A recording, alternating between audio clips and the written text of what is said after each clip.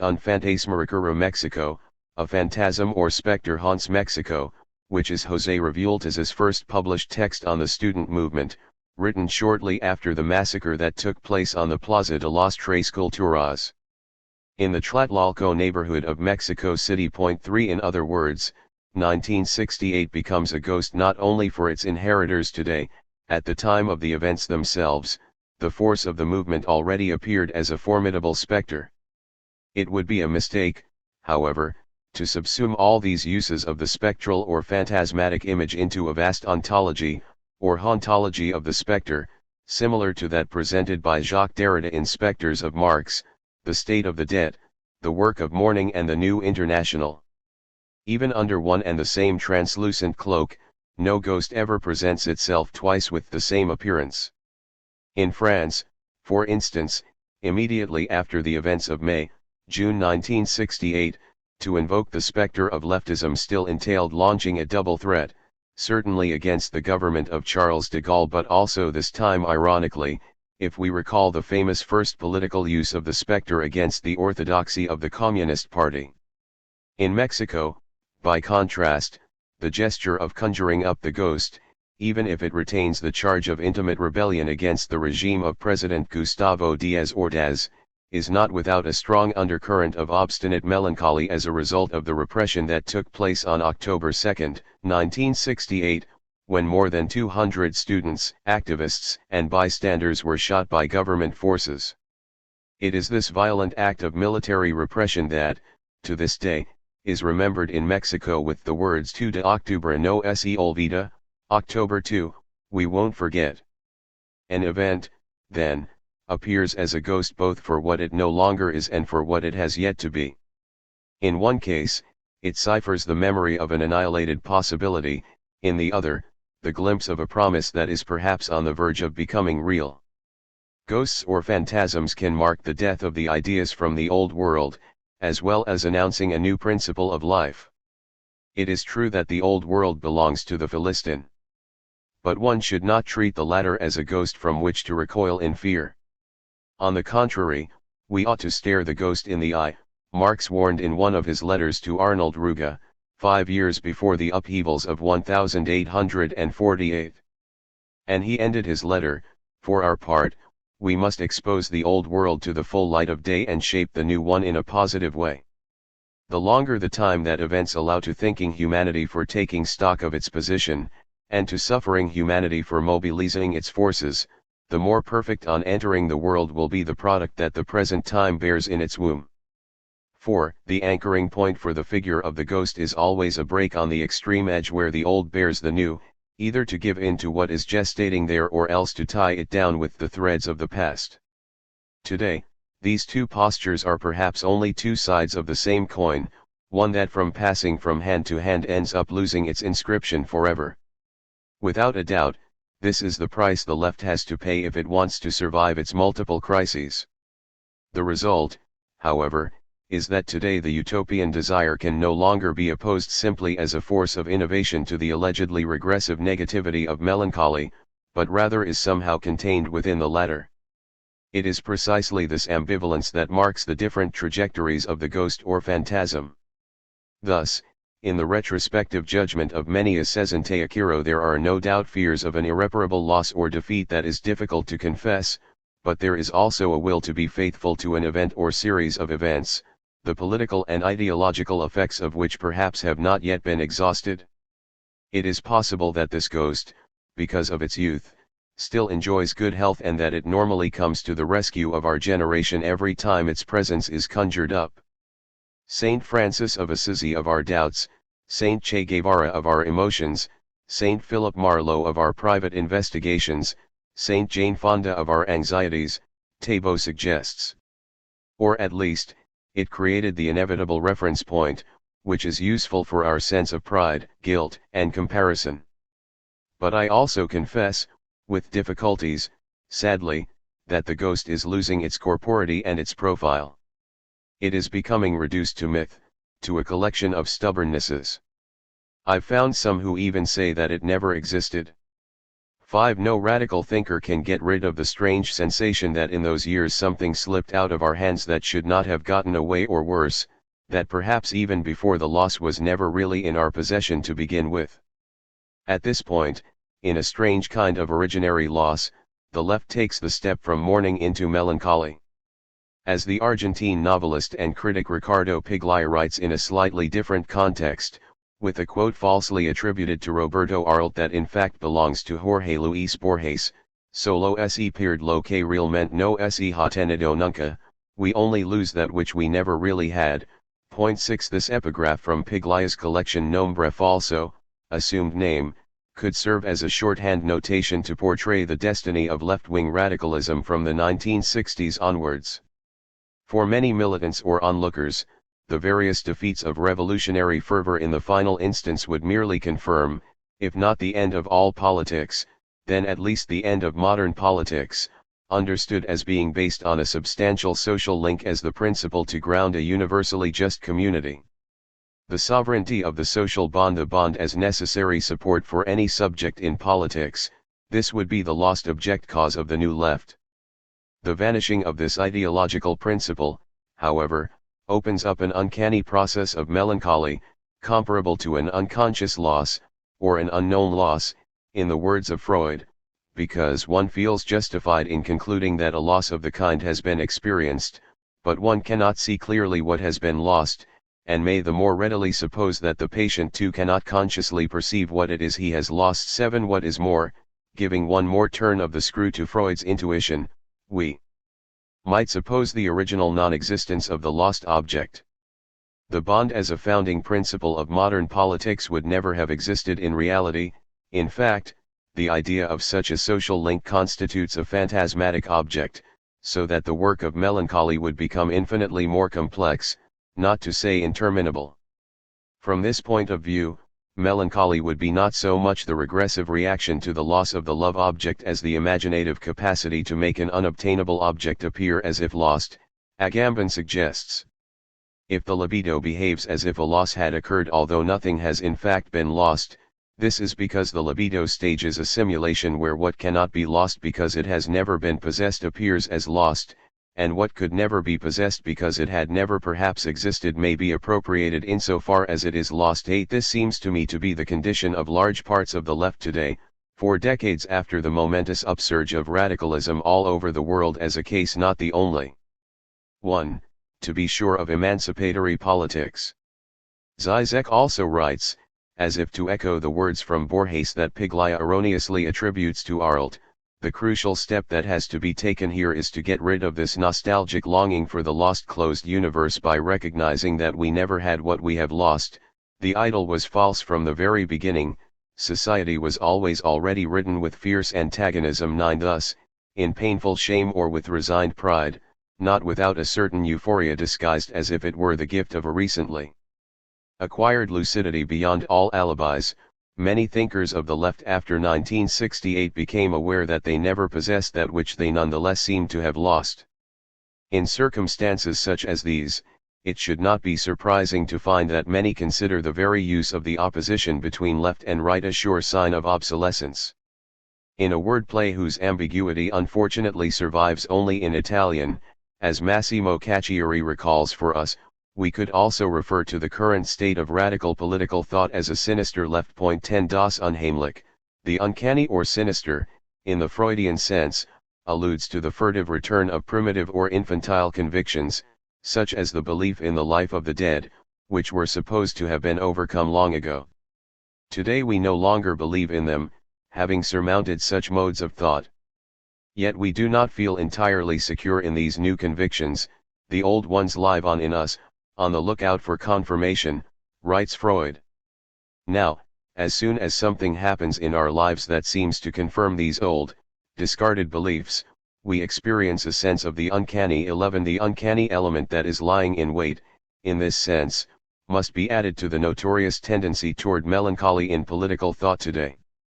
These two subjective modalities, both of them for sure traversed by a phantasmatic or spectral experience, run together in the trajectory of 1968 radicalism over the past decades. In short, we can suppose that the conviction that returns, one that is intimately tied to the idea of the social bond, is precisely the belief in the possibility of a revolutionary politics. Today, there can be no doubt, this belief is considered over and done with. Many will even add that it has never been more than the unreal object of a melancholic desire. And yet, what happened during the events of 1968 for a moment seemed to confirm the spectral return of those very same beliefs that were supposed to have been overcome or lost from the start. Beginning with this watershed year, a large part of the left no longer escapes its melancholy except to live on in a sinister if not downright cynical position. In response to this tendency, I propose to read the ghost or phantasm as a point of departure for a subjective figure of emancipatory politics. The premise behind this reading is that we must think of politics. This would be the task of a certain metapolitics, not so much as an affair that is objectively inscribed in a set of public spaces, parties, or interests, but as an imminent procedure of subjectivization. Subjective, in other words, must be understood as referring to all that enters into the constitution of a subject. Of course, in everyday language, the term has mostly pejorative connotations when it comes to politics. It would refer to the merely personal, the individual, or the affective, all of them registers of experience normally foreclosed or considered secondary in comparison to the public, universal, or at least deliberate decisions of politics. One of the lasting consequences of the events of 1968, however, consists precisely in displacing the borders of the political so as to include the everydayness, the infraordinariness, so to speak, of those who are the subjects of struggles for justice. Many observers allude to this when they talk about the new role of morality, or ethics, in politics. A task imposes itself on the students, to transform the violence against them into an ideological resistance, still rudimentary to be sure, but assumed with the admirable consistency of the example. Carlos Monsivais writes, "There is a novelty in this. Courage and convictions turn personal impulses into acts of conscience in the face of oppression. 12 The political, in any case, defines neither a human faculty nor a social field that would have to be philosophically or objectively stabilized.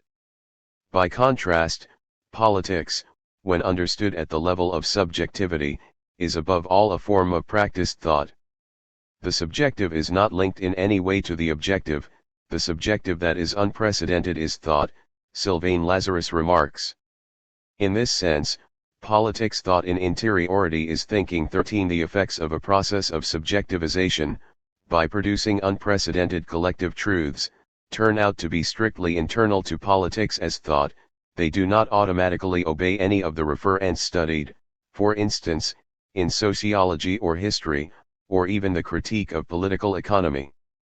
On the contrary, when we think politics from within, that is, subjectively, it can appear in the least suspected of places, including in art and poetry, many of them considered marginal or unimportant from an external or institutional point of view. The key questions in this reading thus revolve around an understanding of the ghostly or phantasmatic as the site for an event in the midst of the cultural political situation of 1968. What happens in the space of this opening? How does one remain faithful to the consequences of such an event? How does one think anew subjectively a topic as classical as the idea of justice in relation to power and culture? How, by what protocols of subjectivization has the left moved to its current melancholy state? And what role should we attribute in this process to the ghost or phantasm previously conjured up as the site of the event, and currently as its foreclosure? To answer these questions, habit or good manners demand that we return to the political philosophy contained in a few founding documents, so as to bring them up to date with the most recent feats in our history books. The answers, thus, would be lying in wait for us in a few wisely reinterpreted pages by Machiavelli, Tocqueville, Hobbes, Weber, or Schmidt. Sometimes, however, we must urgently break with good habits if we are to come across an event whose truth can all of a sudden sharpen its profile more vividly in the instantaneous act of writing a chronicle or a poem than in the respectable tomes of political philosophy. That is to say, as a specific condition of truth, art and poetry can also anticipate some of the consequences that are imminent to a political event without for this reason becoming confused with it. Or at least this is the wager with which I would now like to turn to the events of 1968 in Mexico. Basic banalities. Under this subheading, borrowed from the Belgian situationist Raoul Vaneigem, I would first like to present a series of facts and working hypotheses whose logic informs my analysis of 1968 as part of a critical history of the present.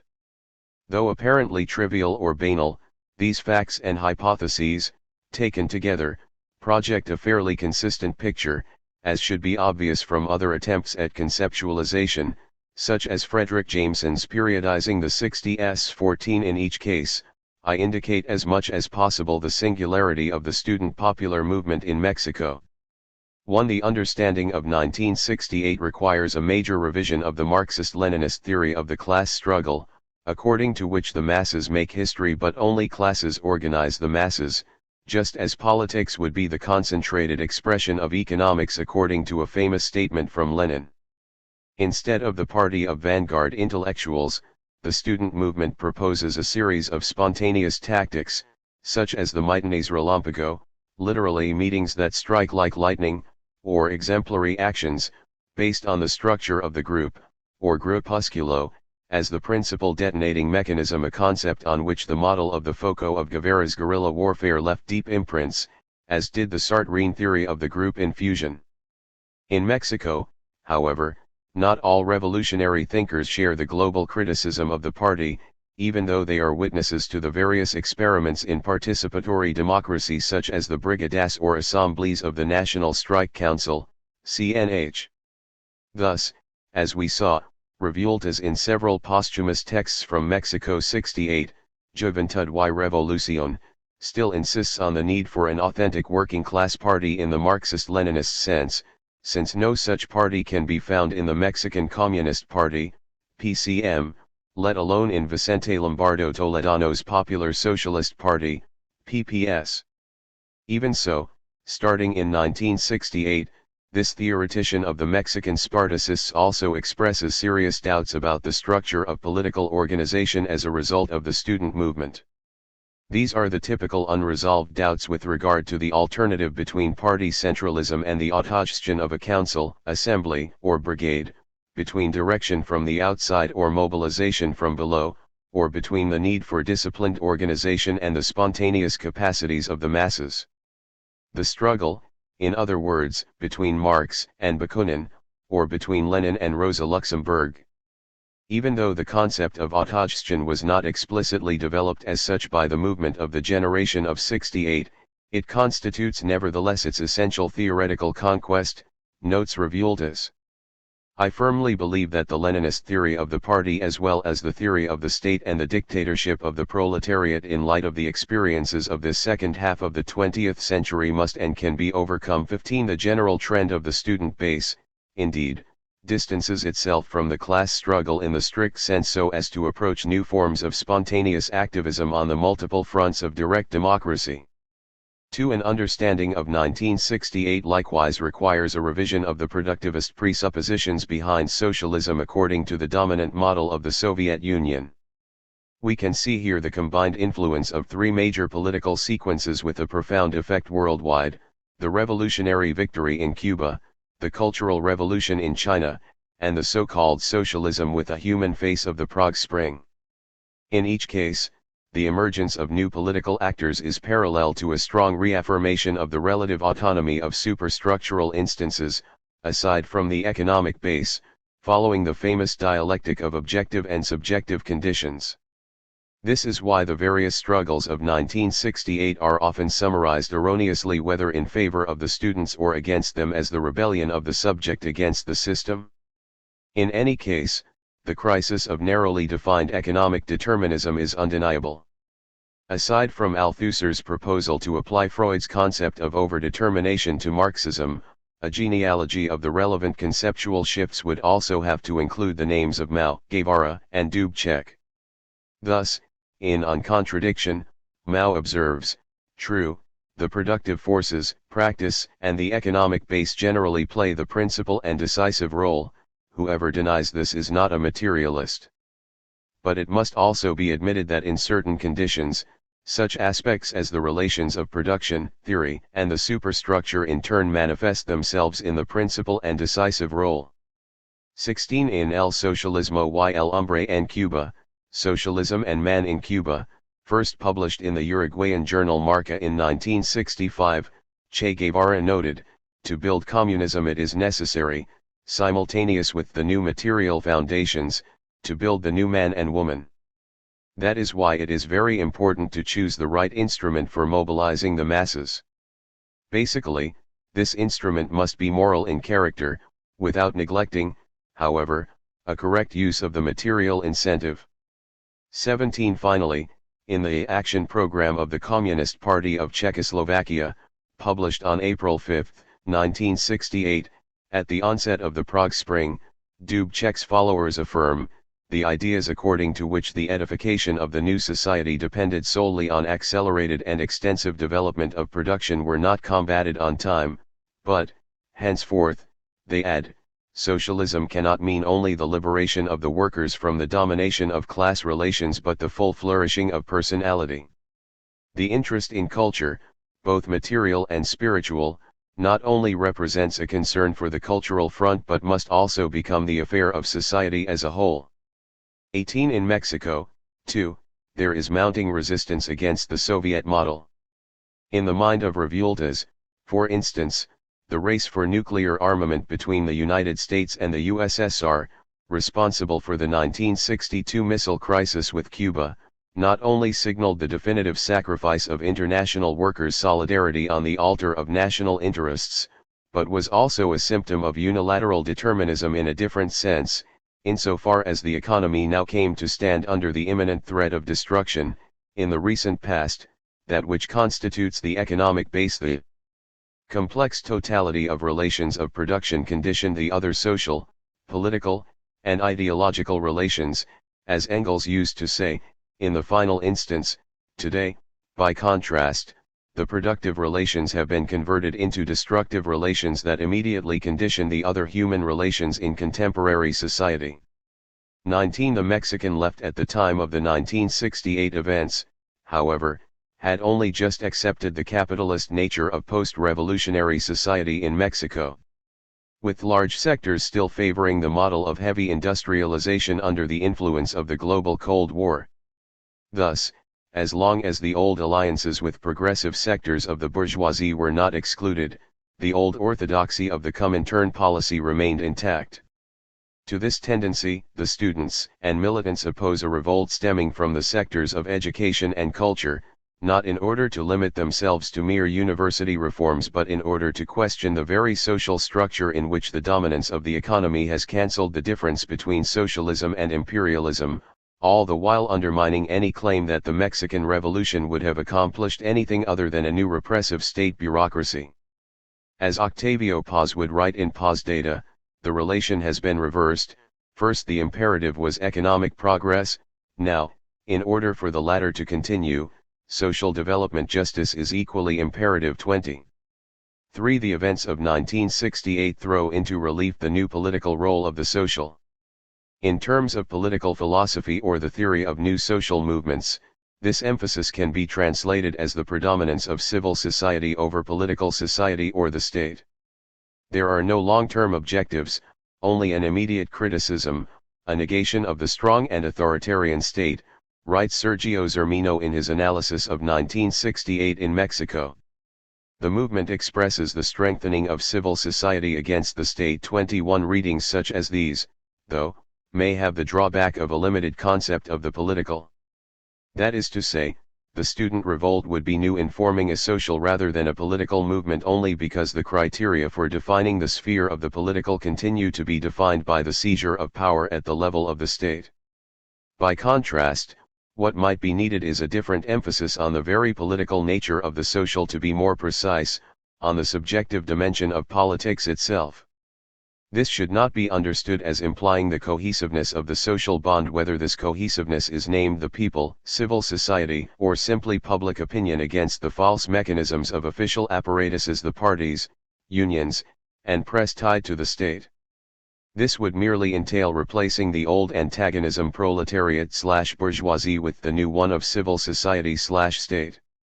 The real issue, however, is not to oppose one social bond to another, let alone in a typically melodramatic fashion to oppose one that is intrinsically good to another that is intrinsically bad.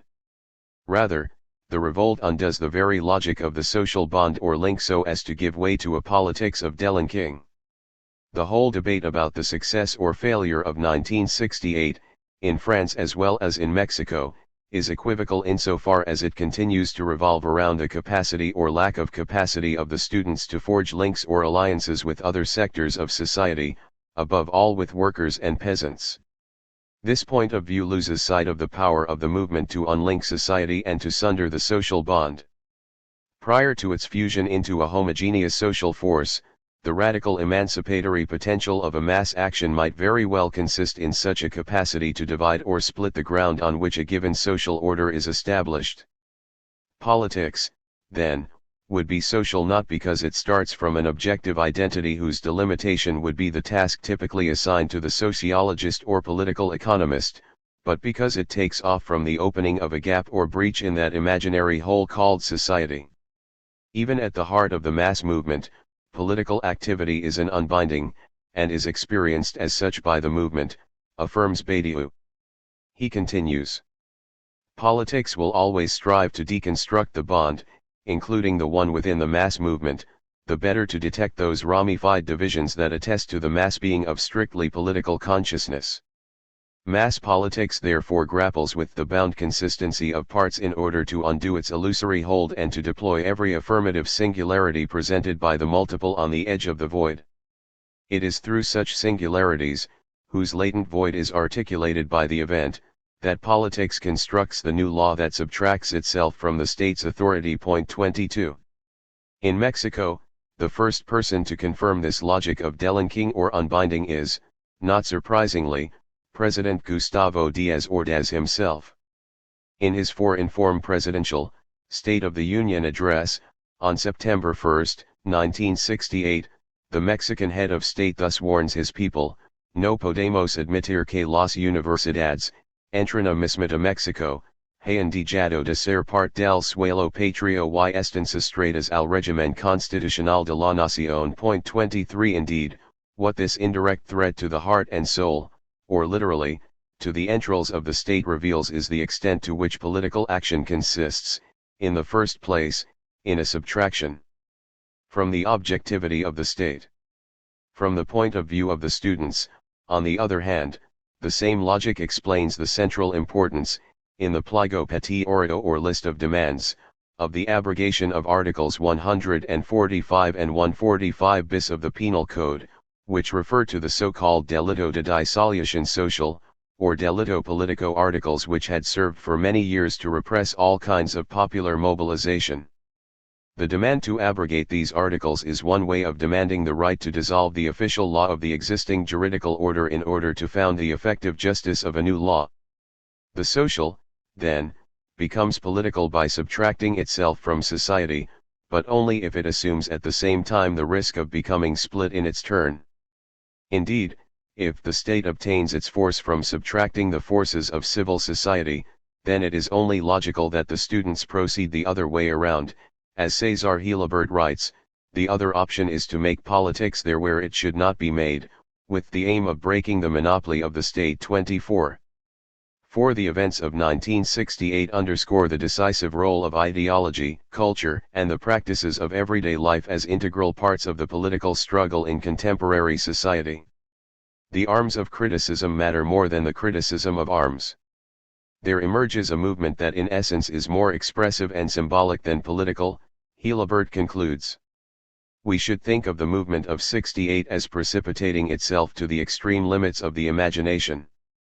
Forced to create new means of conceiving and practicing politics, such action is the visible part of a growing process in the politicization of the everyday, as opposed to authoritarianism, and the seed for a new sociability.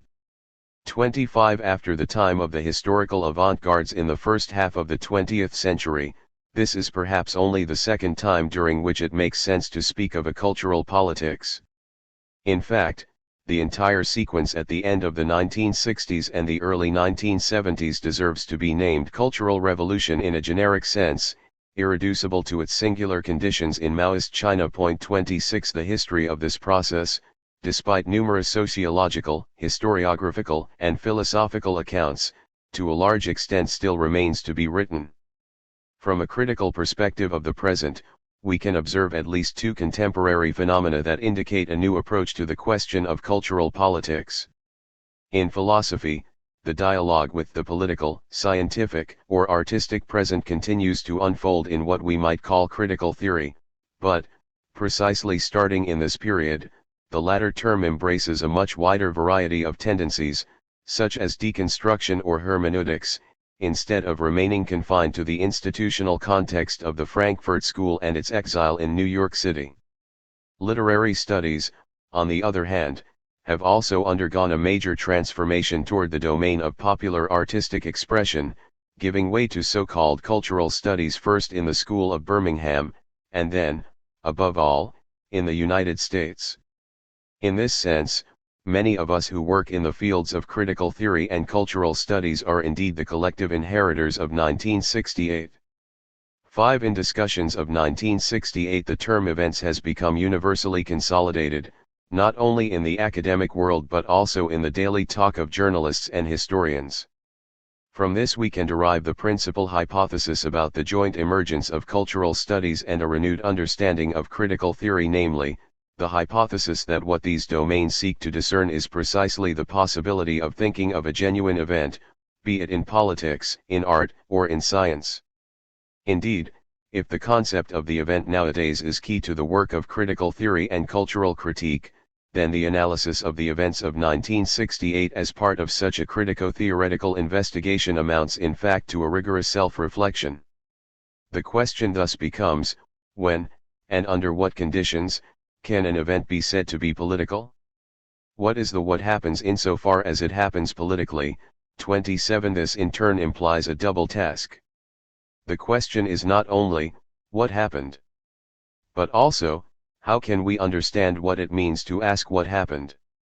We have to force ourselves to grasp the meaning of what happened in the event itself, as Michel de Certeau writes in his analysis of May 1968 in The Capture of Speech, originally written just weeks after the events in France.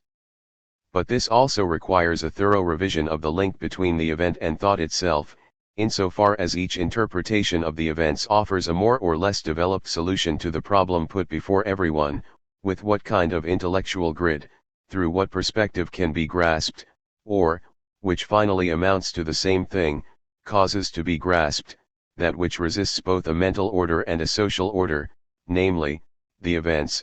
28 In other words, the point is not just to pick a perspective of one's choosing and apply it to the events in question actually may have caused the perspective, or the intellectual grid, from which alone they can be grasped. In de Certeau's own case, the solution to this problem involves a peculiar understanding of the speech act by which the students and workers momentarily succeeded in opening up a contestatory gap or fissure in the midst of the existing order of representation, in both the linguistic and the political senses of the term. The logic of change implied in the capture of speech thus depends on the capacity for a political subject first to reveal and then actively to put to work the fact that words and things, what is said and what is done, do not agree any more than governors and governed, teachers and students. Speech, now turned into a symbolic place, designates the space created through the distance that separates the represented from their representations, the members of a society and the modalities of their association, de Certeau writes. He continues. It is at once everything and nothing because it announces an unhinging in the density of exchanges and a void, a disagreement, exactly where the mechanisms ought to be built upon what they claim to express. It escapes outside of structures, but in order to indicate what is lacking in them, namely, solidarity and the participation of those who are subjected to them. 29. 6. In the project for an imminent self-reflection regarding both the events of 1968 and the nature of thinking of an event as such, the Marxist critique of political economy serves at best as a way to fix the event's possible site.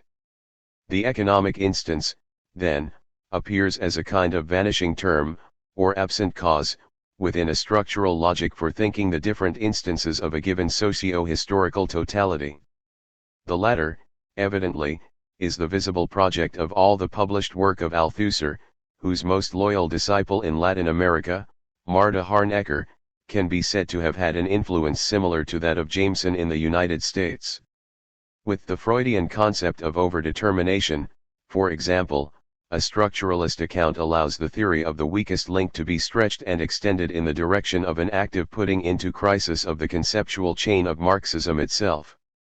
Arrived at the point of this objective impasse, however, even this imminent critique of Marxism is unable to capture the new subjective forces, such as the students, capable of forcing a passageway through the breach. In fact, the aleatory eruption of the event would seem by definition to escape the representations of the structure. Thus, generally speaking, events never cease to be in some way indiscernible or, perhaps, discernible only through various limit experiences with an abruptly twisted and distorted language, forced to say the unsayable and show the unshowable. Unlike what happened in France, where May 1968 almost immediately received a now-canonical series of interpretations from academic disciplines both old and new, in Mexico it seems as if the experience of 1968 had, by force, to pass through more experimental forms, including dozens of poems, novels, testimonies, and memoirs. Only recently, with the release of new documents, have the facts at last begun to dissipate the rumors and uncertainties that for decades continued to surround this watershed year in the history of Mexico. We might even argue that, despite Nicolas Sarkozy's recent attacks against May 1968 in France, it is in Mexico that the legacy of 1968 is still open. Our question thus becomes the following: how, aside from the historical facts, are the events of that year lived at the subjective level? And to what extent is the current disarray of the left in large parts of the world pre-inscribed in the way events such as October 2nd were subjectivized 40 years ago?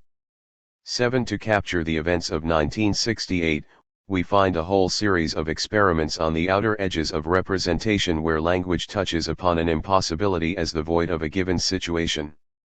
In Mexico, there thus emerge new generic forms of collective testimony, inaugurated by Elena Poniatowska, as well as displacements of the traditional forms of the novel and the chronicle, especially in the direction of popular culture, in the hands of Paco Ignacio Taibo II, José Agustín, Carlos Monsiváis or José Joaquín Blanco.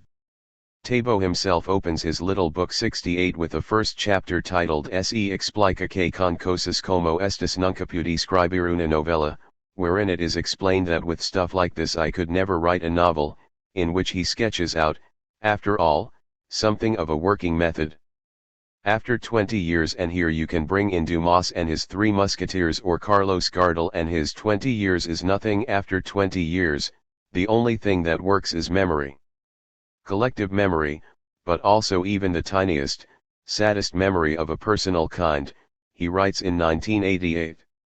I suspect, in fact, that the one can barely survive without the other, that legends cannot be fabricated without anecdotes.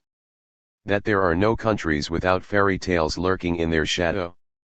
30. In this way everything that previously would have been excluded from the domain of politics proper for being frivolous, adventurous, trivial, fictitious, or merely anecdotal, after the fact comes to play a role similar to that of the graffiti, the handouts, or the graphic art during the events of the student popular movement.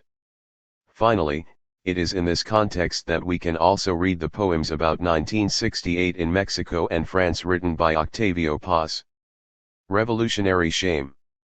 In the midst of so much cult of victory, these are stories of tremendous but for this reason no less heroic defeats.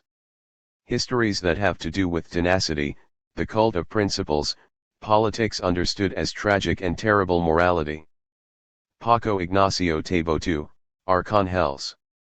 One day after the massacre of October 2nd in Tlatelolco, Paz composed perhaps the most famous poem about 1968 in Mexico, titled Intermitencias del Oeste, 3, Intermittencies of the West, 3, included in the collection Ladera Este, Eastern Slope. At the time, the poet was living in India as Mexico's ambassador. From this voluntary exile, he reflects upon the revolutionary myth in a series of 4 poems.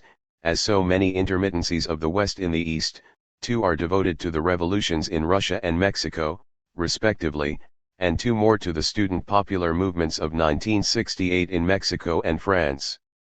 The third poem is actually based on another letter Marx wrote to Ruge just prior to the uprisings that would hit Europe in 1848. In this period, the soon-to-be co-author of the Communist Manifesto was likewise living in exile, but even from Holland he felt a certain national shame for the dismal state in which Germany found itself. The mantle of liberalism has been discarded and the most disgusting despotism in all its nakedness is disclosed to the eyes of the whole world, wrote Marx, before anticipating the skepticism of his correspondent. You look at me with a smile and ask, what is gained by that? No revolution is made out of shame. I reply, shame is already revolution of a kind. Shame is a kind of anger which is turned inward. And if a whole nation really experienced a sense of shame, it would be like a lion, crouching ready to spring. 31. History repeats itself, no doubt, but after tragedy this time it is not the turn of farce, but rather of a process of melancholy.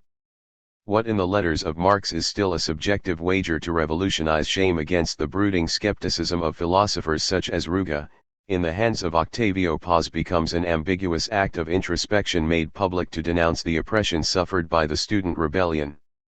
Intermittencies of the West, 3, is in fact an excruciatingly equivocal poem, in which various tendencies or trajectories are present at once.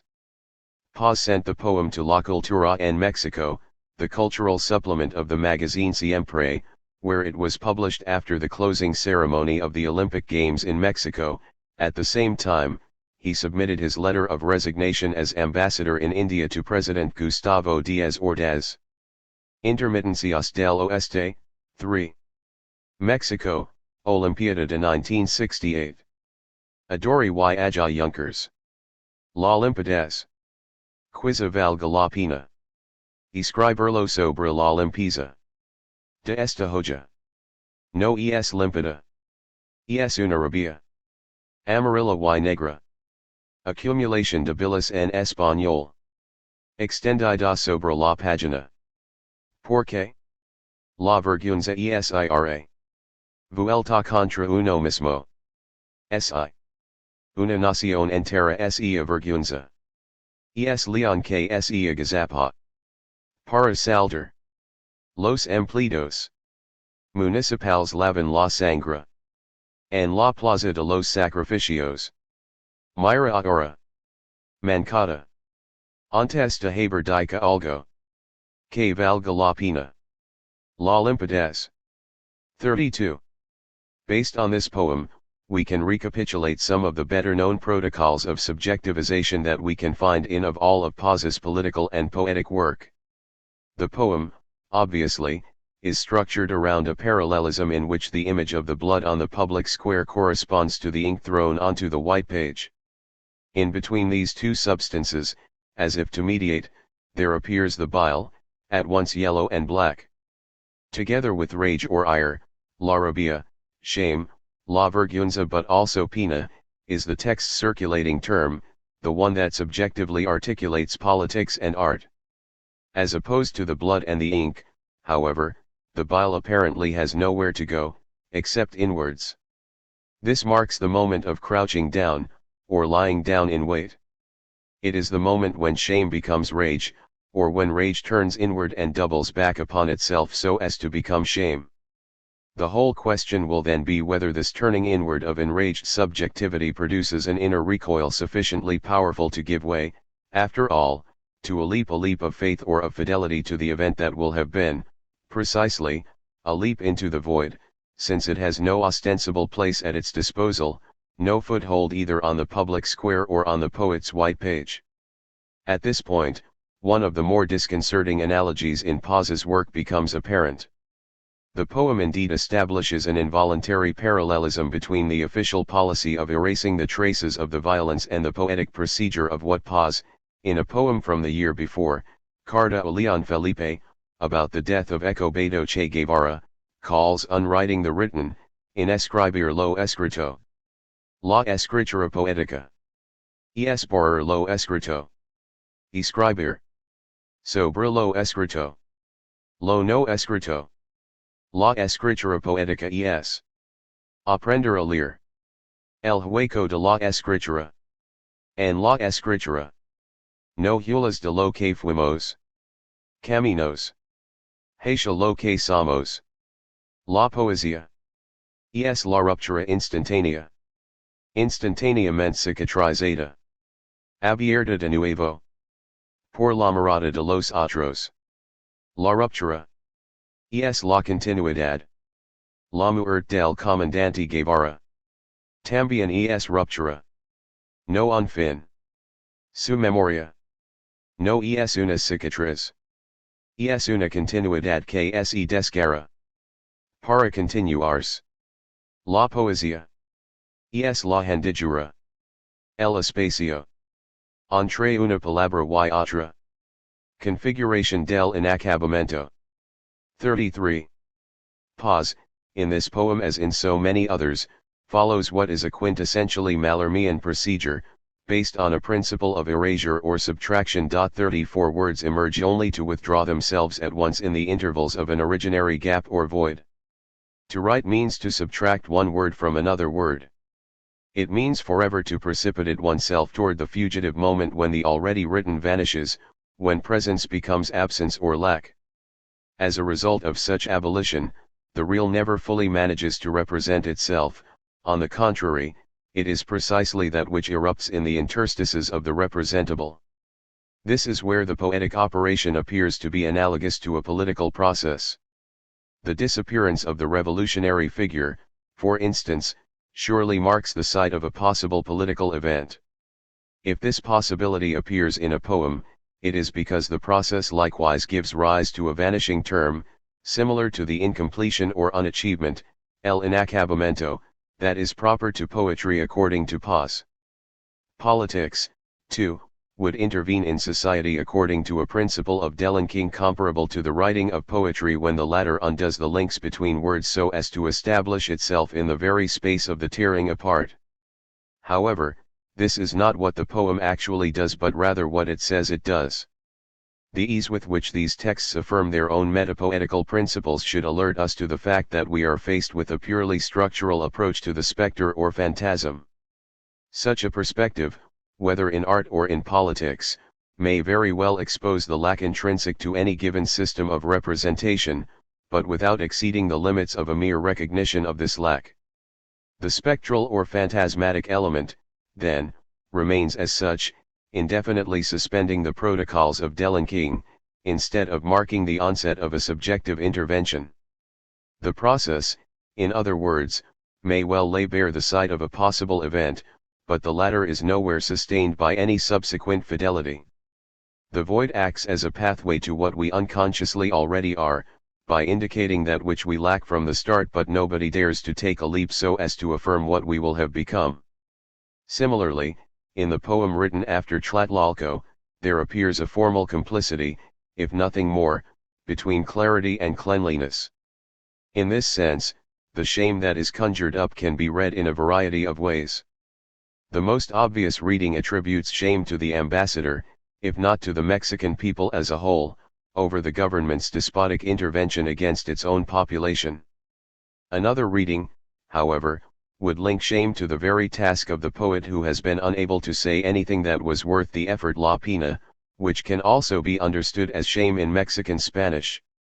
Words themselves would provoke in the poet a sensation of being superfluous, as if all of a sudden he felt ineptitude when faced with the brutality of his government. Finally, even this poem, which is so often quoted as a preeminent example of anti-authoritarian protest in favor of the students, could also be read as saying that it was the student movement itself that did not have a chance to say anything worthwhile. The same ambiguity, in fact, reappears in the short poem in the same series from La Terre Este, dedicated to May 1968 in France.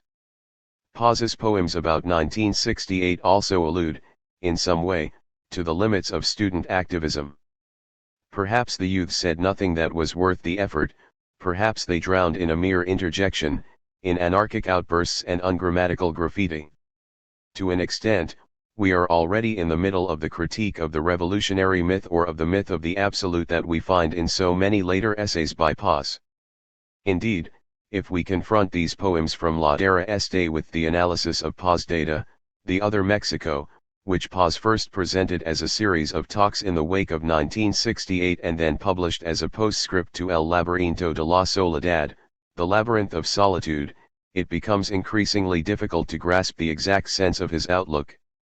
On the one hand, the student movement seeks to incarnate the idea of justice in the here and now, and thus undoes the mirage of a better future promised by the different governments in Mexico, the deeper meaning of the protest movement not overlooking its reasons and its immediate, circumstantial aims consists in having opposed the implacable phantasm of the future with the spontaneous reality of the now. 36 Even so, unlike Tabo or Revueltas, Paz centers most of his analysis not so much on the student activism that unfolded in the nation's capital over the course of 3 months, from the Colegio de San Ildefonso all the way to the Zocalo, so much as on the violent repression and massacre in Tlatelolco.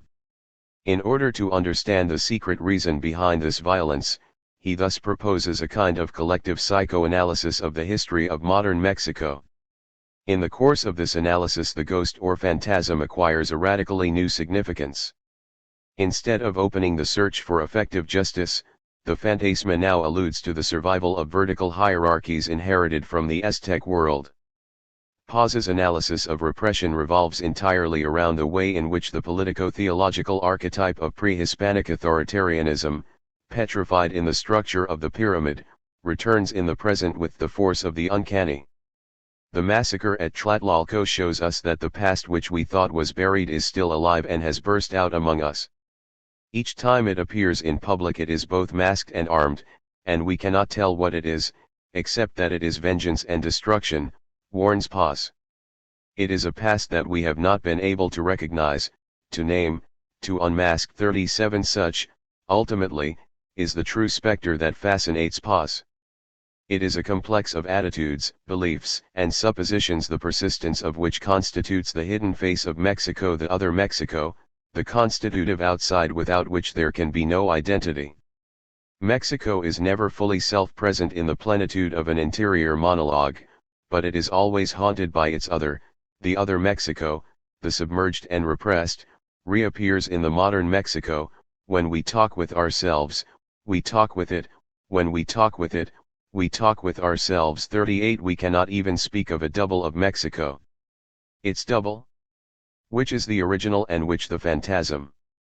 As with the Mobius strip, there is neither inside nor outside, and otherness is not there, beyond, but here, within. Otherness is ourselves, insists Paz, after flirting briefly with the definition of the other Mexico as a combination of both Freud's concept of the individual, unconscious, and Marx's social ideology. Neither within nor without, neither before nor after, the past reappears because it is a hidden present. 39 The analysis thus unravels the antinomy of the other within the same.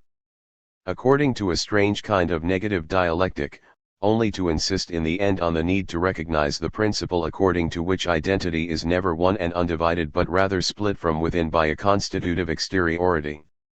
According to Paz, the task to be accomplished, far from incarnating the friendly ghosts of justice to come, would consist in developing a rational critique of the other Mexico.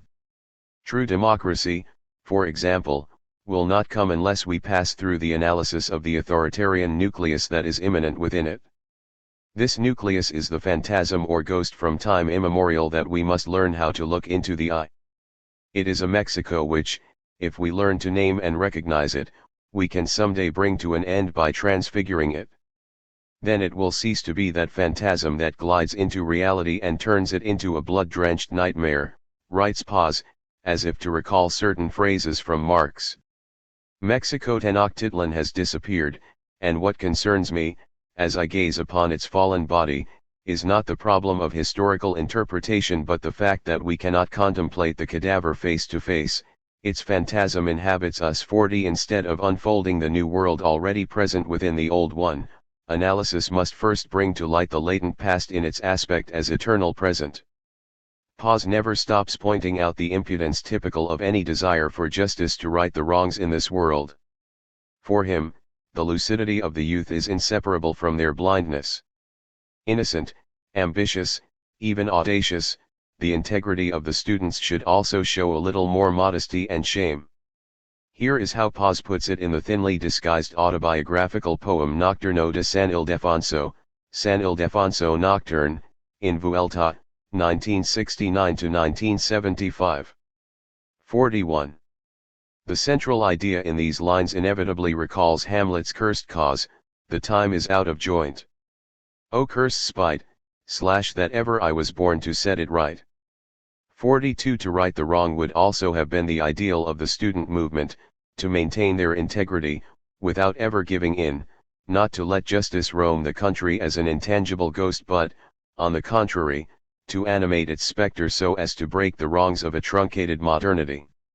Otherwise, the idea would once again leave its soul at the level of pure promises and anticipation of what Mexico could have been but is not yet.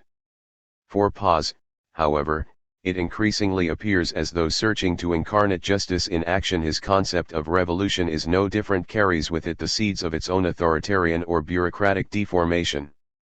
For this reason, the poet would ever more openly support the cause of political liberalism. For instance, in Poesia, Mito, Revolución, Poetry, Myth, Revolution, his acceptance speech upon receiving the Alexis de Tocqueville Prize a few months after the fall of the Berlin Wall. It is the rejection of this fatal temptation within the revolutionary myth that explains Paz's barely veiled critique of 1968 in his poems and essay. The students and young militants would have lacked modesty, shame, or prudence. They would have been sinfully disingenuous, as though the excess of innocence, paradoxically, constituted proof of heightened guilt. Thus, in Nocturno de San Ildefonso, Paz adds. 43. Only one option remains open, to combine critical thinking in the liberal democratic tradition with a vision of modern art. True, criticism is not the dream, but it teaches us to dream and to distinguish between the specters and the true visions, Paz concludes.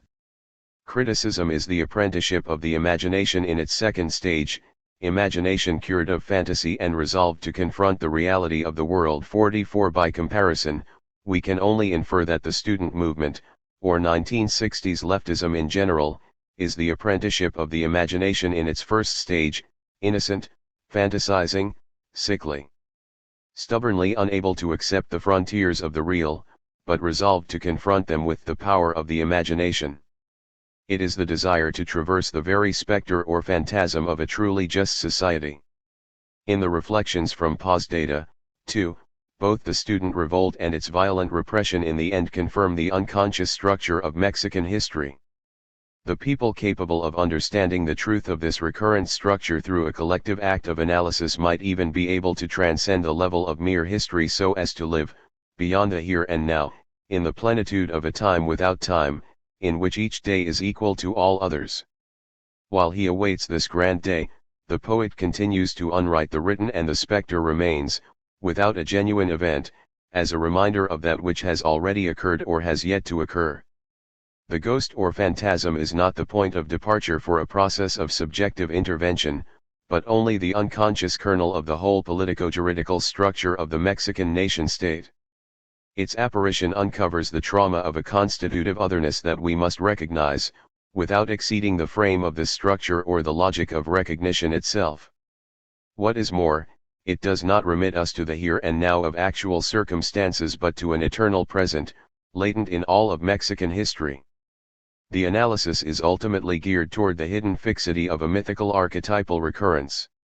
Thus, with reference to the other Mexico, Paz explains, I am speaking of the real past, which is not the same as what took place, dates, persons, everything we refer to as history. What took place is indeed the past, yet there is something that does not pass away, something that takes place but does not wholly recede into the past, a constantly returning present. 45. The result is a structural or quasi-ontological schema. Each structure, each assemblage, each complex of presuppositions contains a blind spot that is, a constitutive otherness that is also its Achilles heel, an inconsistency that is not accidental and derivative but necessary and inherent. Perhaps the most important aspect of 1968 in Mexico, however, is not the fact that the repression unmasked this blind spot in the seemingly democratic appearance, though it certainly did that, but rather the fact that students and workers tried to force the situation so as to found a new structure, another frame of reference, or another society, and their failure to do so does not cancel out the attempt. What seems to be at stake for them is not just to occupy the unoccupable empty place, but to exceed it. Instead of merely recognizing the specter, or even standing in awe of the ghost with a properly messianic or visionary outlook, the task would be to traverse the fantasy. Such would be the utopia of a radical emancipatory politics, as opposed to the essentially liberal democratic critique of the political, not only to exhibit, as a condition of possibility that is simultaneously a condition of impossibility, the maladjustment inherent in all attempts to adjust the times that are changing, but to prescribe a sequence to found a new justice. In Paz's work, a rupture such as that of the student movement or the death of a revolutionary martyr seems to be radically foreign to the banality of our everydayness. Insofar as it is not inscribed in the order of existence except as a gap that is indicative of what we always already are in essence, the sight of such breaches also does not demand to be taken over in a subjective intervention or wager. Rather, the tearing asunder of history opens up a breach in which an absolute present can take place, that is, the timeless time of an eternal recurrence, following the cyclical rhythm of a mythico-political unconscious that is perhaps more Jungian than Freudian. In Nocturno de San Ildefonso, Paz writes, "Suspended above the void, the subject of truth remains eternally out of joint. If what remains are only the specters, though, perhaps it is not because history disdains the truth of everyday life so much as because the truth of metapoetry, in the process of unwriting the written, ends up showing its disdain for the history of everydayness." In the same year in which Paz's lectures for Paz Data were published in Mexico City, Jacques Lacan taught a very similar lesson to his students in L'Envers de la Psychanalyse, the other side of psychoanalysis, part of his regular seminar in Paris. Seemingly familiar with Marx's correspondence with Ruga as well, Lacan addressed the students and activists of May 68 with a typical provocation. "You will say to me, what's the use of shame? If that is what the other side of psychoanalysis is, we don't want any. My reply to you is, you've got enough to open a shop. If you are not yet aware of this, then do a bit of analysis, as they say. You will see this vapid air of yours run up against an outlandish shame of living." Lacan finally adds a brief explanation: the point is to know why the students feel, like the others, superfluous. It does not at all seem as though they see clearly how to get out of all this. I would like to point out to them that one essential aspect of the system is the production of shame. This translates itself into impudence. 47 Both Paz and Lacan, in a sense, suggest that the reverse side of the subversive project is the desire for a new absolute value. This desire inevitably leads to dogma or to the cult of personality. A truly lucid analysis or critique, by contrast, would broach the topic of shame without fear of touching upon a point of the impossible, that is, without fear of discovering in shame a welcome hideout, perhaps the only one after anxiety and fear itself, for the truth. The reverse side of psychoanalysis, in other words, must be the sentiment of an inescapable shame. Based on these principles, we can now return to the melancholy itinerary of so much radical political thinking. The ghost functions as the analyst along this itinerary. And what it reveals is the sinister presence of a void in the very midst of the social order. It is worth quoting Marx's letters one more time. On the appearance of despotism in supposedly liberal German society, he writes to Ruga, that, too, is a revelation, although one of the opposite kind. It is a truth which, at least, teaches us to recognize the emptiness of our patriotism and the abnormity of our state system, and makes us hide our faces in shame. 48 For the author of this letter, of course, the analysis cannot be limited to a recognition of the emptiness of despotic power, nor is it enough merely to blush or cover our faces in shame, it is also necessary to revolutionize shame itself, to exceed the empty place of power through a radical transformation of the structure as such to take the lion's leap.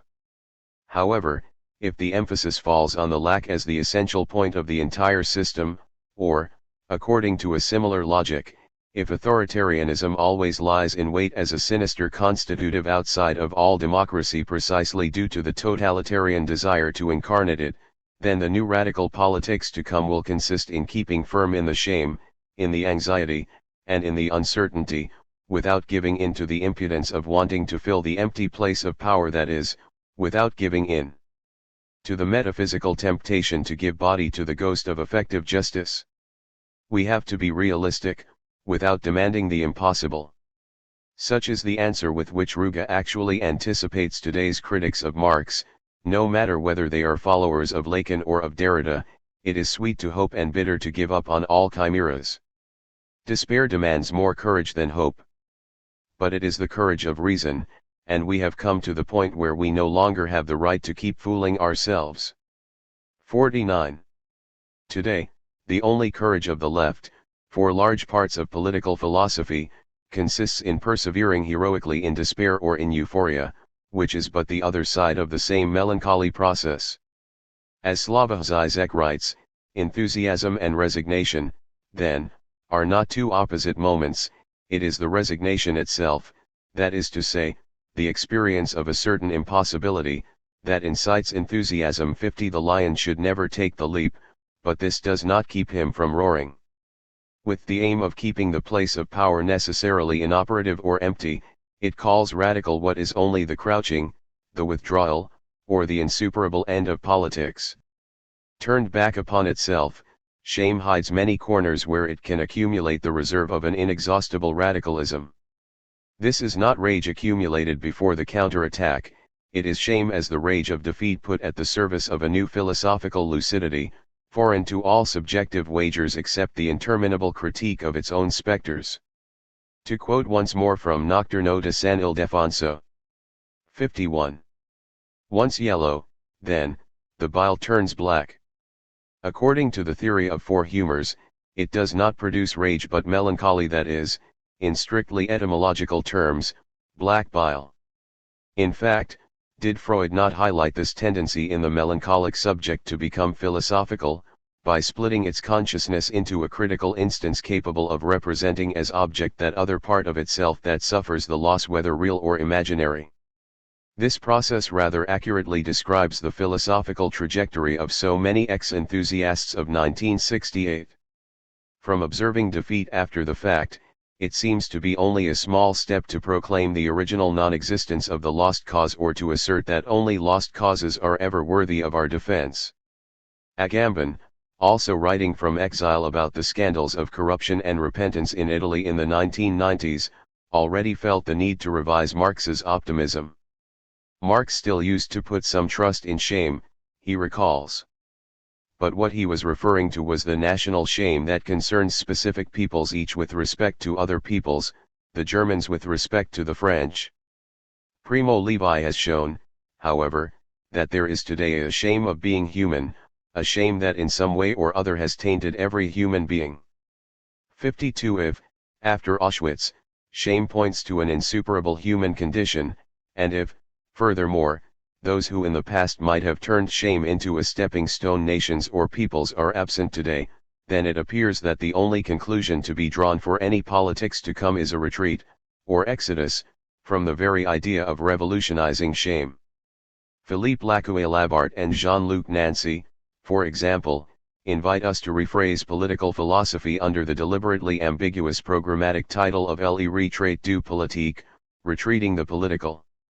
Summing up the various categories of the political in the concept of sovereignty, the authors launch the hypothesis according to which the withdrawal of the political would at the same time be a retreatment of politics, above all in light of the fact that what withdrew never really took place to begin with. 53. To such trends in current political philosophy, a symptomatic reading of melancholy could oppose the project for a metapolitics that could be summed up in the title of another collection of articles, this time published in Mexico, La Tenacidad de la Política.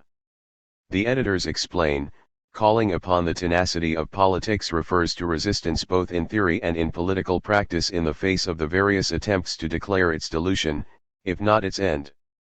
Because despite the diagnosis or the desire of its extinction, politics remains, tenaciously. 54. The question, from this point of view, is not whether 1968 counts as a revolutionary failure or as an indirect success, but whether its capacities for subjectivization remain active or have been exhausted in the process of becoming melancholic. Paz's poem after Tlatelolco not only traces the path followed by many Sesenteaquiros now retired, it also announces between the lines the possible answer of a politics of tenacity. In order to avoid the complicity of the empty page with the false cleanness of the official story, this would involve not so much a figure of subtraction but one of forcing. Instead of unwriting the written, the injunction would be to write the unwritten. This is how we might read the poem about May 1968 in France. Does the diabolical force of an interjection not consist in throwing itself into the void, twisting the grammar so as to inscribe itself in the disorderly interstices of unreason within the existing order? This would have been the courage of the lion's leap, to find a foothold in the emptiness of the system so as to anticipate the new order already present in the bosom or entrails of the old one. This is also, incidentally, how the students understood one of the culminating moments of their movement when, on September 13, they marched through the streets of Mexico City during the so-called Manifestación del Silencio or Silent March, students walking side by side with workers, peasants, unionists, office workers, and housewives, their mouths taped shut so as to prove a degree of contained rage before the jump. This march of silence is the answer to the injustice, one of the speakers finally says. We have begun the task of making a just Mexico, because liberty is what we are gaining every day. This page is clean and clear. 55. Even the utopia of the student movement cannot avoid the truth glimpsed with special lucidity by the melancholy trend of later political philosophies, namely, the notion that the leap takes place in the void. A political subject has no ground to stand on, no stable identity or social link. Instead, the lion's leap starts precisely from anxiety, even shame, provoked by the coming apart of the social link.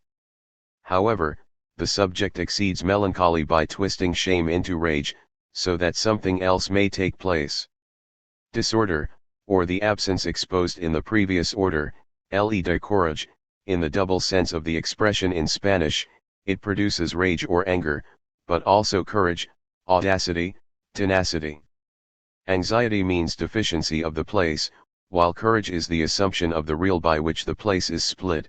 Badiou writes in his theory of the subject, courage positively carries out the disorder of the symbolic, the breakdown of communication, whereas anxiety calls for its death. 56. By uncovering the emptiness of the symbolic order, moreover, shame always runs the risk of falling into the opposite extreme, which consolidates the unchanging necessity of the structure of this lack itself. Anxiety before the spectre can all too easily slip into conformism due to a secret fascination with order. Tenacity, by contrast, consists in the wager for a different order. This means writing history not from the point of view of the state, but from the subjective principle of equality that universally resists the power of the state.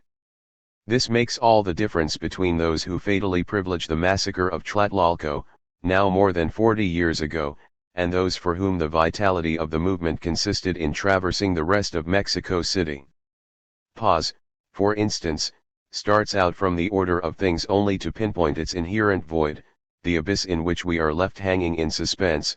Revueltas or Tabo, by contrast, start out from the precariousness of the given order so as to track down the rare sequences of an emancipatory politics at a distance from the state. The figure of Che Guevara turns out once more to be exemplary here. More so than the man himself, however, what a metapolitical reading inquires about is the process of subjectivization to which his figure gives birth even, or especially, after his death.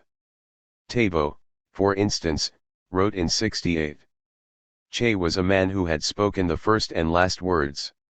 He had led us, from episodes of the Revolutionary War to socialism and man in Cuba, taking us by the hand toward a clearly understood ethical debate. His death in '67 left us with an enormous vacuum that not even the Bolivian diary was able to fill.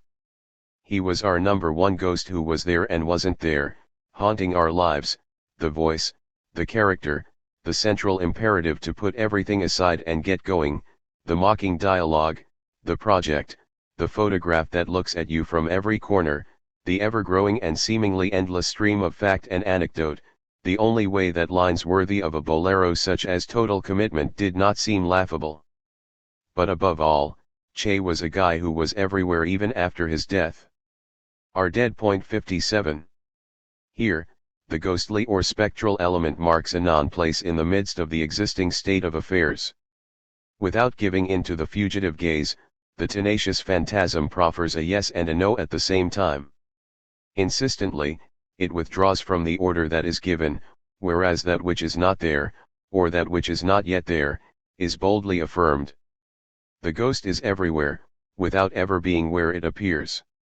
It exists, or rather insists, for what it is not.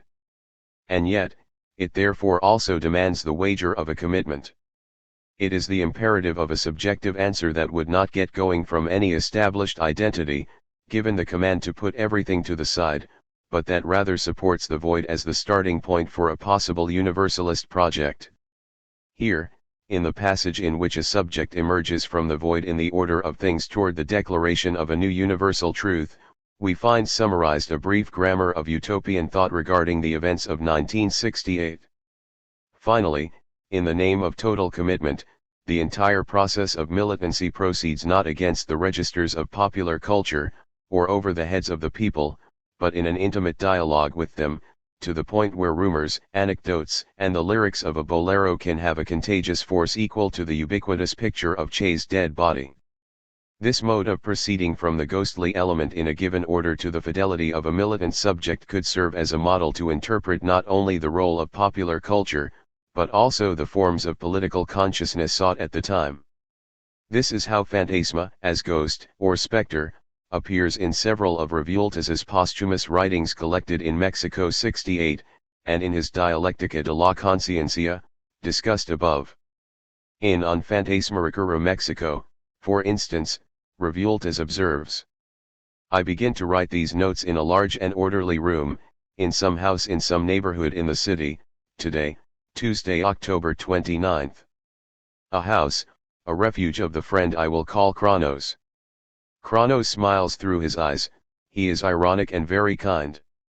He has left me alone to write. To write. The fact of writing itself is weird, astounding. One doesn't know what it means, what that thing is about putting together words, in a world, an unbreathable void in which all of them seem to have been broken without daring to say what has happened, what they designate. It is not the horror but this void, this orphanhood, with so many deaths surrounding us. In reality I had started taking notes in early May, before the movement. One day sooner or later I will reconstruct in the ever new light, new at every minute and every hour of this vertiginous, changing, ungraspable life in which something that in its time had an enormous or anxious importance afterwards seems to us unreal, dreamlike, and lived in all unlikelihood, as though we ourselves were our own story, our own distant story as told by others. Don't you think we're a bit supernatural? I will say one of these days to Kronos, that all of us, you and I and the others, are supernatural. There is something of that in all of us, in this struggle, in this chaos in which we find ourselves, living and phantasmatic at the same time, lucid and opaque, each one a character of their own dreams and of the dreams of others. Not only is it a question of loving each other, we also dream one another. The others, those who are other, are my dream, not my reality. 58. Undoubtedly, this text is porous to the melancholy influence of loss and defeat. It reigns in all our eyes, and our old familiar pieces of furniture, the portraits of mother or grandfather, are somewhere out there, in some shed, Revueltas confesses. As though a certain melancholy felt like falling over my soul. 59. As in Tavo's judgment, however, in this fragment too there are notes of resistance against all odds. We are caught in a time and a space that are incommensurable, personal and impersonal, devoid of number, only pure will in the raw. I feel sad and full of violence. We will vanquish. We will vanquish. 60. Participating in this conviction of victorious fidelity to the most obscure of events is the writer's awareness of being both living and phantasmatic, or ghost-like. For Revueltas, any commitment should begin precisely from such a state between dreaming and awakening, at once lucid and opaque, with which an emergent collectivity can face up to the unbreathable void of a given situation. Even Tlatelolco, more so than an irreparable loss, in this sense might name precisely the kind of forgotten labor and phantasmatic consciousness that the author seeks to grasp in his unfinished Dialectica de la Conciencia, the consciousness of those who were and were not there and whose gaze looks at you from everywhere, that which is on the verge of becoming real but which remains in suspense, unresolved, yet promises one day to become real. When such a sinister or uncanny apparition lays bare the fundamental lack in the structure of the law, the melancholy answer tirelessly reiterates how this lack is the constitutive law of the structure itself, whereas a truly courageous answer would reply by discerning the prescriptive structure of a new law. In one case, the spectre must remain as such out of joint, sign of an insuperable maladjustment that from time immemorial has marked a messianic promise, as Derrida might say, of a disjointed or disjunctive time without which there would be neither event nor history nor promise of justice. 61. In the other case, something must come to pass for an event to take place, beyond the impasse signaled by the spectre. Such would be the passage of a truly effective justice. Justice is that by which the subject's nodal link to the place, to the law, takes on the divisible figure of its transformation, whereas the superego expressed the ferocious archaism of the fixity of the law, as Badiou notes. More radically, justice names the possibility from the standpoint of what it brings into being as subject effect that what is non-law may function as law. 62. Paz's poem ultimately divides these two trajectories of the spectre or phantasm. Instead of initiating the process of an interminable melancholy, the black bile can also turn shame into rage sufficient to throw the ink of an angry audacity against the page. In this sense, the activists in the student popular movement could also have been another of the stories told by Tabo in his book Arcángeles, Doce Historias de Revolucionarios Hereges del Siglo XX, Archangels, 12 stories of revolutionary heretics in the 20th century. All of them sought out the revolution and went to hell several times to find it, the author remarks. They are gathered in this stubbornness, in their fidelity to the attempt radically to transform the planet, in their marvelous tenacity. 63. This is also, finally, the stubborn fidelity that we find in fragments such as Revueltas's Un Fantasmarica Mexico. Instead of remaining suspended above the void, the spectre of these texts opens the space for an event and prepares the subject's leap. Perhaps this double assignment can still inspire a critique of the merely sinister state of the left in radical political thinking today. Tlatelolco, then, would not only be the name of the place where state power exhibited its intrinsically excessive nature, as always brutally superior to the situation at hand, but it would also be the anchoring point for the tenacious search for a different we, or a different subjective figure of equality, capable of putting a limit on the errancy of the state. Instead of expressing a morbid fascination with the massacre, this seems to me to be the universalizable hope contained in the seemingly simple words of Revueltas in Mexico. 68, Un Fantasmarica Mexico, Nuestras vidas. Somos Tlatelolco. A spectre haunts Mexico, our lives. We are Tlatelolco. Point 64. 7. In the shadow of Mao. The uses of literature. Every book begins as the desire for another book, as the drive to copy, to steal, and to contradict, as envy and as overconfidence. Beatriz Sarlo, Una Modernidad Periférica. Homenage a Roberto Arlt, Homage to Roberto Arlt, the closing text of Ricardo Piglia's collection of short stories Nombre Falso, assumed name, at first sight seems to revolve around the theme of plagiarism as the key to a renewed understanding of the literary. This understanding would situate the act of writing between the two extremes of originality, which turns out to be undesirable aside from being an illusion, and falsification, which becomes deliberate to the point of being an authentic duty. In fact, as other critics have suggested, the story combines not one but two figures of modern Argentine literature, not only Arlt, but also Borges. 1 The project consists in articulating the writerly modes of these two precursors in the direction of a single narrative poetics, where previously the debate had been overshadowed by the old polemic, which determined so much of Argentina's official literary history, between the groups of Boedo and Florida. Piglia would close this gap between the autonomy of the text and its social and political inscription.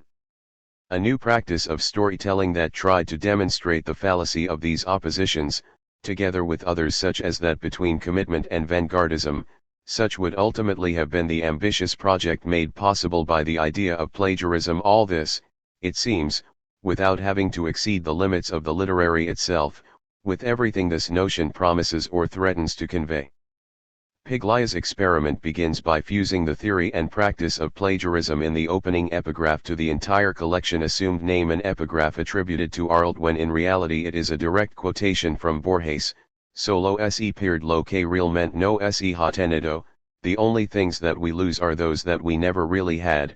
Point 2 Without returning to the possible interpretations of this phrase already discussed in the previous chapter, we can observe how the mere gesture of a falsely attributed quotation not only accomplishes the program of plagiarism before giving way to the story in which it will be the central theme, through the double reference, it also anticipates the hypothesis that the author will be no less indebted to Borges than to Arlt.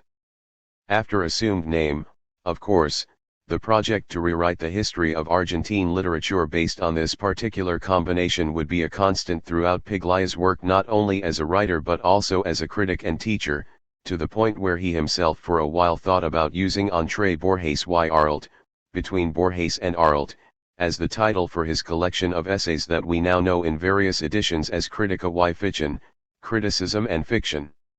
To cross Arlt with Borges, Piglia states in an interview from the 1980s, is one of the great utopias of Argentine literature. Arlt and Borges are the two great Argentine writers and, in some way, all the genealogies, intrigues, and family resemblances of contemporary Argentine literature start with them. 3 Thus, what emerges in the final text of Assumed Name as a double rewriting of the tradition of the Argentine writer also prepares the famous debates about Arlt and Borges, which would appear later in Respiration Artificial Respiration, without a doubt Piglia's most discussed book. The literary aspects that these two precursors would share most notably converge in the creative use of tradition through the ironic or parroted displacement of authorities and translations, in the delirious manipulation of quotes that are falsely or correctly attributed, in the mixture of heterogeneous genres, both high and low, narrative and essayistic, in the causality of crime and the story of its investigation, in a paranoid view of society based on conspiracy and betrayal as an heroic act beyond good and evil, and, finally, in the incorporation into the text of the reader's role as a detective, charged with the task of deciphering a crime-like enigma. All of these are obviously materials and techniques that put their stamp on Piglia's narrative and critical works. So far, however, this fairly common reading, restricted to the intertextual effects of plagiarism, has been unable to account for the powerful critical and political strain of thought that inhabits the pages of Homage to Roberto Arlt. Nor can we understand the original force of Assumed Name if we ignore the ideological break that separates the final text of this collection from the later project that would lead to Artificial Respiration. By this I mean not only the military coup of 1976 as an external historical referent, but also the change in Piglia's project that between the two texts, the first published immediately before the dictatorship, when the author together with a large part of his generation still lived in a period of revolutionary fervor, and the other at the height of the military regime, affected the history of political events as much as their repercussions for the genealogy of literature. What is lost in this change could very well be said to affect the prescriptive dimension of politics as a process of collective emancipation. This dimension's absence, however, also profoundly transforms the status of the literary act itself, opening a gap that is in fact quite difficult to bridge between the project that culminates in Assumed Name and the one that begins with Artificial Respiration. In following the textual logic of Homage to Roberto Arlt, My opening hypothesis holds that, in this story, two series of action and signification, the first literary and the second political, must be rigorously articulated without separating them according to an inert relation of exteriority or abandoning them to the false depth of interpretation. This hypothesis is coherent with the author's own thesis, today already a bit overused, that a story always narrates two histories, one visible and the other invisible. A visible story hides a secret one, narrated in a fragmentary and elliptical manner, affirms Piglia. This is not a question of a hidden meaning that would depend on interpretation. The enigma is nothing but a story that is told in an enigmatic way, for in light of the success this thesis has enjoyed among Piglia's critics, it is even more surprising that there has not been a reading of the final story in assumed name that has systematically applied this same principle. This story is not only a claim against literary property in the name of a new aesthetic of plagiarism or of intertextuality, even if we find that this claim is then adorned with anecdotes drawn from Marxism or anarchism. To the contrary, and precisely through such anecdotes, we should also situate the story within the political frame that begins to define the New Left at the end of the 1960s and the beginning of the 1970s, through a redefinition of the classic problem, inherited from Marxism-Leninism, of the position of the intellectuals with regard to the party as well as their organic relationship with the masses for whom they, as intellectuals, intend to serve as a revolutionary vanguard. In Homage to Roberto Arlt we face a story that cannot be read without connecting the practice of literature with contemporary forms of political and ideological militantism. In fact, in the early 70s, this militantism carried with it, as one of its most productive forces, a devastating critique of the entire notion of the literary itself. Behind the visible Arlt-Borges lineage, so extensively discussed in the criticism on Piglia's assumed name and artificial respiration, there effectively lies a second lineage, at once oblique and yet secretly alluded to in Homage to Roberto Arlt as well as, more recently, in the novel Plata Quemada, Money to Burn, which we can refer to as the invisible lineage of Brecht, Mao. In Piglia's writing, even the significance of the first lineage must be understood anew through the ideological framing of the second. Such appears to have been the programmatic intent of one of Piglia's courses, in the first semester of 1975, the same year he published the collection Assumed Name, at the Center for Investigations in the Social Sciences in Buenos Aires, under the title Hypothesis for an Ideological Analysis of Literature. Arlt and Borges, the author's first courses during his exile in the United States, in 1977, also appear to have revolved around the same problematic end. Clearly, the theory and practice of plagiarism are to be considered part of this double analytical framework. Piglia's use of plagiarism does not limit itself to a purely literary juridical question, even if we include the ambiguous role of the critic within the creative text. To the contrary, by questioning the very boundaries of what is legitimate and what is not at all levels of society, and not only in the realm of letters, the story entangles itself in an obscure ethico-political web. At other times, this more obscure effect undoubtedly would have led to discussions of commitment or authenticity, but today, after the collapse of the revolutionary project, we might perhaps reformulate this as a question of subjective purity or, rather, of fidelity. This at least is what we can surmise based on the working hypothesis according to which Homage to Roberto Arlt should be read, beyond the alternative between Arlt and Borges, as a text profoundly marked by the ideas of Mao and Brecht. The arms of criticism. I mean, writing is always a particular way of reading, and in order to talk of influences, that is, of approval, of inheritance, but also of theft, of plagiarism, or in the final instance, of property, I think we should rely on a theory of reading. Ricardo Piglia, La autodestrucción de una escritura. What I propose in this chapter could also be seen as a treatise on the use of epigrams or epigraphs, be they falsely or correctly attributed. At times these are relatively autonomous phrases interpolated into the body of the text, while at others they establish authentic maxims, or rules of thought, at the beginning of a book or chapter. In each case, they serve to condense the ideology of literature as well as its critique on the part of Piglia. When asked in a recent interview about the possible authoritarian effects of such maxims, he himself explained, "Why do writers use this epigrammatic style? At one point I tried to extract from Borges's texts what I called separable ideological definitions such as, for example, reality-like symmetries. I made a list of sentences like this, and there was a Borgesian ideological dictionary." 6. Here we have another example of the creative use of plagiarism, since this idea in fact comes from the French philosopher Alain Badiou, also a Maoist at the time, who gives us a model for this kind of reading, including the expression separable ideological statement in his article The Autonomy of the Aesthetic Process, an article that Piglia included in an anthology of theoretical texts he edited, Literatura y Sociedad, along with his own essay on the aesthetic ideas of Mao Zedong. 7. Piglia's imaginary project would consist in demarcating all of those phrases which, as extrapolatable statements, serve to anchor a text in the ideological materials of its time. In a later version of the same theory, which appears in Prisione Perpetua, Perpetual Prison, the separable ideological statements function, in the way of aphorisms or proverbs, as traces of lost events, the remains of forgotten social fictions.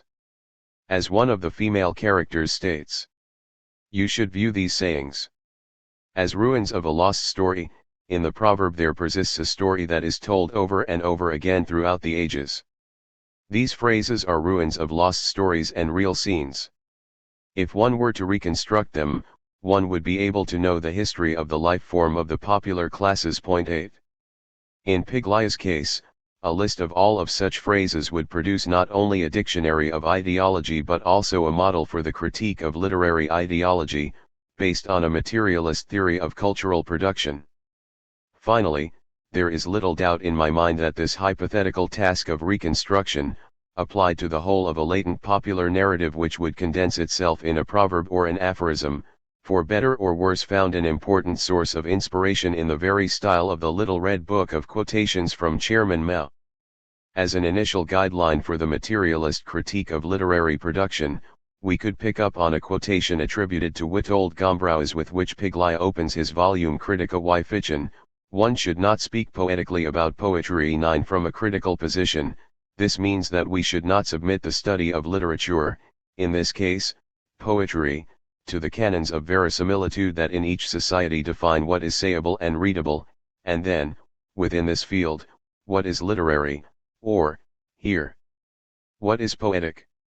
Even if it is sometimes, but rarely, the case that writers make for the best critics, as many of the writers themselves understandably think, the fact that some of the most famous critics also believe this is a symptom of something much more serious, namely, a tendency toward intellectual abnegation. The possible autonomy of the critico-theoretical task, however, should not be given up without resistance. For Piglia, such resistance consists in capturing the specificity of the labor of writing in relation to other forms of work, material as much as intellectual. Art and literature are not defined purely on a formal level, but also in terms of their social function. Each in its way participates in the contradictions that define society as a whole. Using the vocabulary of the period, when the revolutionary promise had yet to expire, this set of contradictions was to have been read in terms of class antagonism. This becomes especially clear if we take into account Piglia's publications in the Argentine magazine Los Libros, which he edited with Beatriz Sarlo and Carlos Altamirano between 1973 and 1975, a Maoist period that is indispensable in understanding the possible ideological project of assumed name. Piglia writes in one of his essays for Los Libros, Mao Zedong, Práctica Estética y Lucha de Clases, Mao Zedong, Aesthetic Practice and Class Struggle, the aesthetic effect, the ideological signification, the mode of production, the forms of distribution and consumption, the materials and instruments of work, i.e., the whole literary system is determined by class interests, and class interests determine in each case what is art and for whom, or for what, it serves. 10. The social function of literature, however, often remains hidden, dissimulated by the idea of a disinterested art that supposedly serves no extrinsic purpose whatsoever. Indeed, a society defines itself by its codes of verisimilitude that naturalize the work's meaning and guarantee the illusion of an immediate and transparent reception. Thus, bourgeois verisimilitude means the legality of the text, its free passage, a reassurance of communication in the process of social consumption of its products, writes Sarlo in another essay for Los Libros. The text serves because it is very similar, that is, every very similar text has an end, to be read without violating its code, with the understanding that this is the natural code, and that for this reason there is no other naturalness except that of the text. 11. The first task of a materialist critique should thus consist in the denaturalization of meaning, which at the same time implies a reinscription of art and literature in the set of social practices. As Brecht states in the epigraph that Piglia quotes in his essay on Mao for Los Libros, art is a social practice, with its specific features and its own history, a practice among others, connected to others. 12. This Brechtian idea, which enables a reading of art as a branch of material production, directly connects with Mao's theories of practice and contradiction. For Mao, society is divided into three fundamental practices: the struggle over production, the class struggle, and culture and scientific experimentation. Piglia notes in La lucha ideológica en la construcción socialista, the ideological struggle in the construction of socialism, a second essay on Mao written for Los Libros. Each one of these practices, economy, politics, culture, possesses, then, a specific form and its own intelligibility defined on the basis of the theory of contradiction, which for Mao allows one to think the life of society in its entirety. 13. The re-articulation of these practices, keeping in mind the specificity of art and writing, would define the goal of a political critique of culture, which is also how the magazine's new subtitle begins to read for this last period in the history of Los Libros. Such appears to be the only criticism Piglia considers valid, unlike its journalistic deformation, which rather performs a mediating function as representative of the law of the market. That criticism alone is valid which, dedicated to literature, generates a concept that can be used outside of literature.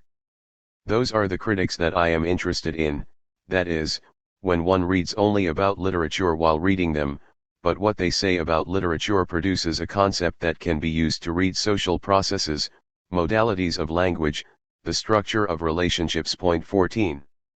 The value of literary criticism, then, depends at the same time on such a redefinition of the social field as a set of articulated practices. Faced with the stubborn problem of the relationship between literature and society, the space of criticism becomes decentered according to the paradox of an internal exteriority.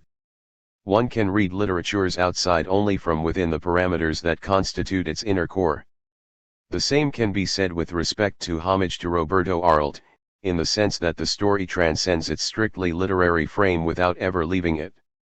In other words, by critically belaboring the idea of plagiarism, the story coins a series of concepts that, once they are extracted from the domain in which they operate in a privileged if not exclusive manner, are also capable of reconfiguring the modes of being of politics in what we might call its Maoist, or post-Leninist, sequence. Finally, this critical model, which in the 1970s began to be shared by a generation of young Argentine intellectuals through journals such as Los Libros and Crisis, presupposes that the rules of inscription of a work in the system of its conditions of possibility are in some way decipherable from the very interior of its own functioning.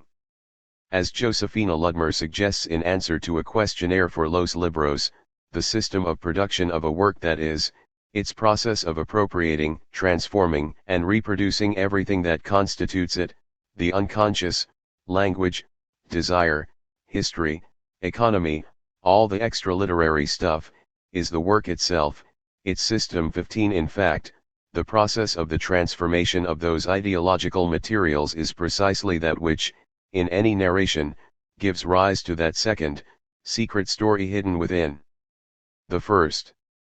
Without falling into the mechanistic error, typical of certain sociologies of literature, which would consist in separating the literary and the non-literary before asking with feigned astonishment about their relation of reflection or distance, a materialist critique should understand the very separation as a result of the formative process of writing as such. As Ludmer adds, one of the fundamental critical functions, then, is the analysis of the transformations, the processes to which all these elements are subjected, not merely as extra-literary facts but as essential components of the work itself. 16 In this sense, a painstaking structural analysis does not exclude a critique of the text's place in the whole of literary ideology, but rather supposes the effective completion of precisely such a critique. As for Homage to Roberto Arlt, it is no exaggeration to state that absolutely everything in its structure is divided into two, as is only to be expected from a writer who at that point was still a loyal follower of Mao. The story stages a progressive logic of size Zion, which it applies even to the most trivial details of the plot. At the outset, the text combines the report of the narrator, an editor-critic named Ricardo Piglia, with the published version, as an appendix, of the story titled Luba, a supposedly unpublished text that is attributed to Arlt. The report itself is divided into, on one hand, the editor's annotations about the circumstances of his discovery, and, on the other, the various notes, also transcribed by the editor, found among the materials in Arlt's workshop. These notes, in turn, contain two large projects attributed to Arlt. First, the outline of a novel about the perfect crime, namely, Letef's murder of his wife Matilda Orlizet, and then various of Arlt's letters and lecture notes on anarchism, political economy, and other themes. It is in these notes and letters that the existence of an unpublished text is announced, the very text, it is suggested, that we will later read under the title of Luba. Finally, all of the characters in the text appear within a dual structure whereby one dominates or manipulates the other, or at least believes himself to be superior to the other. This is the case, in the first instance, with Piglia and Costia, Arlt's friend in whose hands the unpublished text appears for the first time, then later, with Rinaldi and Letef, the former being the pedagogical master in the latter's criminal education, and, finally, with Enrique, the revolutionary anarchist hidden in a brothel during his flight from the police, and the prostitute Beatriz Sanchez, also known as Luba. This dual structure, continuously split from within, makes the plot bifurcate for the full length of Homage to Roberto Arlt. As the assignment of a series of fixed places, however, the logic of size Zion acquires mobility only by unfolding itself into a dialectic of subjective forces through a small number of internecine struggles pitting one side against another. There is something that serves as a motor, an absent cause, behind this order that assigns to every force a strict place in the hierarchical duality of the plot. What, then, is this cause? Without a doubt the true enigma of the story, its invisible core, if it is indeed the case, as would happen in any story according to Piglia, that this motor is put in the service of a secret narration.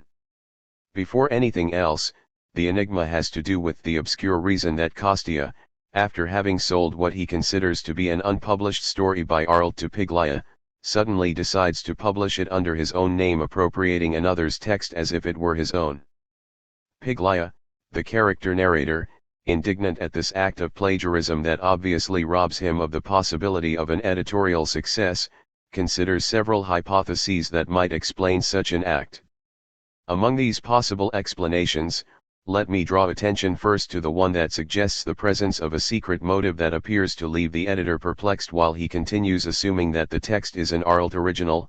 Was one to think, then, that Arlt himself had refused for some reason that I did not know its being published? In that case, why did Arlt not destroy the story? Why did Costia save it? 17 Then, in a footnote, the editor adds, there was also another hypothesis that perhaps only now, when everything is finished, I can propose to myself. Arlt could have specifically asked Costia to destroy the text. In that case, what secret did the story contain? One think that Costia or he himself had found something in the text that prevented its publication. 18 Finally, upon receiving a metal box full of Arlt's materials, one of them being an unfinished manuscript version of the recently discovered story, Piglia the narrator editor notes, inside I found the explanation, the motive, that had made Costia decide to publish Arlt's story with his own name. 19. What is the secret motive that first impedes and then permits, or even imposes, the publication of the text under an assumed name? Piglia only affirms that such a motive exists, but does not tell us what it is. As a matter of fact, in a recent interview he shows his determination never to reveal the key to the enigma. Various critics, in the meantime, have arrived at the right conclusion that Luba is a translation of Leonid Andreev's story Darkness 20. Piglia's story itself had suggested this conclusion by putting the names of Andreev and St. Petersburg in Kostia's mouth, and by mentioning the presence of a copy of Darkness in the metal box that also contained the manuscript version of the story attributed to Arlt. Plagiarism would then present itself as the subversive act of the false appropriation of a translation, either by Kostia or by Arlt himself. However, since no plagiarism can be perceived as such so long as there is no legal witness to verify it, it takes the arrival of a specialized editor like the one named Piglia so that Kostia can repeat the gesture of falsification or erroneous attribution, possibly following the logic of his teacher and friend Arlt. Or, in a final hypothesis that in reality obliges the reader to leave the fictional universe presented in the pages of Homage to Roberto Arlt, we can suppose that the translation of Andreev's story is Piglia's own work, even if, within the plot, he attributes the text alternately to Arlt and to Kostia.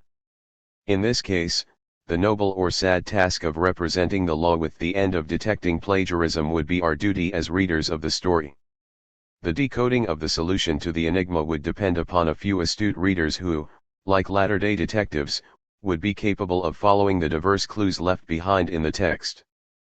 Behind the sequence that takes us from Piglia to Arlt by way of Kostia, one finds the melodramatic figure, long forgotten in his own country after his repudiation of the October Revolution, of Leonid Andreev. The proper name of this Russian writer would bring to a close the series of falsifications, at last re-establishing the original rights of the author and, thanks to the painstaking work of textual criticism, the reader could consider himself the proud owner of the text's true and proper meaning. In fact, it is not without some surprise that we observe how some critics have identified themselves as the true detectives capable of resolving the enigma. Ellen McCracken, for example, insists on the need for an avant-garde or postmodern reader, similar to Julio Cortázar's active reader in Hopscotch, after years of misunderstandings about assumed name, finally to bring together all the elements that make Homage to Roberto Arlt a clear metafictional plagiarism of Andreev's Darkness. She concludes, Piglia aims at vanguardism but cannot achieve it without patient and aggressive readers who will collaborate with him in actualizing the text's literary experimentation. 21 There is a need, then, for a singularly alert consciousness to break the spell of falsification. Only then would one be able to discover, finally, the truth of the story. This solution to the enigma of plagiarism by an avant-garde reader runs the risk of losing sight of the real stakes amid so much eagerness to reveal them. That is not the clue to the story, Piglia answers when he is confronted with the explanation that Andreev is the true author of Arlt's text. The clue of this attribution lies with Kostia rather than Arlt. But that is a secret I wouldn't think of revealing. I only say that there is a secret, because I like those stories that have a blind spot, that not only tell a secret but have something to hide that only a single reader in the future is going to discover. 22 Of course I do not pretend to be this exceptional or vanguardist reader. On the contrary, for reasons that have to do with the significance of Maoism as a critique of the very idea of the vanguard, it appears that one must avoid at all costs the privileged role of representing the subject supposed to know with respect to the final story in assumed name. What is more, in what follows I want to propose two hypotheses to explain the strict necessity not only literary but also political of that blind spot at the core of the story. The first hypothesis derives from a critique of the political economy of art and literature, while the second will bring us, through the dialectic of bad conscience, to Piglia's political and ideological proposal. Critique of the political economy of art. All of us, those who write and sign our names, do it to make ends meet. Nothing else. And to make ends meet we do not hesitate in affirming that white is black and vice versa. People are looking for the truth and we give them counterfeit money. Ricardo Piglia, Homenage a Roberto Arlt. The most effective articulation, within the text, of the literary and the political depends upon a critique of the political economy of art. As contributions to such a critique we can read not only the notes attributed to Arlt on money, beauty, and revolution in the final story of assumed name, but also Piglaya's own studies published in Los Libros and Hispamerica on the economy of literature, once again with special emphasis on Arlt. In both cases, the main object of attack is beauty itself as a supposedly pure aesthetic value, separate from the circuits of supply and demand and independent of the crude assigning of prices according to the abstract measure of money as the form of general equivalence. As always, what is at stake is the forbidden, guilty access to beauty, and in this case language serves as the support for desire and for property. 23 Against this idealist interpretation of art as a free, disinterested activity, a materialist reading has been developing over the last century and a half, in practice as much as in theory, whose basic elements can also be found in the conflicting proposals of Borges and Arlt, or, at least, such is Piglaya's deliberately provocative hypothesis. According to this reading, only the principles of political economy can provide an account of the aesthetic or literary act, changed into the commodity. The law of supply and demand seems to be the only thing that enables one, from the point of consumption, to give reasons for literary production. 24 As we will see, however, this is a lesson that many intellectuals, even in the 1970s, have continued to reject, particularly when they have aspired to speak in the name of the New Left. Stéphane Mallarmé, in a characteristic anticipation, defined the crossroads that literature faces in the modern age. There only exist, open to mental investigation, two roads, in all, along which our need bifurcates, namely, on the one hand, aesthetics, and, on the other, political economy. 25 This affirmation, nevertheless, remains hostage to a romantic scheme that we can also call liberal bourgeois, even if the poet assigns himself the impossible mission of carrying this scheme, through a paroxysmic return, to its neo-aristocratic limit.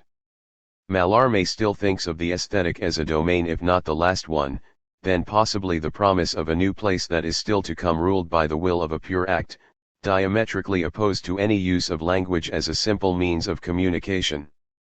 This is the magisterial gesture of the captain's arm submerging in the midst of the shipwreck of meaning. Damned or not, the poet, notwithstanding his eagerness for the advent of an active mass, is still enclosed within a model of disinterested art, supreme object of a minority action over and above the circuits of everyday sociability and universal reportage, whence the bifurcation of his programmatic vision into two irreconcilable roads. Piglaya, on the contrary, opens his investigation into plagiarism precisely at the inevitable crossover between these two trails, at the point where the definition of literature becomes inseparable from the economic organization of exchange in terms of the production, circulation, and consumption of not only material but also symbolic goods.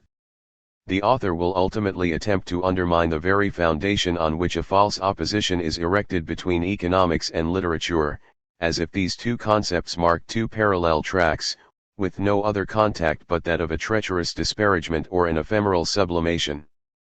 It is only on the ruins of this liberal model that an alternative project can arise. Some would call it utopian for a true cultural politics of the left. First, however, literature's place must be defined in a society organized around the private appropriation of work. Borges and Arlt, in this context, can serve as abbreviations for two opposing models in the definition of the modern economy of art. According to the first model, which is nothing other than a liberal extension of the previous aristocratic perspective, art serves no purpose, but rather is a useless luxury, the aesthetic expression of a happy destiny. Luxury is the visible commentary of a happy moment, writes Borges in his definition of metaphor. For him, the quintessential element of poetic art as luxury or adornment. What happens is that I almost never feel worthy of these generosities. 26 To confess oneself unworthy of luxury is not a contradictory reaction, but rather confirms, while adding the guilt and repudiation of a moralizing judgment, the minority character of art, that is, the unequal access to culture, beauty, or good aesthetic taste. Art is priceless, or, better, it comes at the cost of a luxurious waste of energy. Its value is not simply opposed to the system of economic valuation, but rather constitutes itself within the system as its internal limit, its constitutive excess. Thus we can define Borges's style, to which Piglia's reading of Arlt is directly opposed, by establishing a relation between style and luxury. He at once shows what it costs to have a writing style. The exercise of literature appears once again linked to expenditure, to unproductive labor without a price. 27 An idealist view of the aesthetic act erases the labor of others and of oneself that alone gives one the time necessary to dedicate oneself to art. We also read in a letter attributed to Arlt, we cannot think if we do not have time to read, nor feel if we find ourselves emotionally exhausted. We cannot write if we do not have free time, that is to say, money to finance free time. We cannot coordinate what we do not have. 28 In Borges, all this leads, if not any longer to a metaphysics of genius, then to a vision of the universe as a library, a neutral zone, far removed from manual labor, where all readers, or possibly only a few rare birds, can have access to all the shelves of universal culture. It is true that Piglia has never carried out an economic reading of Borges's work, a vast endeavor for which we would have to return to texts such as El Espejo y la Máscara or El Zahir 29 based on Arlt's work. However, Piglia lays the ground for a second model of the economy of literature, which in turn inspires a critical perspective on the first. In this model it becomes apparent how art, even when defined as luxury, conceals the inequality behind the differential access to culture. Arlt inverts the value system of this aristocratic morality that refuses to recognize the economic determinations that rule over every reading, the class codes that decide the circulation and appropriation of literature. 30 This alternative reading targets private property itself as the motor of the artistic economy. The result is that beauty appears as a crime, based on property as the unequal expropriation of values. The economy penetrates even the most intimate of cultural values. As Piglia writes of Arlt, price interferes with the access to beauty. Only the deviation of this illegal appropriation makes it possible to have a text. In this sense the whole situation can be read as a critique of the liberal reading. There is no place where money does not reach to criticize the value behind the price. 31 Ultimately, there exists no pure beauty, but rather the aesthetic effect is always an integral part of the economic circuit that defines society as a whole. Following this reading of Arlt, literature would be nothing special. The so-called cultural exception does not exist, save in the function of determined social uses. As Costia affirms in another letter in assumed name, to imagine that literature is a specialty, a profession, seems to me inaccurate. Everyone is a writer. The writer does not exist. Everyone in the world is a writer, everyone knows how to write. 32 This is perhaps another plagiarism, this time worthy of Gramsci, as we can infer from Piglia's writings in Los Libros. Paraphrasing Gramsci, we could say, all those who know how to write are writers, since at some point in their life they have practiced writing.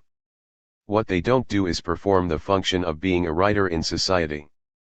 33 We already know that this function does not magically derive from some divine gift, but is historically inscribed in a series of material necessities.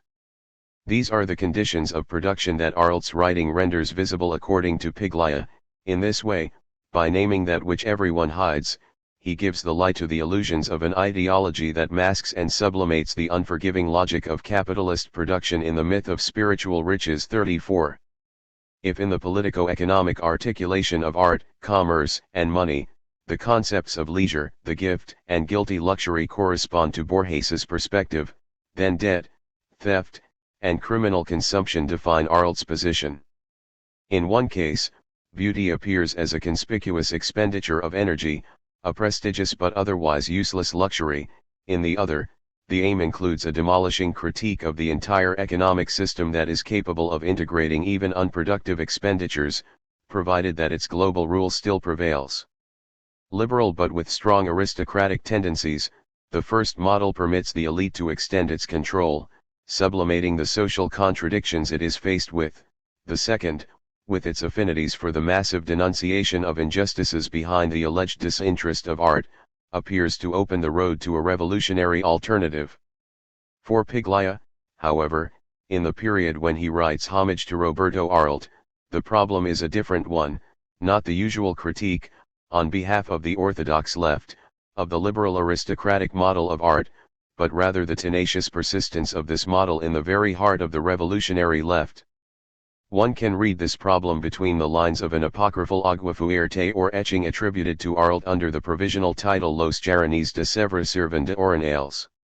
In this etching, a kind of topsy-turvy Duchamp Arlt, according to Piglia, reconstructs a small archive of affirmations about art made by revolutionary thinkers, from an admirer of Bakunin to Trotsky.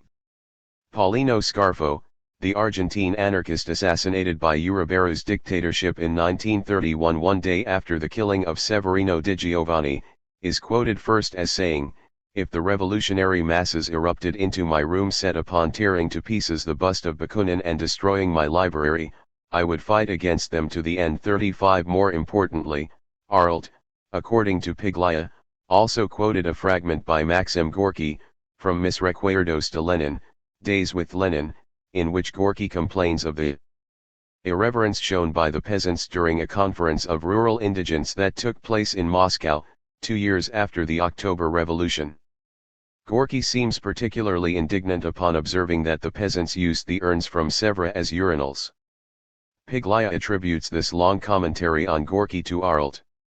It does not even cross his mind that the peasants were acting, without knowing it, as art critics, that is to say, they used the urns from Sèvres. For Gorky, the urns from Sèvres are only beautiful objects, untouchable, that everyone must recognize and respect. He does not realize that those men, by pissing in the urns from Sèvres, inside the Romanov palace, are denying that beauty is universal. They are actually opposed to the bourgeois idea of a beauty that is more beautiful the less useful it is, when it is not useful for anything. By using them in such a brutal manner, so unesthetically, the peasants are looking at the beautiful object to know what purpose it serves. Beauty is untouchable, it must be useless. There is the entire crime, a crime against property, even if Gorky does not like it. 36. The etching thus also enters into dialogue with another phrase, this time stolen from Proudhon's Anarchism, which Piglia mentions as the title for Arlt's story of the perfect crime. Property is theft. 37. Beauty is also a theft in its appropriation of a sum of social energy with the sole end of not serving any end. Finally, the fragment copied from Trotsky's autobiography refers to an incident similar to that of the urns from Sèvres. Speaking in 1918, Trotsky observes how a revolutionary soldier rips the velvet from the seats of a first-class train car in order to make himself a pair of gaiters. Trotsky appears more compassionate than Lenin's admirer Gorky, since for Trotsky even in such a destructive act, the awakening of personality is revealed, to which Piglia adds, still in Arlt's name, it seems like a criticism of Gorky's comment. Again, beauty is only valuable when one can answer what purpose it serves. How can it be used? Who can use it? There is no universal beauty. 38. In these materials for an apocryphal Aguafuerte by Arlt, Piglia really is outlining the left's need for a self-critique with regard to its supposedly revolutionary concept of art, following the exemplary experience of the critique of revisionism during the Cultural Revolution in China. If, for chronological reasons or so as not to break the illusion of presenting us with an unpublished story by Arlt, the author completely omits Mao's name, he does bring together three of the most notorious revolutionary authorities, Bakunin, through Scarfo, Lenin, through Gorky, and Trotsky. Could it be that Mao lies in wait, behind the very absence of his proper name, as the only one who will propose valid answers to the questions that these other revolutionaries have left unanswered? In each of the three cases cited, in effect, there still survives a concept of art as a beautiful object, an imperishable value, or a spiritual luxury, whose destruction is morally infuriating. Even Trotsky, who comes closest to a critique of this concept in observing the awakening of a new class consciousness, continued for most of his life to propose a dual, or pluralist, solution to the problem of aesthetic ideology, in the style of proletarian politics, bourgeois art. 39. The lesson that Piglia takes up from Mao, on the contrary, allows him to formulate practical answers to the interrogations that arise from the reconstructed agua fuerte at the end of assumed name, or, at least, given that there are no explicit references to the Chinese experience in this story, this is how the author summarizes the situation in almost exactly the same terms in his first article about Mao in Los Libros, writing for whom? From where? Who can read us? All of Mao's aesthetic reflection is meant to define artistic production as a specific answer to a differentiated social demand that arises from the class struggle. 40. Piglia's idea of plagiarism also responds to these great social demands posed, according to Maoism, by artistic production. According to the notes that Piglia attributes to Arlt, Bakunin's anarchism, Leninism, and Trotskyism all share the fact that they perpetuate, within the revolutionary left, a bourgeois or liberal humanist conception of art as an expression of humanity as an essential, inalienable, and eternal value, and of the artist as one gifted with sufficient genius so as to transcend his circumstances in favor of such an imperishable value system. Mao, by contrast, affirms exactly the opposite in a quotation that Piglia uses in his review for Los Libros: "There is no art above the classes." 41. The key story in Assumed Name, in fact, can be read as an active critique of any such conception that would elevate art above the class struggle, that is to say, as a practical realization of a negation whose theoretical version is condensed in Piglia's essays in Crisis and Los Libros. We deny that there exists an abstract and absolutely invariable artistic measure. In every society, each class has its own political and aesthetic criteria. 42. What Homage to Roberto Arlt reveals, then, is the subsequent problem that consists in knowing how to continue writing under such conditions, without falling into the old traps of the aesthetics of sublimation, secrecy, or bad faith. How, then, does one avoid, not just in theory but in the practice of a different writing, the whole of literary ideology, with its basic elements of creation, genius, and the canon of absolute values? Piglia responds to this dilemma with the systematic application of plagiarism and false attribution, that is, with a practice that destroys the most obstinate of all ideologies of the literary, the cult of originality. It is here that the combination of Arlt with Borges acquires its politico-economic value through the false attributions made by Costia or Piglia.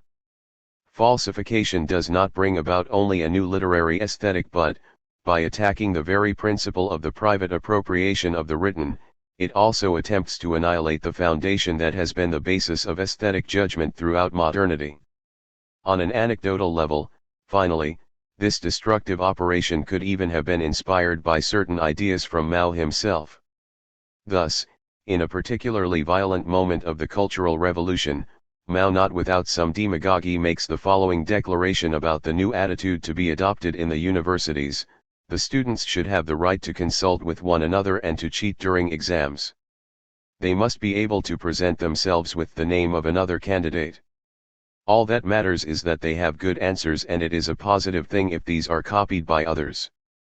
43. Piglia, the character editor in Homage to Roberto Arlt, does exactly that in presenting himself to the exam before his readers, as it were, with the proofs and notes that constitute the bulk of this key story in Assumed Name.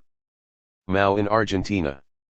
Mao seemed to have resolved, from the great leap forward on but especially in the first stage of the Cultural Revolution, one of the problems that worried me and many others, the problem of the relation between the world of letters and the popular masses. Beatriz Sarlo, La Izquierda en la Argentina. The history of Maoism in Argentina still constitutes an obscure chapter in the collective archive of the 1960s and 1970s. This whole era in fact continues to offer a confusing spectacle of revolutionary effervescence. Critical studies on the role of intellectuals in those 2 decades are relatively scarce. Thus, not long ago, Nicolas Caggiolo could still wonder, why do the 60s and 70s not have any register in the bulk of our critical writing? 44. It is true that today, aside from collective volumes such as Cultura y Política en los años 60, Culture and Politics in the 60s, we have at our disposal two classic studies, Silvia Seigel's Intellectuals y Poder en Argentina, Intellectuals and Power in Argentina, and Oscar Terán's Nuestros años 60s, our 60s. However, as far as I know, there is no comparable document about the 1970s, even less concerning the intellectual role that the thought of Mao Zedong played during that period. More specifically, the period from the return of Perón until the military coup lacks a serious critical political study, beyond the merely anecdotal, about the often violent encounter between intellectuals and revolution in spite of the evident fascination that those years now exert over younger Argentines. As Sarlo suggests in an interview, there is still something enigmatic in the configuration that goes, fundamentally, from 1973 to 1976, and that has sufficient appeal to explain the passion for history. 45 Among the many signs of this passion, we can mention not only movies like Cazadores de Utopias, Hunters of Utopia, novels such as Luis Guzmán's Villa, or Miguel Bonasso's narrativized account of Héctor José Campera's role in Argentine Peronism in El Presidente que no fue, The President Who Was Not, but also the ambitious project of a generational history in the same style as what Hervé Hamann and Patrick Rotman did with Generations for May 1968 in France in the 3 volumes of La Voluntad, The Will, written by Eduardo Anguita and Martín Caparrós. Continuing in this same vein, in recent years several recompilations of original documents from the period have appeared, once again with little analysis, in relation to the armed left's experience among the Montoneros and in the Revolutionary Popular Army, ERP. By contrast, the reader interested in Mao's role in Argentina should be content with the few treatises of Vanguardia Comunista, later called Partido de la Liberación, with the documents of the Partido Comunista Revolucionario, for many years the official organon of Argentine Maoism, at least until the party came out in support of the government of Isabel Perón and López Rega, or with the autobiographical interviews of its leader, Otto Vargas, in Ha Muerto el Comunismo. El Maoismo en la Argentina, Is Communism Dead? Maoism in Argentina, point 46.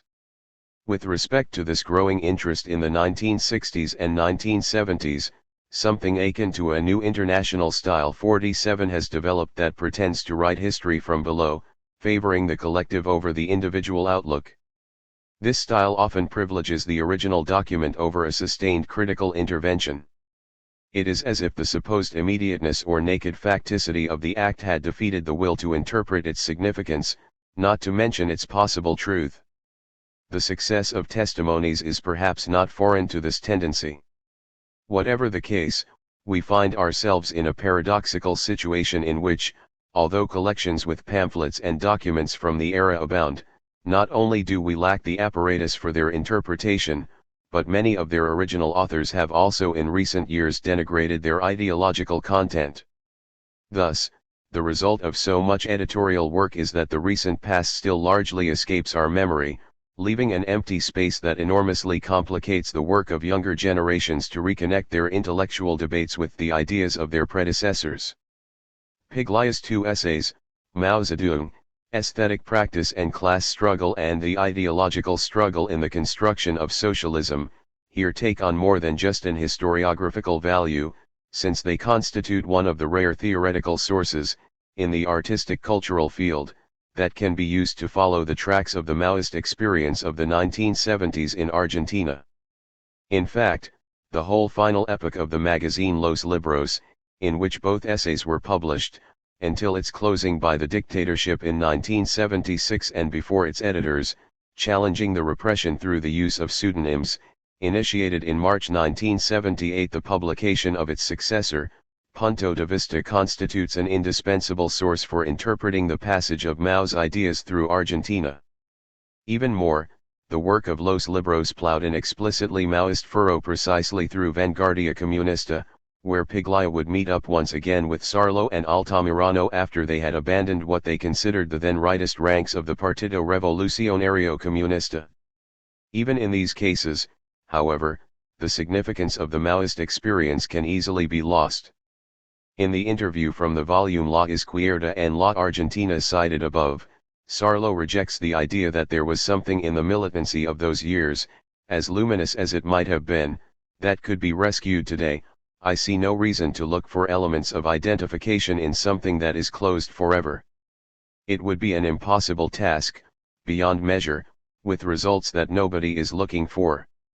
48 Neither Lenin nor Mao, now considered too rustic or improbable, are saved from this hard retrospective glance.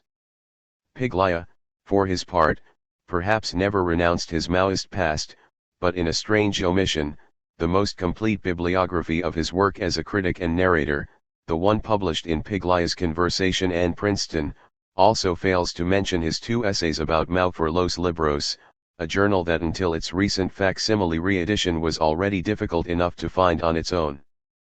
Faced with such silences, I insist, it is impossible to undertake the sustained work of analysis.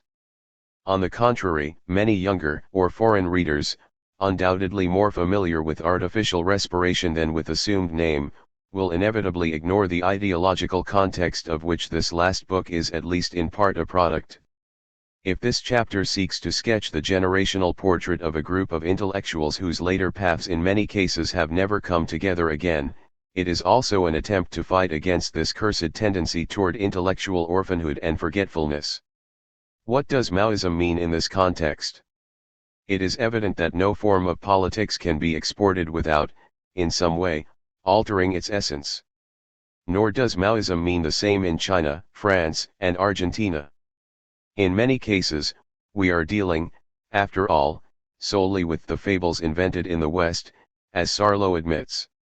Even so, it is equally true that there exists a limited number of premises that define what we can call the rational core of the Maoist doctrine, to use an expression of Badiou's, an author at that time very avidly read by Piglia. 49 Above all in the realm of politics, but with strong implications for the theory of ideology, Maoism's first innovation with respect to Marxist-Leninist orthodoxy consists in having recognized the existence of internal contradictions in a socialist country even after the initial revolutionary period, and in having responded to this unexpected fact by proposing original tactics and strategies, in particular the famous mass line, the self-critique of the party as form, and the idea of intellectual re-education. In the period of transition of a socialist country, after the takeover of power and the collective appropriation of the economy, according to Maoism, not only do many of the old habits of the dominant classes still persist, but a new bureaucratic sector is formed with leaders, technicians, and specialists privileged by the party's state apparatus. The old capitalist division of work tends to reproduce itself under socialism, as could be observed at that time in the Soviet Union. This is the meaning of the critique of so-called revisionism in China. Within the left, we see the perpetuation or the recommencement of a rightist line that, stemming from capitalism, separates the elite in power from its popular bases. The old capitalist relations persist and tend to reproduce themselves based on the division of labor, Piglia notes in his second essay on Mao. The contradiction between manual and intellectual labor has as its fundamental effect the opposition between the functions of direction and execution. This fracture is the material base on which the revisionist political line grows and develops that tends to exclude the masses from direction so as to replace them with a technocratic elite that seemed destined to rule. 50 As the Cultural Revolution aimed to show, an adequate answer to this problem can only consist in calling the masses to mobilize in order to exercise political, economic, and cultural power directly, and to eliminate the rightist elements derived from the old social division of work in the midst of the supposed revolutionary left. Eliminating the old in order to develop the new, however, is not something that can be achieved through coercion or war. On the contrary, at this point it is necessary to note a crucial difference between external and internal contradictions. If the former typically end up being antagonistic and generally resolve themselves in a military encounter with the enemy, as in the wars of national liberation, the latter do not obey the same logic of antagonism and can only be overcome through an enlarged political and ideological struggle. Theoretically, therefore, Another consequence of Maoism is the fundamental redefinition of the role of the different instances or practices that make up a society. In particular, it becomes apparent that the planning of the economy is a necessary but insufficient condition for constructing socialism. It is also necessary to put politics in the command post. According to many Western readers, this is also a valid lesson for a capitalist country tending towards socialism. As Piglia makes clear, the development of the forces of production, in and of themselves, does not guarantee the transformation of the relations of production. In order to put an end to bourgeois relations, one must put an end at the same time to the bourgeois ideological relations. The essential part is the class struggle that modifies the relations between subjects and the productive forces. 51 Two examples of such political ideological struggles would be, precisely, the critique of private property as the motivating cause that survives at the center of literary ideology, and the elitist resurgence of the division of labor between the functions of decision and execution at the heart of the party, in the political organization, or in the relations between intellectuals and their allies. In Argentina, the Maoist experience of which the young Piglia's literary project was a part teaches us that the years immediately prior to the military coup can also be read as a period of crisis for the idea of the organic intellectual. Turan, in Nuestros Años Sesentas, shows how this new type of intellectual had emerged in dialogue with its figuration in the previous decade. This description allows one to visualize, first, the figure of the committed intellectual, whose predominance in this period should not hide the emergence of the model of the organic intellectual.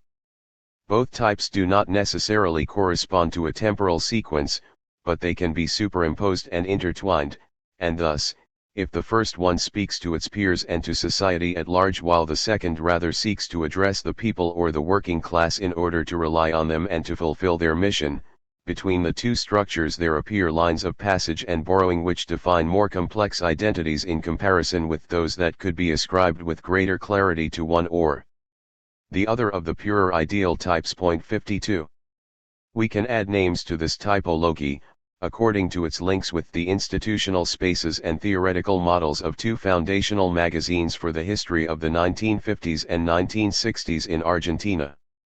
Thus, if the group of Contorno, with David and Ismael Vinas, No Jitrick, and Leon Rosichner, among others, represented the ideal of the committed intellectual, following the model of Jean-Paul Sartre in Les Temps Modernes, we can identify the idea of the organic intellectual, which is closer to the work of Gramsci, with the group directed by José Arrico around the publishing endeavors of Pasado y Presente, the journal and the book series, in Córdoba, Argentina, and later in exile in Mexico. In his texts and interventions from the period of assumed name, Piglia adds an important variant to this typology, opening the path to a third, self-critical or split figure of the revolutionary intellectual. In the wider debate about the theme Intellectuals y Revolución, Conciencia Crítica o Conciencia Culpable. Intellectuals and Revolution, Critical Consciousness or Guilty Conscience, organized in 1971-72 by the Argentine magazine Nuevos Aires, a growing tension can be perceived that in my eyes is symptomatic of a deeper falling out between the pronouncements of the young Piglia and the increasingly hostile answers not only of interlocutors such as Jitrick or Rosichner, but also of militants like José Vasallas and Mauricio Maneres. On one hand, Piglia, who in this period was already being presented as the future author of a novel called Respiration Artificial, insists on something that he also affirms in other forums, namely, the need for the intellectual to link himself through politics to the activism of the masses. In my opinion, the solution of the problem of intellectuals and the revolution lies in the political realm, in the relation of the intellectual with the revolutionary organizations. 53 Similarly, in a contemporary debate with Leon Rosichner and other members of the Contorno generation reproduced in La Voluntad, Piglia speaks of the field of literature. The revolutionary writer must unite himself with the revolutionary organizations. This is the only way of breaking with the schizophrenia of writer/citizen, bourgeois ideology that recoups a privileged field literature as personal product, as private property that one should not socialize. 54. To turn oneself into an organic intellectual, linked to the masses, would then be the only task coherent with the critique of literary ideology. Piglia, like so many intellectuals of his generation, even proposes the construction of a new revolutionary party as the popular instrument for armed struggle. Nothing can replace the masses as protagonists.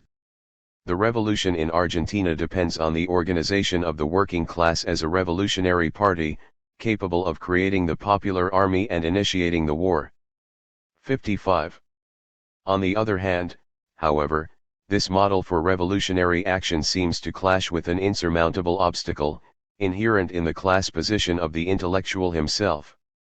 What are our essential problems? Mao had asked rhetorically in Yenin, before responding himself. In my view, essentially, the problem of serving the people and how to serve the people. 56. Not only does Piglia quote this phrase and others in the same vein, confirming that to go to the masses, to serve the people, to do productive work, this is for intellectuals both the condition and the outcome of such a point of view as Mao's. He also, in a text from the late 1960s, anticipates a crucial observation about the ideological struggle in Maoism, proposing oneself to go towards the people means, in the end, to confess a bad conscience. 57. To the extent to which he has to go towards the people, the organic intellectual still defines himself by the distance that separates him from them. Only now this distance is no longer the proof of an exceptional destiny, the sign of belonging to a select minority, but rather the mark of a guilty position, the sin of which must be expiated. Bad conscience, as the subjective result of separation, becomes the starting point for the self-critique of the intellectual, who is now supposed to cut the ties that make him an accomplice of the old privileges of his own class. It is this subjective drama that will grant its intriguing intensity to the structure, so deeply split from within, of Homage to Roberto Arlt. Even if he accepts the responsibility that comes with his characteristic separation, the intellectual must still confront one last temptation that would paradoxically consist in deflecting his guilt toward a supreme form of good-bad conscience. Sartre explains this move very well, speaking of the condition of the intellectual before and after May 1968 in France. Thus, 2 years before the uprising, he defines the intellectual as a specialist of humanistic knowledge whose commitment inevitably produces a contradiction between the universal goals of his or her search for knowledge and the particular interests that the possession of this knowledge serves. This contradiction between the universal and the particular provokes the typically unhappy conscience of the intellectual that his or her public often interprets as a secret arrogance. The true intellectual, in contrast, takes advantage of this torn nature of his or her being in order to live this bad conscience as the beginning of a possible social consciousness. The task of the intellectuals, writes Sartre, consists in living their contradiction for all and in overcoming it for all thanks to their radicalism, that is, by applying techniques of truth to the lies and the illusions. 58 After May 1968, however, Sartre begins to glimpse the danger of this programmatic definition for the intellectual. In his interview El Ami du Peuple, The People's Friend, published in 1970, he highlights in particular the risk that the intellectual would become comfortable with his or her unhappy conscience, instead of using it as the jumping-off point for a political intervention. This temptation defines the intellectual that Sartre now denounces as the classical figure. The classical intellectual, he says with bitter irony, is the type that derives a good conscience from his bad conscience, thanks to the acts, usually written ones, that the latter allow him to perform in other areas. 59 The only alternative for intellectuals, then, would consist in going against the very foundation of their own existence. They must suppress themselves as intellectuals, adds Sartre. Today I understand that the intellectuals cannot remain in the stage of unhappy conscience, idealism, ineffectiveness, but that, in addition, they must attack their very own existence as a problem, or if you prefer, they must negate the intellectual moment so as to find a new popular status. 60 This is no longer a simple praise of the organic intellectual, but a program for the latter's spectacular self-destitution. This change of position marks the shift from the classical figure of the committed intellectual, through the bad conscience provoked by the internal division of the latter's organic alliance with the people, toward another figure that we could call self-critical. This is the path that leads Sartre to identify himself with the Maoist line after 1968 in France. In fact, I followed an evolution that goes from May 68 to my entry in La Cause du Peuple. Progressively, I have questioned myself as intellectual. At bottom, I was still a classical intellectual. 61 This is also, I would argue, the context in which figures like Piglia and Sarlo unite themselves around Los Libros, as can be read in an editorial from the journal. It is in this context that we can situate and resolve the problem of science, culture, and intellectuals under socialism, give a new dimension and a new foundation to the relations between intellectuals and masses, and create the conditions for overcoming the division between manual and intellectual labor. 62 In its last stage, the journal Los Libros in effect proposes a Maoist alternative to projects like those of Pasado y Presente and Contorno, respectively more linked to Gramsci and to the first Sartre. In the case of Piglia, finally, there is also a biographical note that explains the coincidence with the ideas of Chairman Mao, given that right at the beginning of the period that occupies us, in 1973, the Argentine writer took a trip to China. To a large extent, then, the results of this visit are those that he elaborates both in the essays from Los Libros and in the final story from Assumed Name. The dialectic of bad conscience. Of all mistakes, that of good faith is no doubt the most unforgivable. Jacques Lacan, Écrits.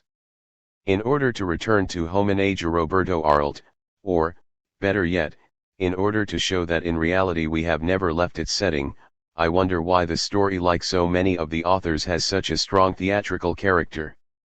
After the Maoist legacy, this question leads us to what is, without a doubt, the most Brechtian aspect of Piglia's work. In Assumed Name, the author not only quotes a line from Brecht that he will subsequently reuse as an epigraph for Money to Burn, what is robbing a bank compared with founding it, 63, but it is also remarkable to see how easily various parts of Assumed Name, without major changes, could be put on the stage. We know, after all, that its author has also made adaptations for film and opera, respectively, of Money to Burn and The Absent City, not to mention the screenplays, like Foolish Heart, for Hector Babenco. It is evident, then, that there is something intimate that ties Piglia's work to the world of theater and the audiovisual spectacle in particular, I would say, through the technique of melodrama. Luba, the supposedly unpublished Arlt story that in reality is a plagiarized version of Andreev's Darkness, offers an extraordinary summary of this melodramatic vision, which could also be used to read the stories related in the first part of Homage to Roberto Arlt. All these in principle propose the restricted frame of an uneven struggle between two people, in order to see how they mutually transform each other. This structure brings to mind one of the notes attributed to Arlt, a theme, the pure man and the evil woman in an extreme situation.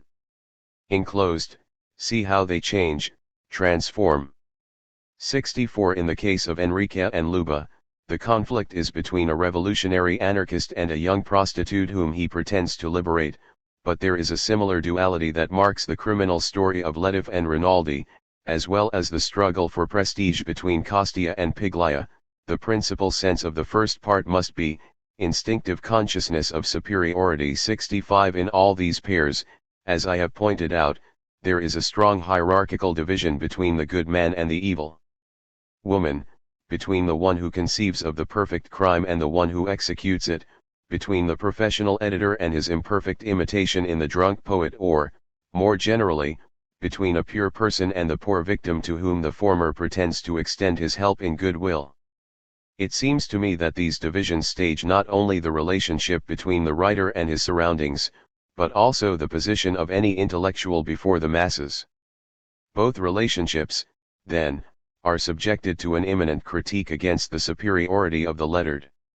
The problem of the superiority of good conscience is foregrounded in Enrique's first reflections. When he enters Luba's room, he looks around him, full of compassion for the young woman. Everything seems sordid to him, he thinks sadly that this is life and that there are people who live among these things for years and years. 66. This young anarchist thinks in the best tradition of the beautiful souls described by Hegel or Lacan. He glorifies himself because of his own good intentions, the purity of which is in reality nothing more than an imaginary reflection of the ugliness of the world that surrounds him. Faced with this anarchist's attitude, the offended prostitute does not delay in responding, as she becomes upset and slaps him in the face. "Coward, son of a bitch," she says, leaning towards him. "You came to make fun of me, so I'd see how good you were. Tell me what you want to do with me. Oh, I am such a wretch. And you dare, to me, you dare, you the pure one, to me who has possessed all the men, all of them. Aren't you ashamed of humiliating a poor woman?" 67. Luba rejects the proud gesture that she detects behind the extended hand. The kindness of her most recent arrival seems shameful to her. "I told you, it's shameful to be good. Didn't you know?" And she adds, "Yes, my little tiger, it's shameful, it's a betrayal." 68. Behind the gift of total dedication and commitment, she perceives a perverse calculation destined to increase the prestige of the revolutionary hero, while it is precisely the treasure of this inalienable prestige that an authentic revolutionary should be the first to give up. Or better yet, the first thing that any subject of social change should abandon are the false guarantees of his or her own authenticity. Here are Luba's reflections in greater detail. "I just realized it. What does he want to do? I thought. He wants to give me his innocence. And you? You must have thought, I'll give her this gift and she'll leave me alone. How ingenious, Holy Mary! At first I felt insulted. I thought that you had done it because you're convinced that you are good. You make a simple calculation, I'm going to sacrifice my purity and with that I will become even more pure. It's like having a gold coin, which can be exchanged, it's eternal and it's always worth the same. You can give it to the beggars, to the poor, but at the end it always returns to your pocket. No, dear, it won't work, I know what I'm saying." 69. Luba shows an extremely sharp sense of what we might call the economy of revolutionary morality. What is at stake is the surreptitious exchange, which in spite of everything is profoundly unequal, between that which the rebel pretends to give and that which he gets in return. Luba insists on the falseness of this trade-off, denouncing the betrayal it hides and comparing it with the worst paternalism and its baggage of religious pretexts. "I am not that stupid. I've already seen these kind of merchants, they pile up millions with all the injustices and then they give 10 cents to the poor and they think that they've saved their soul. No dear, you have to build the church yourself.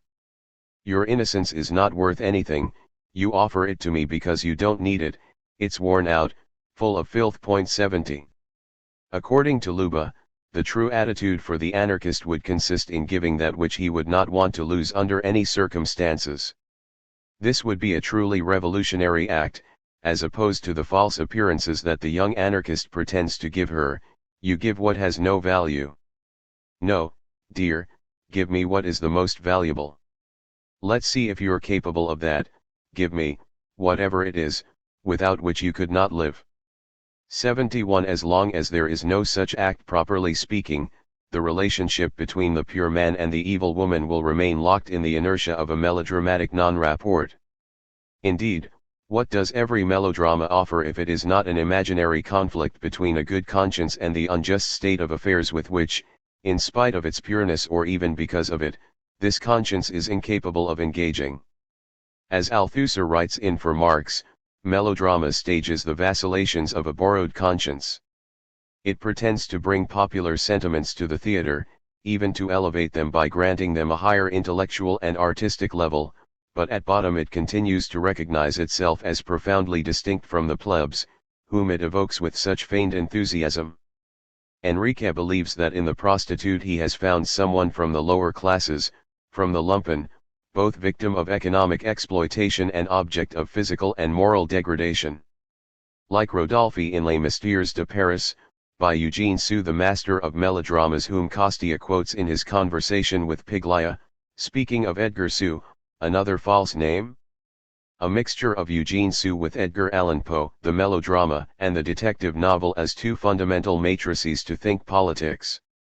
He wants to show himself as being compassionate with the lower classes, making himself one with their poorest and most sordid part.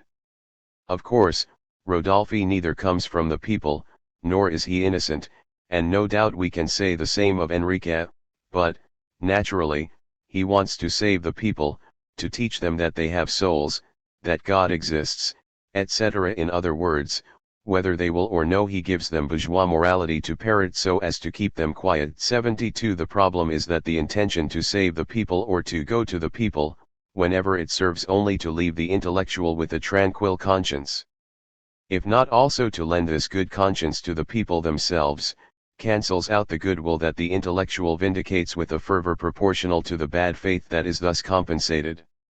As Althusser warns elsewhere, now there is no other way for an intellectual to be of the people than to become people, through the practical experience of the struggle of that people. 73. Except that even this attempt runs the risk of increasing the level of bad conscience in the exact measure that it seeks to negate it.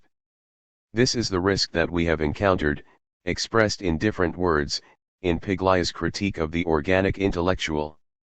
Those words now sound like a direct echo of Althusser's commentary on Eugene Sue.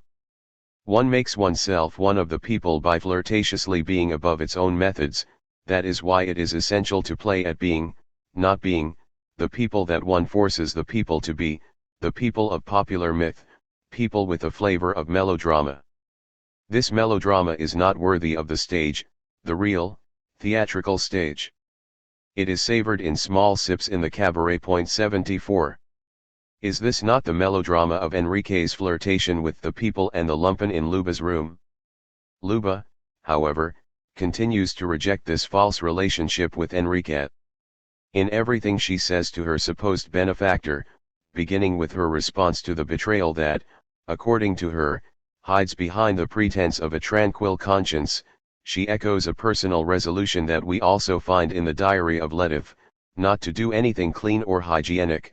Cleanliness and hygiene are not from this world. 75. Only a beautiful soul aspires to have clean hands, situating itself in a fantasy far removed from this filthy world. In doing so, it loses the possibility of approximating even the smallest truth, not only about the conflicts that this world obviously encloses, but also about the chains that these same conflicts project onto the innermost core of its own subjectivity. Luba, in contrast, as if to rely on some kind of proverbial knowledge, proposes an imperative of modesty to Enrique. When truth approaches you, you have to greet it with humility. 76. This could be a guideline, even in its very style, copied from one of Mao's maxims: every revolutionary worker should be modest, because modesty is a virtue that is beneficial to the cause of the people. 77. Only a melodramatic vision can offset the law of the heart of a revolutionary anarchist with the sordid and degraded world of an impoverished prostitute. Luba herself, by attacking Enrique, incarnates the first critique of this melodrama that is the dialectic of the good-bad conscience. Enrique does not take long to learn his lesson, and he, calm like a stone upon which life has just spit a new and terrible command, answers, "I don't want to be pure." 78. Once again it is as if we were listening to Mao himself. It is not necessary to be absolutely and completely pure. Those who have made mistakes too can take part in work groups, on one hand, in order to facilitate their re-education and transformation, and on the other, in order to allow that some of them have a wider understanding of the movement and thus convert themselves into good militants. 79. In the case that concerns us, it is the anarchist militant himself who seems to initiate a violent process of re-education and self-criticism. His will is affirmed in his devastated soul, he feels capable of demolishing everything and starting anew. 80. Enrique thus sets in motion a devastating critique and transformation of the old in favor of the new. The first thing to go in this self-critical process is the premise of the pure soul imagining that its life alone is beautiful. My life was beautiful. It was pure and passionate, my life. It was like a beautiful crystal glass. But, look, he throws it on the ground. 81 Only a complete breaking away from his old self to the point that he speaks of himself in the third person seems capable of producing the new man in Enriquet. On this subject, the story Lubo proposes a militant didacticism, as if to follow the guidelines of Brecht's New Theatre, all the while proclaiming a doctrine similar to Mau's. Enriquet, in particular, seems to hear a distant voice that says to him, "How can you doubt that this is the doctrine? For, who is going to make the social revolution if not the prostitutes, the swindlers, the wretched, the murderers, the frauds, all the bastards who suffer below without any hope? Or do you believe that the revolution will be made by the pen-pushers and the shopkeepers?" 82 It fits to compare this doctrine from assumed name with Mau's version, quoted by Piglia in his second essay for Los Libros.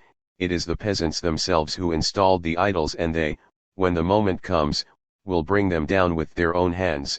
It is not necessary that others do this in their name before this time, or to use an even more melodramatic variant, it belongs to the peasants themselves to throw down the idols and destroy the temples to the virgin martyrs and the commemorative arches in honor of the chaste and loyal widows. It is a mistake for others to do this for them. 83 In the case of Enriquet, this doctrine still appears with all of the characteristic traits of the voice of conscience, like a calling in his inner self that imposes a ferocious categorical imperative. The story's whole logic, however, revolves around the destruction of individual conscience as such a superego point of reference of modern bourgeois morality, surviving even in the midst of the revolutionary ideology. The strong didacticism of Homage to Roberto Arlt, which expresses itself with greatest clarity in the story Luba, has immediate consequences for the role of the critic and the writer. Piglia's aim, once again following the lessons of Maoism, seems to be to destroy the subjective and moralizing criteria with which the intellectual's commitment still tends to define itself. Mao discredits all voluntarism of the subject, in the manner of Sartrine commitment, and lays the ground for a definition of the relations between literature and revolution in terms of a specific practice with its own connections to ideology and politics within the social structure. 84 It is necessary to rethink the articulation between the three fronts of economics, politics, and culture. Being neither voluntarist nor deterministic, neither subjectivist nor economistic, it is the structure of the class struggle, much more so than the subject's vacillations or the fatality of his class origins, that defines the political character of any literary project. Speaking of popular literature, for example, Piglia suggests that this form advances in relation to the struggle of the masses and not because of the good will of a few isolated writers to reach out to the masses. 85 There is one figure of the intellectual, in particular, that seems to unite much goodwill with the bad conscience caused by his separation on the margins of society, the figure of the poet maudit as absolute rebel. Piglia, in several of his texts from the 1970s, sets up a combative critique of precisely such politico-literary Robinsonism, tracing its brief genealogy only in order then to discard it completely, because it would facilitate the idea of an imaginary destruction of bourgeois values, without really abandoning its humanist heritage. Faced with the progressive commodification of aesthetics, the writer denies the process as a whole, he withdraws himself, tends to consider himself as being ever more separate from society, and thinks of himself as a marginalized individual, that is, free from all social bonds. Inverting the bourgeois ideology without negating it, he takes refuge in an ideal liberty, cut loose in the imaginary from all social relations. He wagers everything on the human, expressive qualities of his work. 86 Behind this supposed negation, not only is the figure of the beautiful soul cut off from the world around it, but what is more, the politico-economical foundation is also still kept in place that identifies value and rarefication. Property as a basis for the evaluation of the individual ultimately is not put in question. For this reason, the left's self-criticism must also take apart the whole ideology of the writer as a wild and marginal, eternally misunderstood rebel. I mean, we should oppose the petit bourgeois illusion of Robinsonism that tries to define production in individual terms, making of the intellectual, of his commitment, of his sincerity, the scene of the whole problem. To decenter this question and to put the class struggle at the heart of the debate means at this point to confront a deep-seated tradition in the criticism of the left which made us accustomed to see in the texts instead of a symptom or a network of relations the result of a free and elected decision, whereby the critic and the writer fought privately over the reason and the place of meaning. 87. In this rejection of commitment or sincerity as the supposed place of inscription of the subject in politics, we can thus discover a much wider process of criticism of the idea of conscience, or consciousness, conciencia in Spanish, as an instantaneous gift. As we read in a note attributed to Arlt, capitalism speculates on good sentiments. 88. In order to avoid the sentimental drama of good-bad conscience, it is still necessary to overcome one last danger that has to do with the place of the critic, or of the spectator, given that we are dealing with such a highly theatrical situation. Piglia, as we saw, seems to adhere to the Maoist doctrine: nobody can be the depository of the consciousness of the masses, because they themselves must learn to recognize what is just and what is not. Nobody can act in their place, because they must liberate themselves, or, to put it in another way, Maoism denies the false truth with which the unhappy conscience of revolutionary thinking was covered up. 89. We also saw, however, that this doctrine implies that no conscience, perhaps not even that which from the outside lends itself to the masses, can be the absolute depository of truth, because conscience defines precisely the ground on which those values of bourgeois thought are erected whose destruction is sought.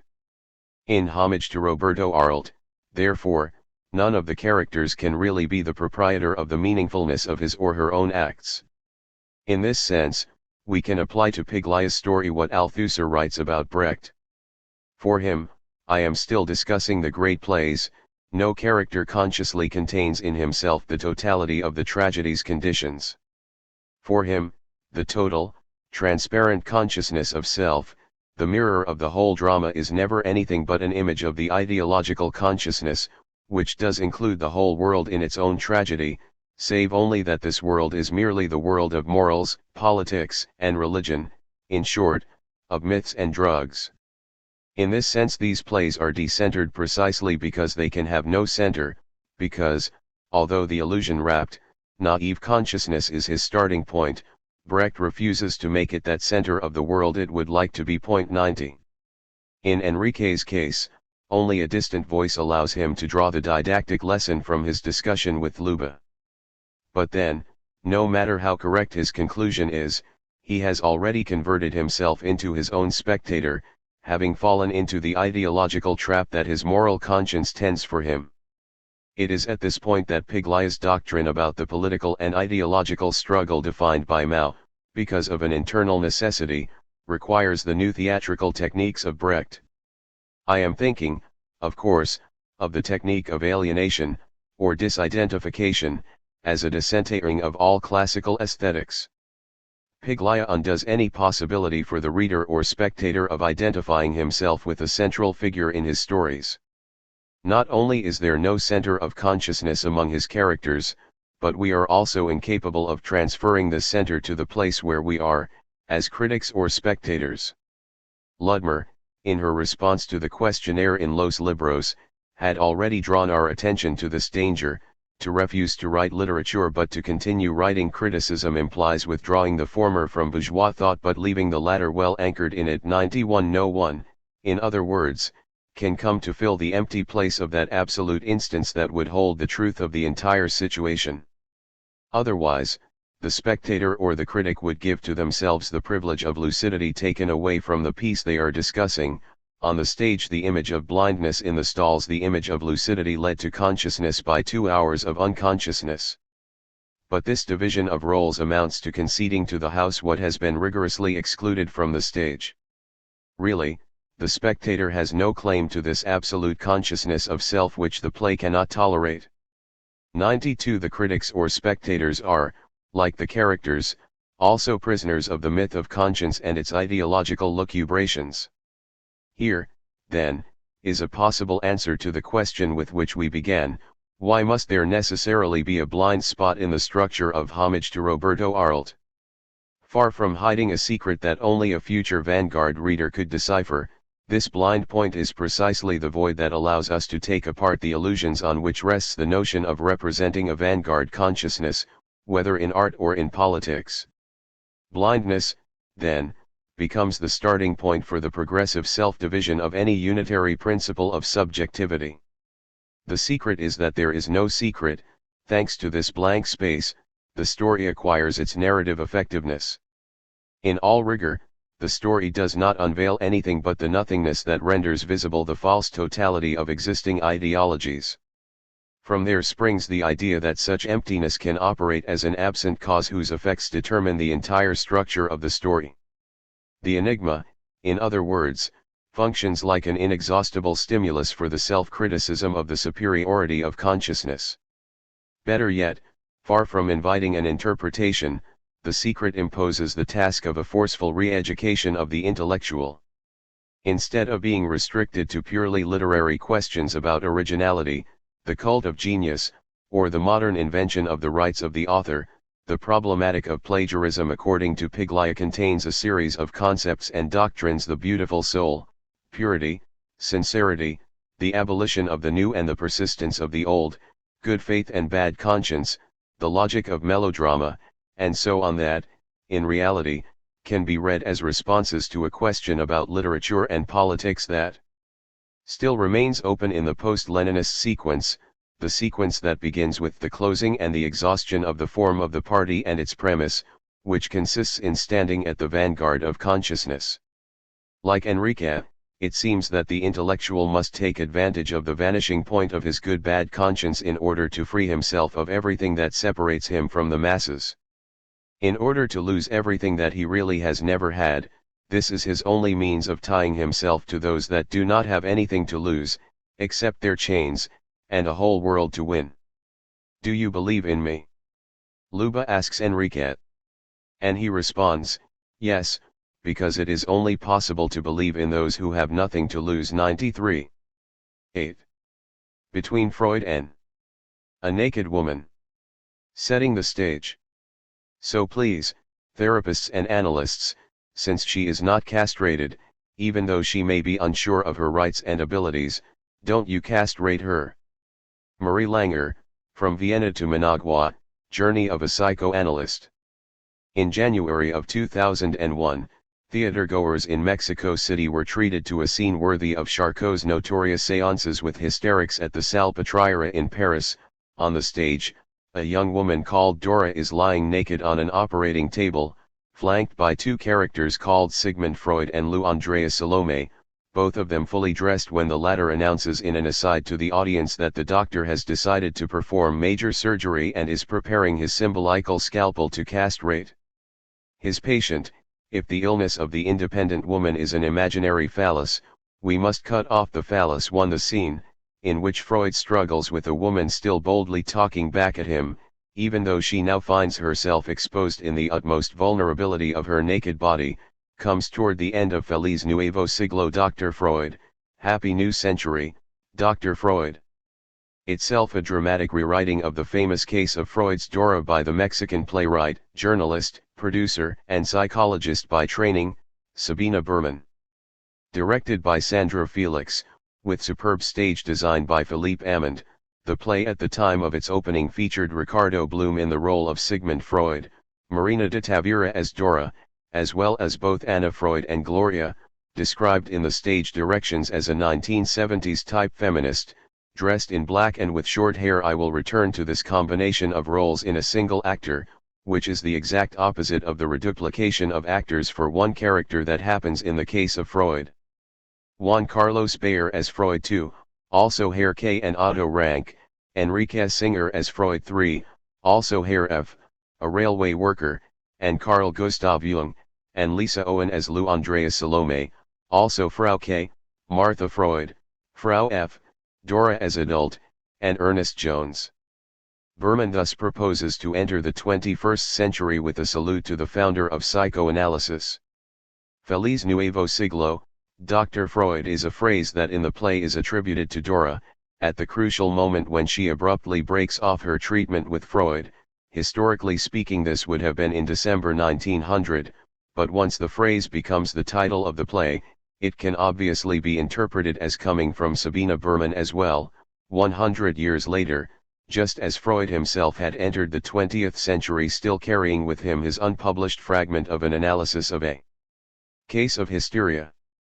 Dora's clinical case history was not officially published until 1905, even though for the most part it was completed in January 1901, and Freud himself describes it as a continuation of the 1900 text The Interpretation of Dreams to this day, perhaps, still the single most important founding document for the larger clinical and theoretical project in the history of psychoanalysis. 2 Berman's play, I might add, went on to an enormously successful commercial run in Mexico, and has since been performed abroad as well, including in the United States and Colombia.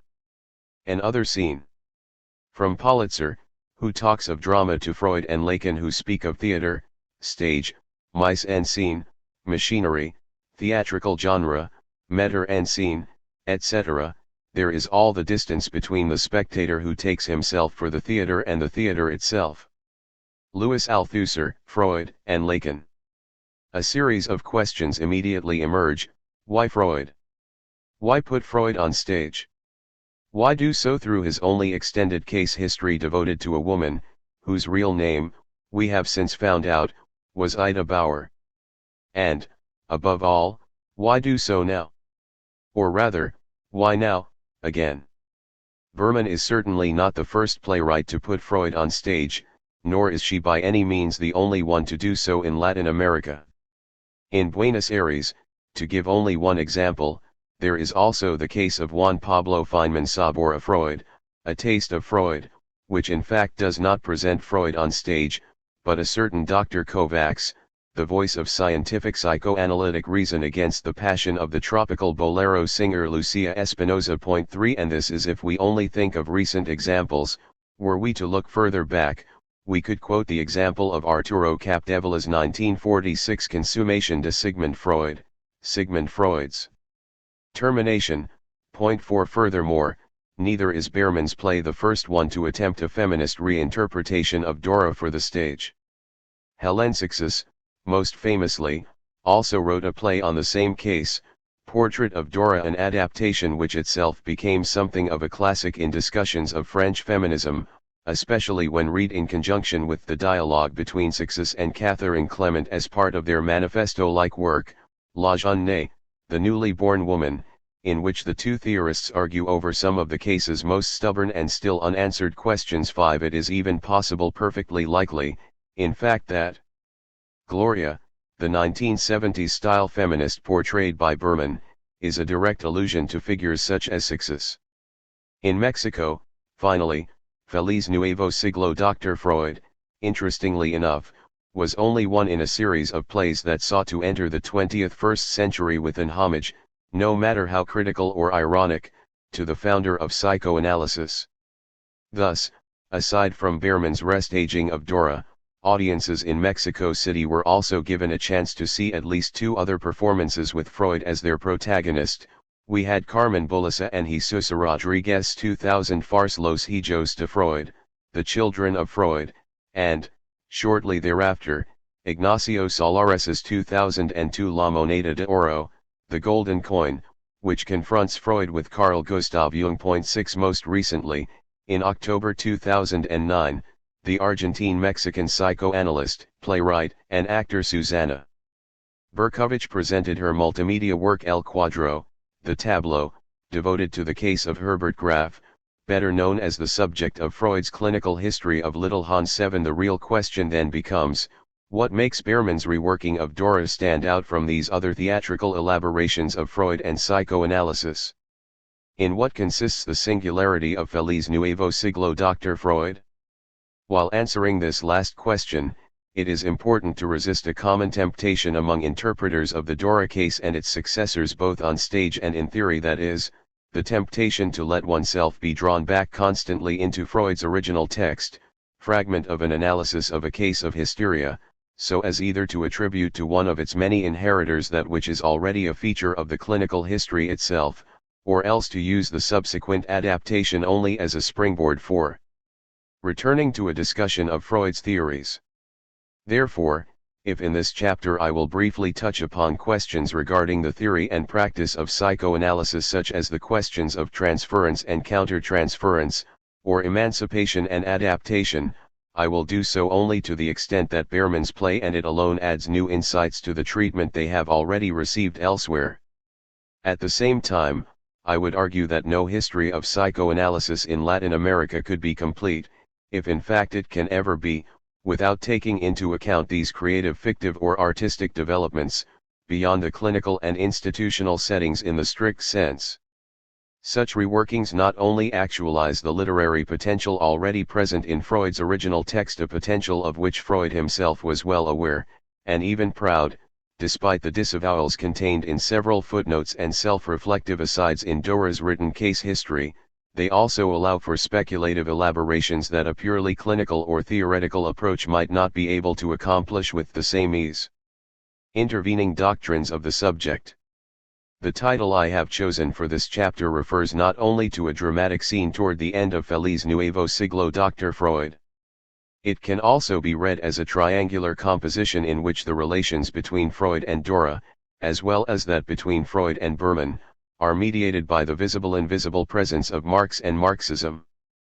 Between Freud and a Naked Woman, indeed, is a wordplay on what is perhaps Behrman's most successful theater, and later film, production, Entre Villa y una mujer desnuda, Between Villa and a Naked Woman, itself in turn a diversion, in the sense of a situationist détournement, of the title of Jorge Enrique Adum's experimental boom novel Entre Marx y una mujer desnuda, Between Marx and a Naked Woman. Point 8. I would thus propose as a larger working hypothesis that we read Feliz Nuevo Siglo Dr. Freud from the point of view of the history and theory of what in Latin America, 2, has been the long and difficult course of Freudo-Marxism, provided of course that we come to a clear understanding of how this uncanny coupling can be meaningful to begin with.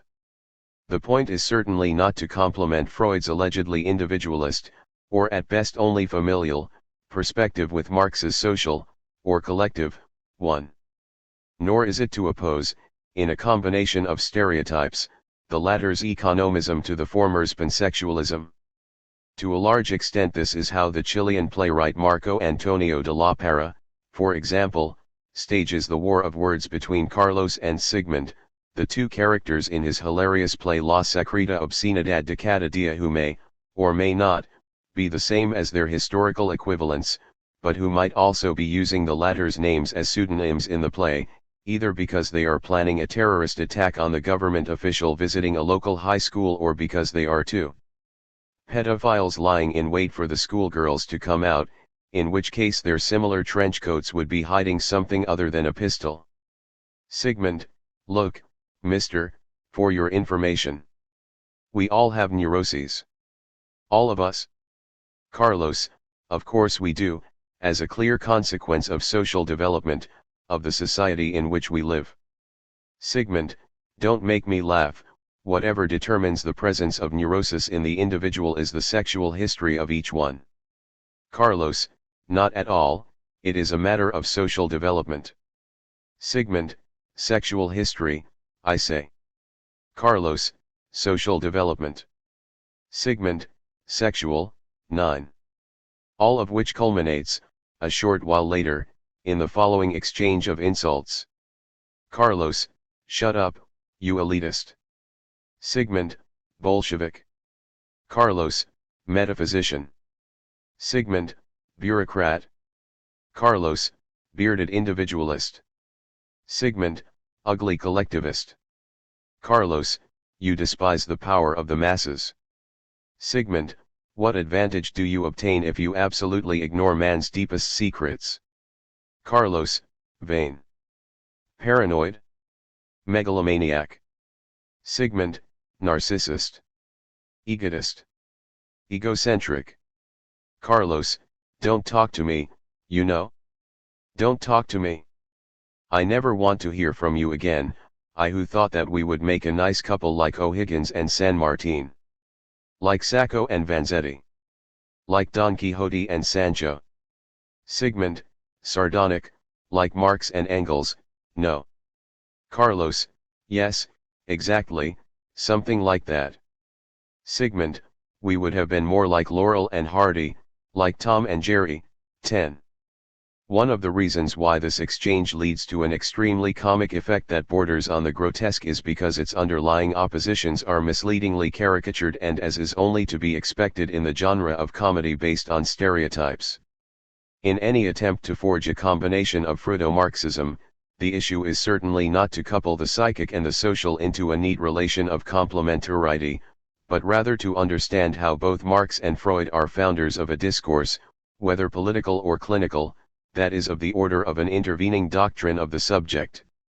In fact, Freud's radical innovation with regard to the treatment of cases of hysteria such as Dora's consists not only in the power to listen to that which usually falls on deaf ears, but in asserting that in some way there is a truth that speaks through that hysteric young woman with whom fin de siècle Vienna prefers to have no dealings whatsoever, except as a pathology to be brought back as quickly and effortlessly as possible into the fold of normality. This truth, in turn, is universal. It is the truth of desire in a universal sense, and not just of the hysteric, even though the hysteric constitutes the absolutely singular and symptomatic side of its appearance. How does this connection between the singular and the universal between Dora's case and the generic truth that speaks through her fare in Behrmann's treatment of Freud for the stage? Embodying transference. The first structural innovation that strikes the viewer of Feliz Nuevo Siglo Dr. Freud, in comparison with Freud's original fragment of an analysis of a case of hysteria, is due to the inclusion of additional characters who are not present, at least not directly, in Freud's account and who, in some cases, could not even have been present historically speaking. In particular, Behrmann draws our attention to Freud's daughter Anna as a figure of contrast and similarity to Dora. She adds the fictive character of the 1970s feminist Gloria, and, above all, she makes Lou Andrea Salome into a major interlocutor for Freud already at the time of the latter's treatment of Dora in 1900, even though in fact Frau Andreas and the professor, as they refer to each other in their correspondence, would not meet until 11 years later. 11 The addition of characters who are technically outside the scope of Dora's clinical case thus allows for a unique syncopation of time, leading to an uncanny superposition of different historical periods or slices of time into an entirely fictive but otherwise not implausible present. It is precisely this simple structural innovation that enables us to take the happy new century alternatively as Freud's time or as Behrmann's, and thus also as our own. By putting on the stage the character of Anna Freud, furthermore, Behrmann is able to suggest that Sigmund in some way learned his lesson from Dora's treatment, despite its failed and interrupted nature, insofar as he would have transferred onto his daughter the benefits of the insights learned from, yet never applied to, his patient. Witness, for example, the following scene of domesticity commented upon by Lou in an aside to the audience, as if speaking from a different time frame to an even later moment in history in which Freud all of a sudden decides to change the hierarchy of the roles of servant and served, child and adult, adolescent girl, and elderly man of science. Anna comes back with a serving of coffee and tea. Anna, more coffee? Dad, shall I serve you? Lou, to us. And all of a sudden that day Freud did something completely contradictory. Freud, no, Anna. Come and sit with us, Anna. Have my cup of coffee, Lou. He extends the other recently served cup to the surprised Lou. Lou, thanks. Freud, or better, let's sit down here. The three sit down at a little table. Lou, to us. And thus Anna, from that afternoon onward, would often sit down with us, even when we talked about clinical cases, as we used to do. 12. Behrmann reiterates this lesson at the end of her play, as if the link between Dora and Anna had to be made even more explicit. This is one of the last scenes in the play, when a 32-year-old Dora revisits Freud's consultation room, only to leave even more disappointed than the first time. At this point, on her way out, she crosses paths with Anna. Anna continues on her way to Freud's consultation room and Dora looks at her with a prolonged sadness, as if she saw the woman that she could have been go away. 13. This stage direction is actually ambivalent, as the sense of betrayal, Dora was not so lucky to receive the same treatment as Freud's daughter, cannot erase the impression that there has been some vindication. Anna after all seems to benefit from a truth which Freud discovered in Dora.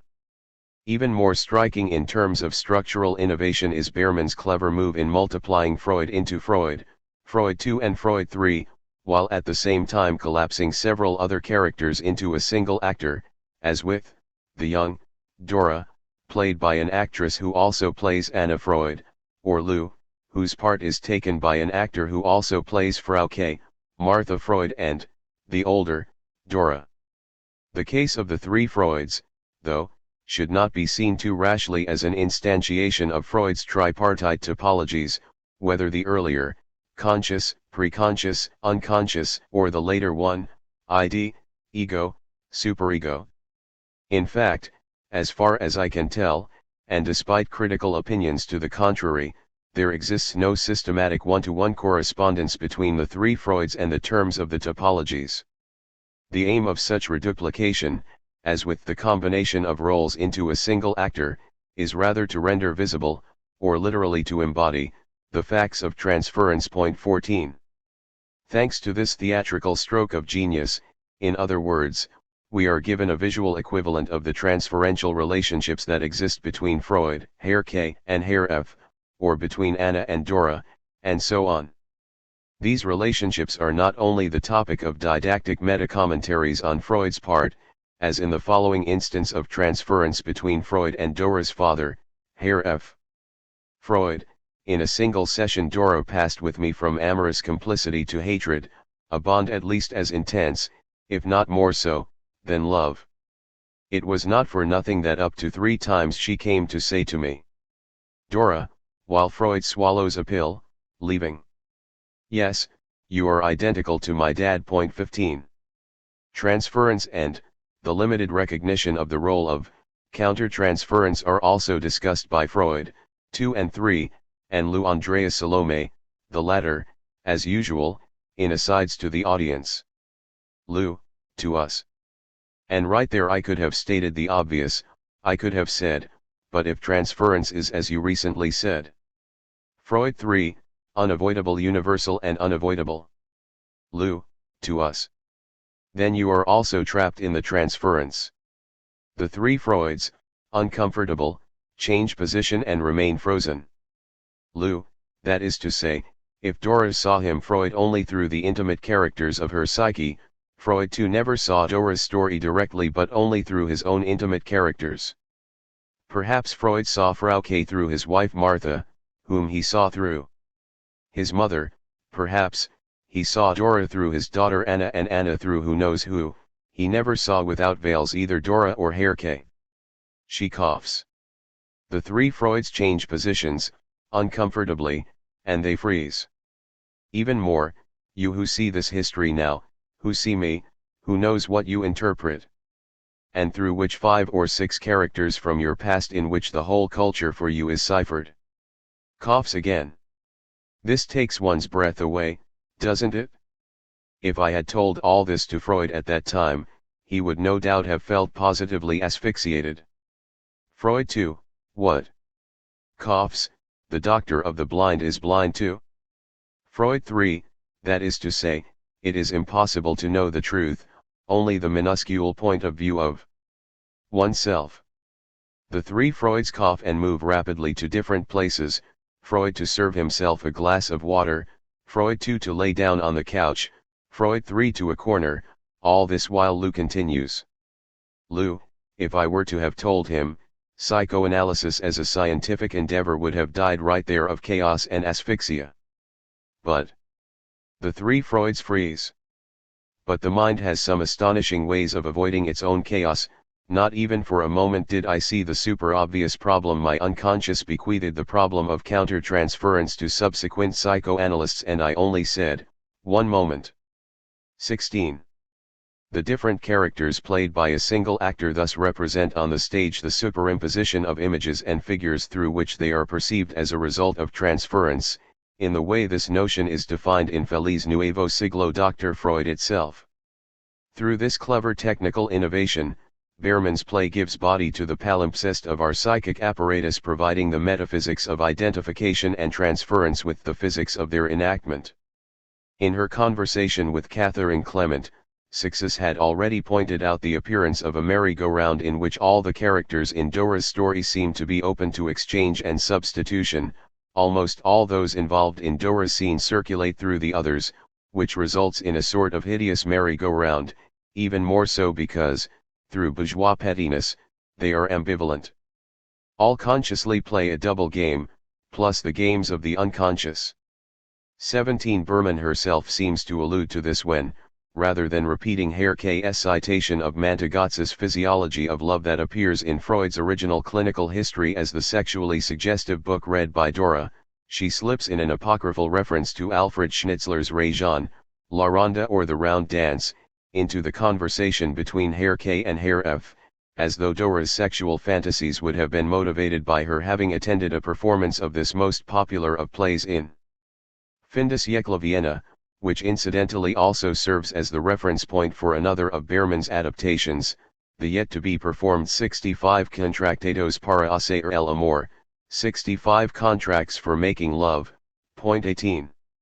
In Feliz Nuevo Siglo Dr. Freud, however, there is a stopping point in the chain of transferential substitutions. I am referring, of course, to the actor playing the role of Freud. Unlike Freud II and Freud III, this character is in some way unique and, therefore, bears no number in the role distribution list. The actor plays Freud and Freud alone. We might say that he is, after all, the anchoring point of the transferential chain, the one who gives it its clinical and therapeutic impetus. Without it, there would be no way to stop the effect of sliding identities and, hence, no possibility for a cure. Only the patient would be able to put an end to the slipping, just as Dora famously interrupted her treatment. In Behrman's play, Freud is the exception who provides the point of intelligibility from where the slippery tracks of transference and counter-transference can be understood in the first place. The importance of this stopping point, the exception to the structural principles of condensation, reduplication, and substitution already at work in Freud's fragment and brilliantly enacted in Feliz Nuevo Siglo Dr. Freud, cannot be overestimated. After all, no subsequent criticism of the Dora case has been able to rely on anything other than Freud's own account of it. Accepting the uniqueness of this reference does not amount to an apology for the obvious shortcomings and prejudices evidenced in the original account, but it does require that we reflect upon the fact that none of these shortcomings and prejudices which Behrman's play also addresses, as can be seen from the passage just quoted, are visible except through Freud's text. In this sense, he is his own harshest critic.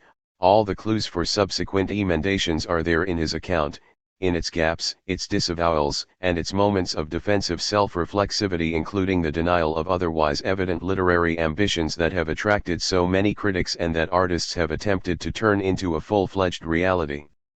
Such would be the bittersweet lesson to be drawn from the fact that neither Lou nor Anna nor Dora herself in the end can shake the inevitable, almost insidious presence of an unsubstitutable Freud. And ultimately neither can we, a full century later. Psychoanalysis and emancipation.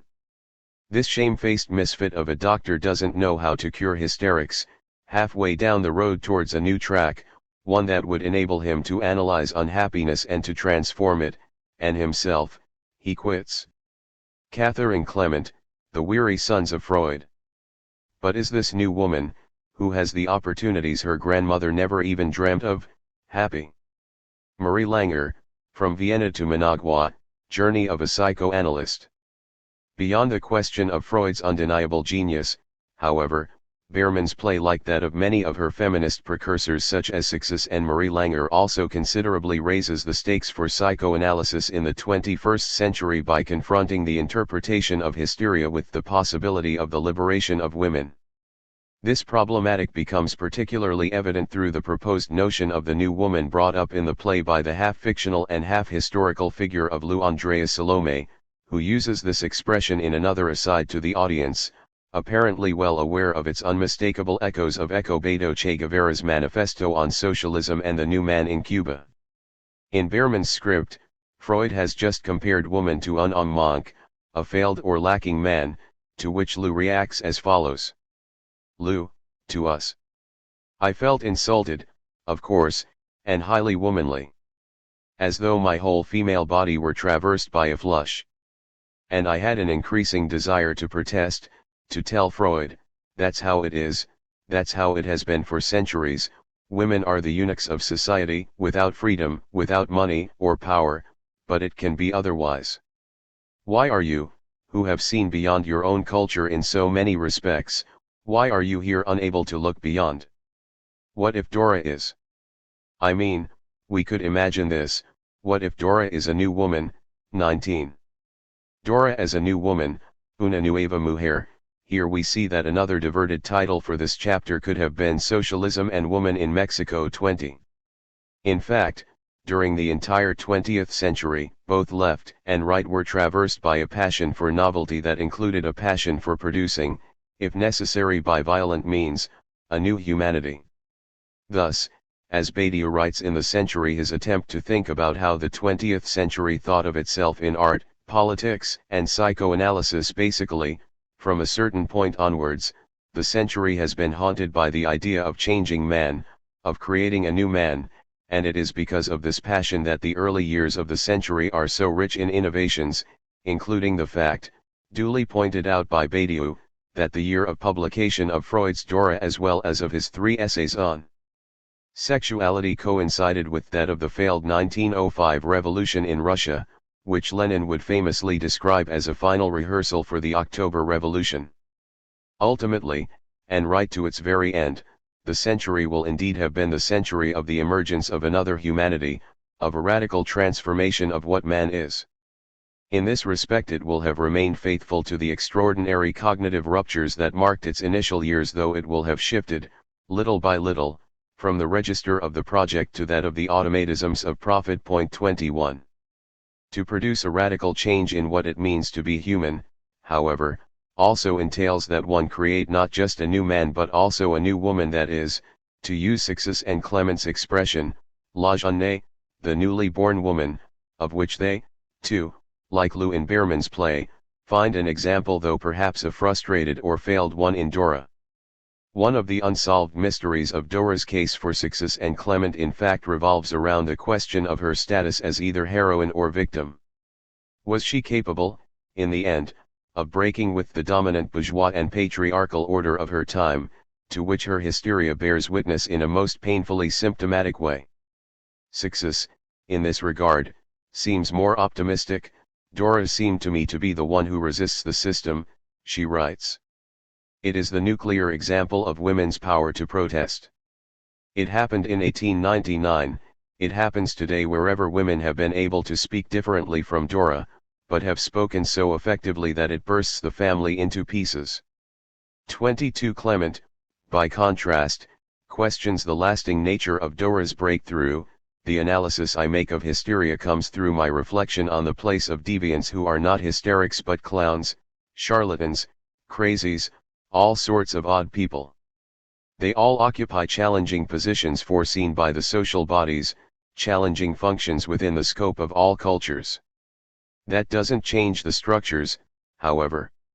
On the contrary, it makes them comfortable.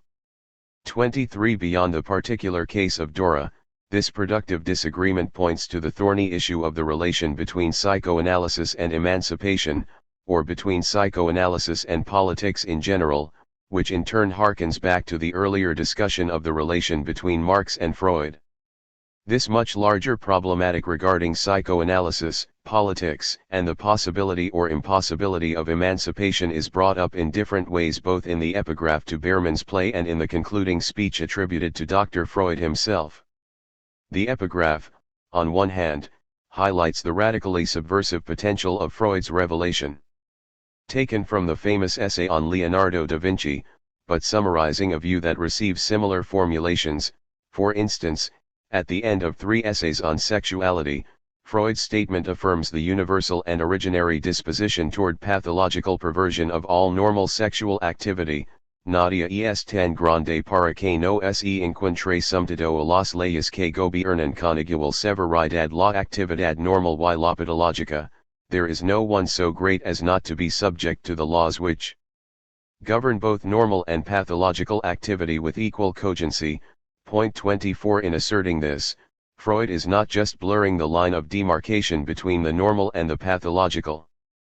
His observations of so-called perverse dispositions could be called revolutionary insofar as they allow him to question hitherto unacknowledged aspects in the universal structure of human desire.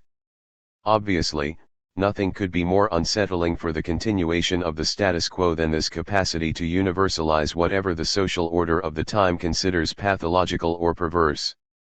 The final words attributed to Freud in Behrman's adaptation, on the other hand, seem to go very much in the opposite direction, no matter how great the degree of hesitation we can infer from the points of suspension.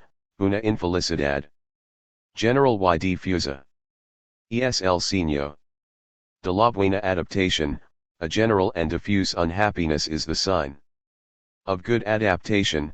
Point 25. In the conclusion to his studies in hysteria, Freud had indeed suggested a possible answer to the question regarding the limited effects of psychoanalysis on the lives of his patients suffering from hysteria, by arguing that much will be gained if we succeed in transforming your hysterical misery into common unhappiness.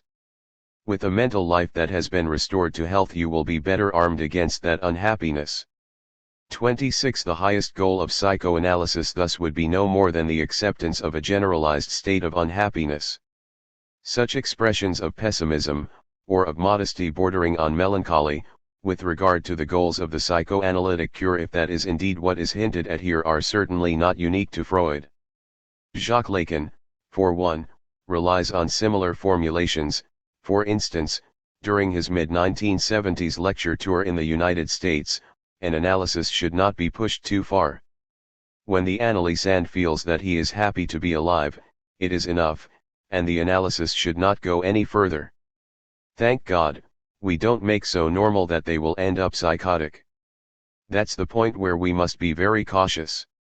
27. Finally, one of Lacan's foremost contemporary disciples, Slavoj Žižek, similarly addresses the question of what can be expected from psychoanalysis in relation to that bedrock of the real, or pure negativity, that would be the death drive. In this perspective, the death drive, this dimension of radical negativity, cannot be reduced to an expression of alienated social conditions. It defines la condition humaine as such. There is no solution, no escape from it. The thing to do is not to overcome, to abolish it, but to come to terms with it, to learn to recognize it in its terrifying dimension, and then, on the basis of this fundamental recognition, to try to articulate a modus vivendi with it. Point 28. In all these instances it would seem that psychoanalysis, despite its revolutionary insights into the structure of human desire, fantasy, repression, anxiety, and so on, ultimately seeks to avoid giving any subject, patient, or reader the consolation of happiness. It is true that this does not necessarily imply that psychoanalysis proposes an adaptation to the existing state of affairs. Rather, in a far more complex and paradoxical move, the end of the cure seems to lie in finding a way to adapt to the radical impossibility of adaptation. But still the fact remains that the final lesson is one of the acceptance or recognition of the human being's essential finitude, rather than an attempt which by comparison will turn out to have been illusory at best, and disastrous at worst, to overcome the limits posed by it. Like Behrman's play, in the way the script is framed between the epigraph from Freud's Leonardo da Vinci and the final words from his studies in hysteria, psychoanalysis would thus oscillate without end between subversion and adaptation, between emancipatory radicalism and the acceptance of a generalized sense of common unhappiness. The Argentine political thinker and activist Raúl Serdíñas helpfully sums up this impasse at the heart of the psychoanalytical tradition. From its origins, psychoanalysis seems to be traversed by an unsolvable conflict. We could state this as follows: psychoanalysis puts forward revolutionary statements but ultimately gives shape to a reformist clinical practice. Let us clarify this thesis. Both Freud and Lacan, through the psychoanalytical theory of the unconscious, have managed to provoke a veritable commotion whose effects spread not only through their own domain of mental health but also in the different orders of culture. We might say that the developments of Freud and Lacan subvert the theoretical frameworks and ideas that have by and large been accepted wisdom in the West, so much so that we can talk of a before and an after of the theory of the unconscious. This had the dignity of a rupture, for which in the name of accepted values they suffered the rejection and persecution of the powers that be. This is a history that everyone knows. But do the effects in the clinic with regard to the analyse have the same scope? No. In the end, in what is called analysis there is no other aim except assembling the functioning of a structure. Make function that which did not function, but never produce a rupture within the subject in question. Point 29. But Behrman's ultimate question in Feliz Nuevo Siglo Dr. Freud would appear to be how to reconcile the emancipation of women not just with the deadlock inherent in the theory and practice of psychoanalysis, but with the persistence of gendered biases on both sides of the impasse, the clinical as well as the theoretical. In this sense, the political project behind her stage adaptation could be portrayed as an attempt to inscribe psychoanalysis in a progressive, not to say leftist agenda for the democratization of culture. Behrman is, after all, also the co-author, with the Mexican anthropologist Lucina Jimenez, of a recent book titled Democracia Cultural, in whose proposal her theater productions would ideally find a place as well. What remains to be seen, however, is whether the inscription of psychoanalysis in a kind of democratic culturalism does not unwittingly give up altogether on what potentially remains the subversive kernel of Freud's legacy. Cultural democracy, progress and the iron cage of time. Calling me a genius is the latest way people have of starting their criticism of me. First they call me a genius and then they proceed to reject all my views. Sigmund Freud in Fragments of an Analysis with Freud. We can reflect on this final question by returning to the uses and disadvantages of the syncopated temporalities in Feliz Nuevo Siglo Dr. Freud. Behrman's bold juxtaposition of Dora, Lou, and Gloria in the fictive present at the turn of the century in fact should not mislead us into believing that their ideas and options are equally available at all times. On the contrary, the play repeatedly affirms the incommensurability of different historical periods, each of which is strictly correlated to a system of beliefs, values, and biases that are said to constitute its so-called culture. Ironically, the collapsing of different temporalities into a single present thus ultimately strengthens the divide between them, rather than upsetting it in the way that psychoanalysis certainly upset bourgeois morality in fin de siècle Vienna. Freud everywhere shows a keen awareness of standing in a relation of critical distance with regard to his own time and place. To insist on the discontents of civilization rather than on its proudest achievements could in this sense very well be said to be a question of principle for him, similar to what Friedrich Nietzsche described as the task of an untimely or intempestive type of thinking, in his case inspired by philology, for I do not know what meaning classical philology would have for our age if not to have an untimely effect within it, that is, to act against the age and so have an effect on the age too. The advantage, it is to be hoped, of a coming age. 30. In Dora's case, the 5-year hiatus between the final composition of Fragment of an Analysis of a Case of Hysteria and its eventual publication certainly had much to do with the perceived untimeliness of Freud's text. As did perhaps the hesitation on the author's part regarding the actual year of his treatment of Dora, 1899, Freud writes at least twice in the case history, even though Dora's visits to his consultation room happened between the months of October and December in 1931, we could almost argue that the founder of psychoanalysis shows his own uncertainty here as to whether this treatment, abruptly cut short by the patient herself, can really be said to hail the beginning of the 20th century, or whether it is not rather a rearguard survival from the previous one.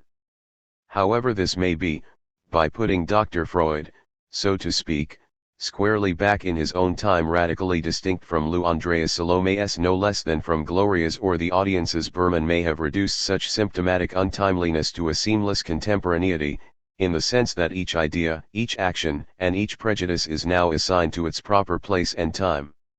It is a sense of contemporaneity that restricts inquiry, as it asserts that one can only think what a specific time and place allows us to think, as Jacques Rancière observes in relation to the Annales school in the history of mentalities. but to a large extent this trend has become commonplace today in the guise of cultural studies. To explicate a phenomenon by referring it to its time means to put into play a metaphysical principle of authority camouflaged as a methodological precept of intellectual inquiry. 32 With regard to Freud's legacy, what I would call the culturalist progressivist reframing of psychoanalysis, in the very same movement in which it seeks to denounce and ideally overcome past prejudices, in fact risks closing off the possibility of any true emancipation, precisely because the past is merely confirmed in its pastness and the present can feel tacitly authorized to assume that it is at least more advanced, more progressive, or simply more aware than all that. The celebration of the present is aided by instant history, as Russell Jacoby writes. Few can resist introducing stock criticism of Freud, be it of the left or right, without the standard observation that Freud was a 19th-century Viennese. The endless repetition of such statements suggests the decline of critical thinking. The modern mind can no longer think thought, only locate it in time and space. 33.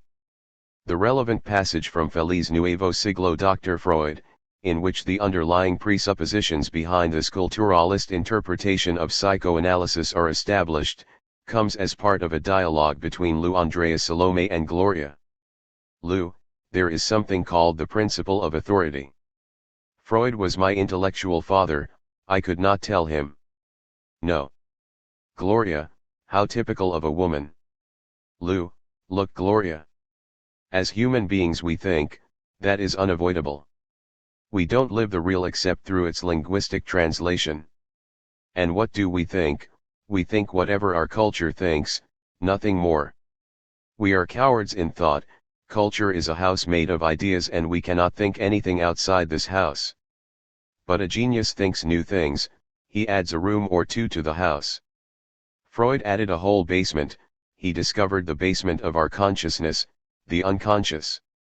It is a considerable augmentation.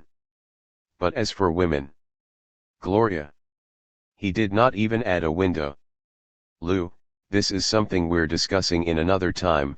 When this conversation between you, a feminist from the 70s, and me takes place, Dora is already a famous clinical case and I have been dead for 40 years. This is why, in fact, it is only now, in this imaginary discussion, that I can come up with the simile of culture and house because of a dream that Dora had during her treatment. You recall, a house was on fire and Dora inside the house was asphyxiating. Gloria, the house was her culture. You're saying Dora was asphyxiating in her culture. Lou, now I say so. Back then I would never even have considered such a criticism. To us, while Gloria leaves? None of the brilliant and clever disciples of Freud, for that matter, thought of it. Except how strange Dora, a 17-year-old girl. 34. In short, Behrman's play inscribes the discourse of psychoanalysis in the prison house of culture of its time, a prison where perhaps only the hysterical woman was able, if not to mount a successful escape, then at least to point out the heavy bars. The didacticism of this proposal was not lost on the director of the play at its opening in Mexico City.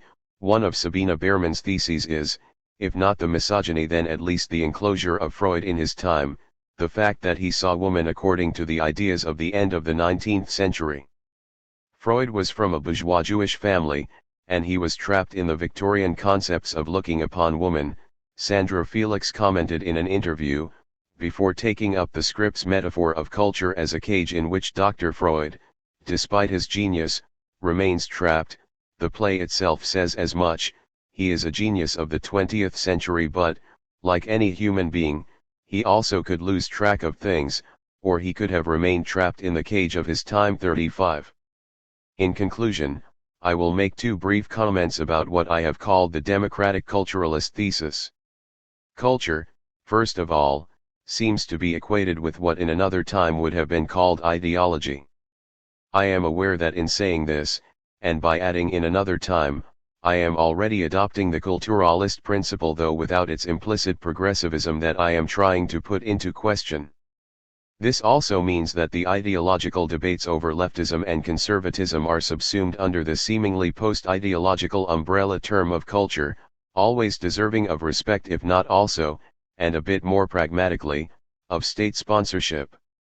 Indeed, if we start from the premise that we all live in the prison house of our own culture and time, then the proposal for a cultural democracy would acquire rather ominous overtones, were we in fact to implement the four programmatic linkages or enlaces outlined by Berman in her contribution to the book Democracia Cultural. 1. Link mass culture, the arts, and the private sector. 2. Link culture and tourism. 3. Crucially, link culture with public education of children and adults. 4. Link culture to the phenomenon of globalization. 36. Problems would immediately arise if we were to try to apply this program to the notion of culture implicit in Feliz Nuevo Siglo. Dr. Freud. In Berman's play, in fact, culture seems to define something more akin to the ideological horizon of one's time, beyond which one cannot think.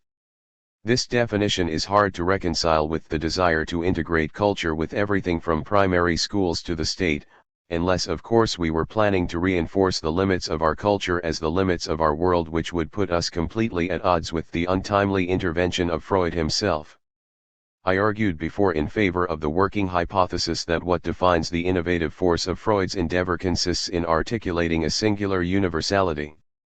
Whether successful or not, his attempt to found a science of the singular defines the tour de force of psychoanalysis to find a universal truth in the words of a mad adolescent woman, as Freud seems almost to whisper to himself at one point in Berman's play, a privilege of the youth, still without commitments or terrifying fears, the direct contact with the truth. 37. Democratic culturalism, by contrast, could be said to propose the exact opposite, that is, the absolutization of the particular. Trapped behind bars in the iron cage of its proper time and place.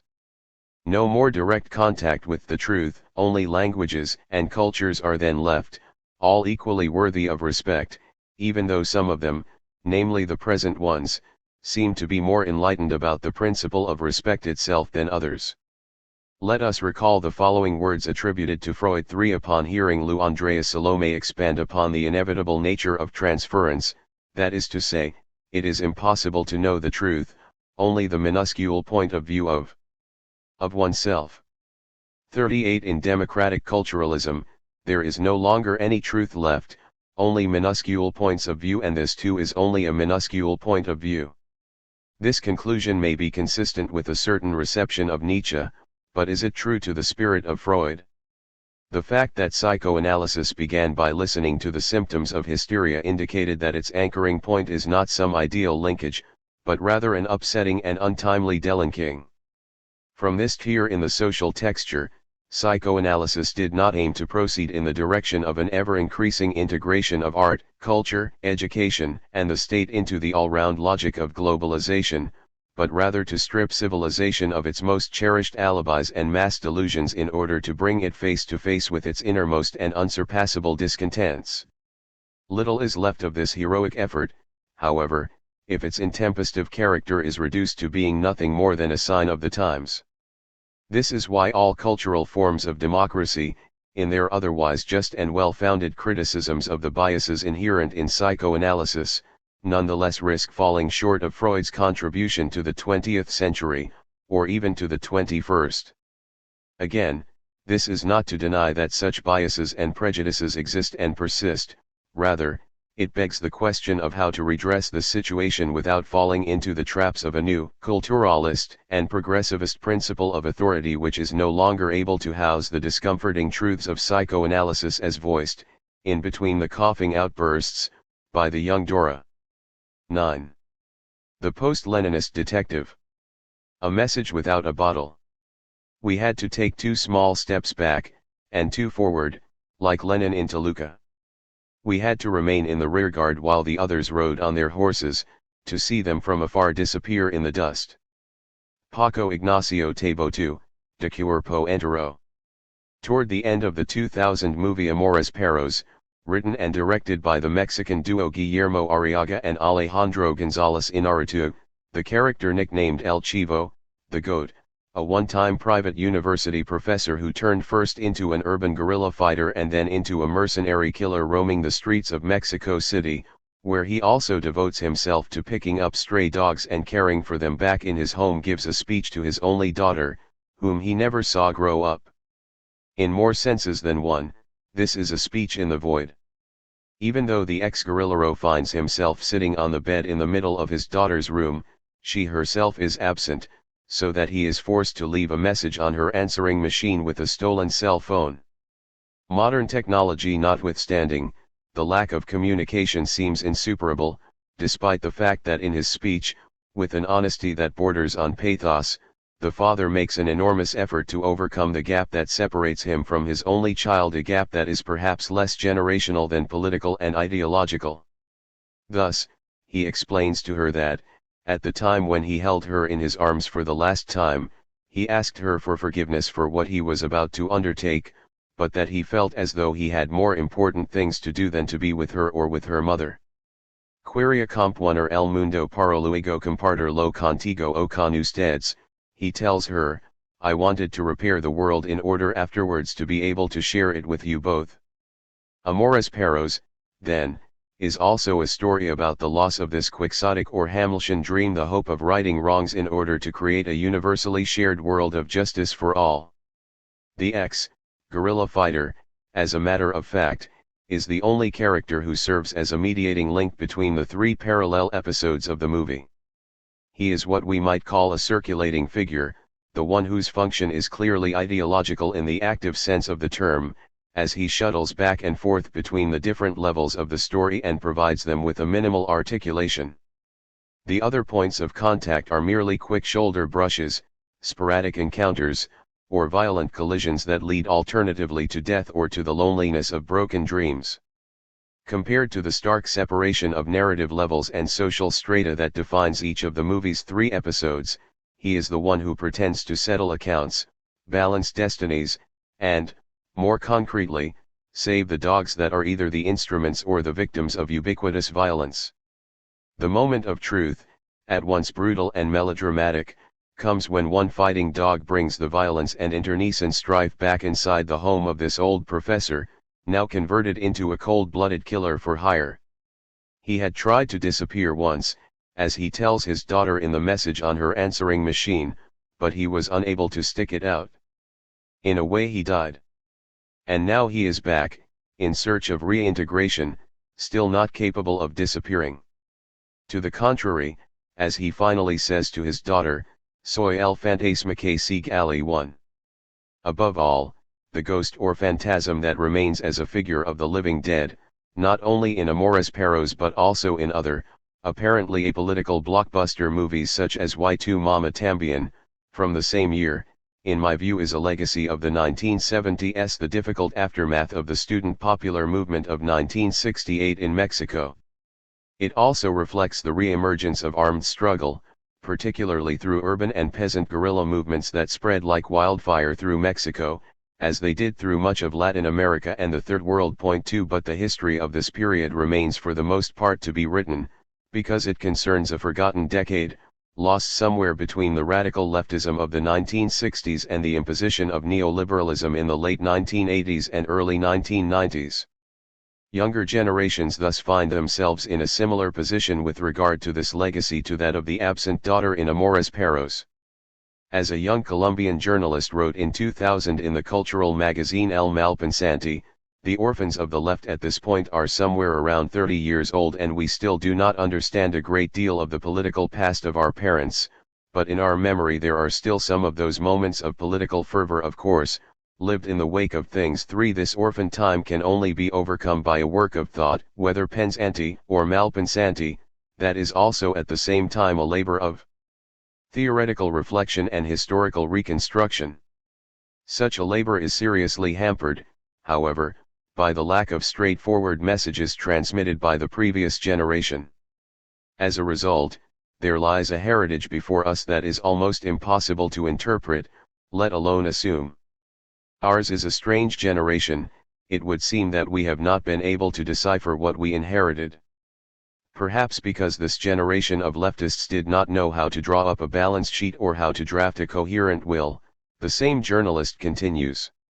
There are very few books, novels, or documents that have taken up the task of exorcising this period, or that allow the new generations to understand what really happened during those years. To be sure, we have plenty of balance sheets from militants and leftist leaders, but almost all of them relate to those who took up arms, as if these had been the only figures of contestation of the period. Point 4. If we do not want the ghosts simply to remain stuck in place, not even so much as figures of protest or contestation, seres contestatarios, but as mere answering machines, machinas contestadoras, spewing out their automated messages against the wind, then we surely must find new and different ways of overcoming the curse of oblivion and pseudo-remembrance that constitutes their current state of orphanhood. 1 year in the history of La Cultura en Mexico. He felt like a member of an esoteric sect dedicated to the preservation of ghosts. Maybe that was the problem, he was going at the whole thing more like a historian or a journalist than as a detective. Paco Ignacio Tabo II, Cosa Fácil. In this chapter, as a modest contribution to the work of counter-memory that requires not just an effort at historico-empirical reconstruction but also a vast amount of secondary theoretico-conceptual elaboration, starting precisely from those blind spots where history fails to be subsumed into logic, I would like to propose a series of hypotheses about the new regime of power that emerged out of the conflict between political militancy and neoliberal capitalism in the wake of the legacy that the 1970s bequeathed to subsequent generations. To do so, I will begin by turning to a small segment of intellectual work, a sequence limited in both time and space, namely, to the 59 issues of La Cultura en Mexico, the supplement to the magazine Siempre, edited for just a little over a year, between March 1987 and April 1988, by the Mexican polymath Paco Ignacio Tabo II, after which I will discuss the series of 9 novels that Tabo devoted between 1976 and 1993 to his noir or hard-boiled independent detective by the name of Hector Velascoren Shane. In one of these novels, Regreso a la misma ciudad y Bajo la lluvia, translated as Return to the Same City, the detective comes back from the dead in order to live through a slightly telescoped version of those very same years in which Tabo edited La Cultura en Mexico. It would have to be added that, for narrative reasons, real times have been slightly rearranged, the author warns in an explanatory note at the start of his novel, uniting the student protests of early '87 with the ascent of the Cuauhtémoc Cárdenas campaign of the spring of '88, in a fictional time that could be situated around the end of 1987. 5. Both projects, in this sense, should be read in conjunction with the investigative journalist and the private investigator joining hands, so to speak, in a single and unique form of militant writing. To the public at large, both in Mexico and abroad, Paco Ignacio Tabo II is no doubt best known as one of the foremost biographers of Ecobedo Che Guevara, and more recently of Francisco Pancho Villa.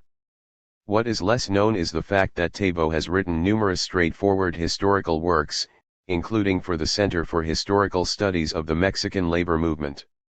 Among such lesser-known works, I should mention his early study of anarchism and syndicalism, Memoria Roja, Lucha Sindicales de los Años 20, 1984, his long out-of-print and recently reissued study of the origins of communism in Mexico, Los Bolcheviques, Historia Narrativa de los Orígenes del Comunismo en Mexico, 1919-1925, 1986, reprinted 2009, and his more recent collection of political biographies, not all of them, to be sure, limited to Mexico, but including cases from other parts of the world as well, in Arcángel's first edition with 4 biographical vignettes in 1988, expanded with 7 more biographies in 1998. Tabo's relatively short-lived time as editor-in-chief of La Cultura en Mexico, a job he took over from Carlos Monsiváis, who had served in that position for over 15 years, should no doubt be seen in the context of this much larger cultural, historical, and political project. In fact, it is no exaggeration to claim that Tabo sees his entire literary, historical, and biographical body of writings as part of a unified cultural front, a shield as much as a cultural battering ram for the counter-offensive against the ravages wrought by 70 years of political monopoly on the part of the Institutional Revolutionary Party, PRI, and 2 presidencies under the Party of National Action, PEN. Crossing traditional generic boundaries, it is the art, or perhaps we should simply say the work, the officio job or occupation, of the storyteller that conspires to produce a fragmented and yet fairly systematic narrative political history of the 20th century in Mexico. As director of La Cultura en Mexico, Tabo's style is a stark departure from that of his predecessor and successors, including at the graphic level. The artistic layout is handled by Paco's wife, Paloma Sayas. For 1 year the supplement thus also looks and reads more like an underground punk magazine than the stodgy museum piece that it would become soon thereafter. Monsive, for his part, had ended his last issue as director with a long essay, 25 años de la Cultura en Mexico, 25 years of La Cultura en Mexico, in which he traced the history of the official nomenclature of the Mexican intelligentsia. Graphically presented as an angelic cartoon figure on the cover of this transitional special issue, the famous chronicler of the Federal District of Mexico City LDF ironically appeared here as a fairly traditional defender of freedom of expression and the power of the pen. Under Tabo's direction, by contrast, the supplement became highly politicized and radically internationalist. The worldwide context, of course, made this change inevitable, from the looming election of Carlos Salinas de Gortari in 1988, via the imminent fall of the Berlin Wall, to the run-up to the electoral defeat of the Sandinistas in 1990 in Nicaragua. Other international reference points revisited in the supplement, both contemporary and more recent, include the military dictatorships in Chile, Argentina, and Paraguay, the death squads in Guatemala, the Carnation Revolution in Portugal, and the Red Brigades in Italy. Without pretending to evaluate the journalistic accomplishments of this entire output, I would like to focus here on 2 common threads that in my view exemplify the approach to the present, or the history of actuality, of La Cultura en Mexico under Tabo's editorship. On the one hand, there is the war of the Contras against the Sandinistas in Nicaragua. This struggle provides Tabo with an interpretive key to investigate the cultural polarities in his home country, just as the American journalist Mark Cooper, whose work serves as a model of investigative journalism for Tabo and who will in fact make it into one of Tabo's novels, claims that the debacle of Iran Gate under Reagan brought the war home for the United States. The war of the Contra reaches us at home. 6. What this reading suggests is a slight but subtle revision of the usual political historiographies. Instead of marking one of the last revolutionary episodes of the 20th century, following the model of the Cuban Revolution, the fate of the Sandinistas in the face of overt and undercover opposition made them into a premonition of the whole new logic of war that confounds the respective tasks of the military, the police, and the paramilitary force of the Contras, a logic whose effects can still be felt today, with the secret role of private contractors, in the war on terror in Iraq and Afghanistan, and the international tensions surrounding Iran.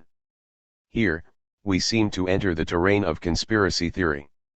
Those who arrived with their chocolate cakes to give bribes to the Ayatollahs, who violated the decisions of Congress and created networks to supply the Nicaraguan Contras with arms, are the same ones who have organized the covert actions against Cuba since the 60s, the same ones who directed the secret war in Laos, who created the Phoenix program of assassins in Vietnam, who brought down governments from Chile to Grenada by way of Australia. 7. Furthermore, Iran Gate and the Contras are read by Tabo and his team as providing a grid with which to scan the cultural surface at home.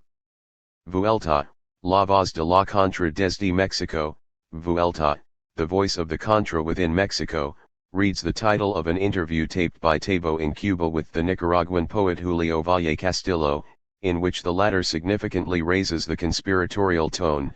Articles such as the one by Vladimir Rothschild and others against Nicaragua that appeared in Vuelta are the typical writings dictated by the politics of the State Department and President Ronald Reagan against our country. 8. How, then, do the Páginas Negras, the black or noir pages, of La Cultura en Mexico pretend to answer this new war logic. Above all, by mobilizing two popular genres or subgenres in the margins of the literary essay or the experimental novel of the boom, the reportage and the neopolicial. In the first of these subgenres, Tabo reserved pride of place for articles such as the Checagon Erwin Kish's investigative journalism as a form of art and struggle and the Argentine Miguel Bonasso's piece on Rodolfo Walsh and popular espionage, while the second subgenre, as early as March 1987, brought together the likes of Manuel Vázquez Montalbán, Andrew Martín, and Roger Simon, among others, for an important Encuentro de Escritores Políticos, which could be considered a precursor of the Semana Negra, Noir Week, that Tabo has organized annually for the past 20 years or so in Gijón, Spain. 9. It is obviously in this context that we should situate the 9 novels in Tabo's Belascoran series. Investigar un problema es resolverlo, to investigate a problem means to solve it, Mao is quoted as saying in an epigraph from Dios de Combate, whereas in Cosa Fácil another epigraph is taken from Marx's Capital, La investigación debe apropiarse de la materia en detail, the investigation must appropriate the material in detail. Point 10. Thus, what the hard-boiled detective will offer the reader is above all a series of militant investigations, as if written by a participant observer, into the political history of his adopted country. Toward a narrative history of the left in Mexico. He evoked a sentence recalled by Jaramillo that had moved him in his days of struggle, a sentence spoken in 1918, toward the very end of the betrayal of Zapatismo by its temporary allies, which reappeared in the 70s as the terrible epilogue to the peasant leader's murder: bury the rifles where you may be able to find them again. Paco Ignacio Tabo II, Dios de Combate. A few years ago, in a talk at the National Autonomous University of Mexico, in Mexico City, on the occasion of the 30th anniversary of the events of 1968, Tabo explained how he conceived of much of his work as part of a narrative history of the left in Mexico. This project includes his experiments with the genre of the detective novel, or what he also calls, in a characteristic hybrid, the new detective adventure novel, La Nueva Novela Policíaca de Aventuras, 9 of which are united by their main character, Hector Belascoran Shane, a private eye, or, rather, an independent detective. La palabra privado le molestaba y había encontrado el apellido ideal para el oficio. 11, of proud Irish Basque descent, but otherwise completely soaked in the culture, slang, and politics of LDF. In Mexico City, as seems only appropriate, one will find Belascoran's novels on sale almost anywhere, from the supermarket to the book and magazine section of the local department store. From the first of the series, Dios de Combate, to the last, Adios, Madrid, all 9 novels are now also available in cheap pocket editions that are part of Tabo's collected works reissued by Planeta. As with most of the author's other writings, the large majority of these are painstakingly located in or around Mexico's capital, officially still the largest and most populous city in the world, with only a few occasional escapes to Sinaloa, in Algunas Nubes, Acapulco, Regreso a la misma ciudad y Bajo la Lluvia, the US-Mexican border, Sueños de Frontera, Oaxaca, Desvanecidos Difuntos, and Spain, Adios, Madrid. In fact, Mexico City, or the Federal District, rather than Belascoran himself, could easily be said to be the real protagonist of these novels. As Tabo himself explains in Primavera Pospuesta, una version personal de los 90 en Mexico, Spring Postponed, a personal version of the 1990s in Mexico, the Federal District is the only possible protagonist for me. Trujillo is making his entry in Tijuana and Hernandez Luna, with success, in Puebla, of the Mexican Neopolicial, to which he adds, whoever does not love the city and hate it with the same intensity should not try to govern it, whoever does not enjoy and abhor it should not try to survive it, whoever does not walk its width and breadth in the underground should not narrate it. 12. Representing much more than a simple setting or backdrop, this location also has a decisive impact on the reworking of the detective novel as such. Indeed, the genre's structure and narrative arrangement undergo such a radical transformation that none of its canonical principles will be left standing after passing through the streets, homes, shops, taco and torta stands, factories, schools, and universities of Mexico City. As literary products, not all of the 9 novels in the Belascoran series should be counted among Tebo's best. The reader would be justified in preferring freestanding detective novels such as Sombra de la Sombra and La Vida Misma, or others such as Cinchando que el Campo de Batalla, centered around the woman detective Olga Lavanderos, over the fairly erratic later novels of the Belascoran series, such as Amorosos Fantasmas or Desvanecidos Difuntos. As the series develops, both the plotlines and the volumes themselves become progressively thinner, while nearly all codes of narrative verisimilitude, unity of place, time, and action are pushed to the limit of tenability.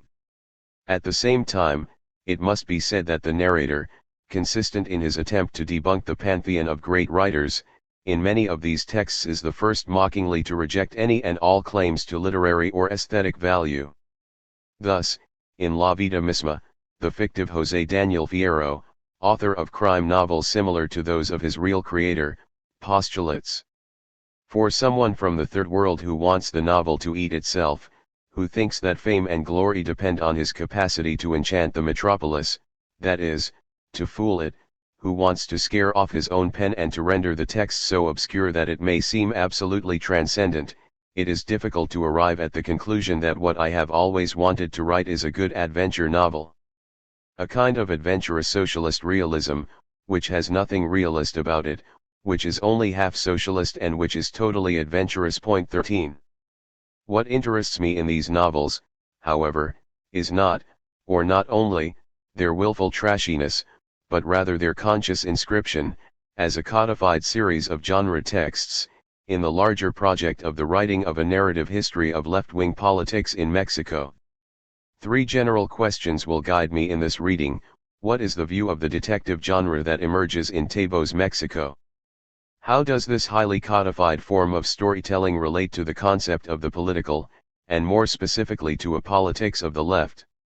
And what is it that makes the detective story, together with the melodramatic imagination with which the genre in its hard-boiled variation frequently overlaps, so appealing to the decisively post-Leninist sensibilities of the New Left, tragically inaugurated by the events of 1968 in Mexico, with which Tebo and so many others of his generation identify most forcefully?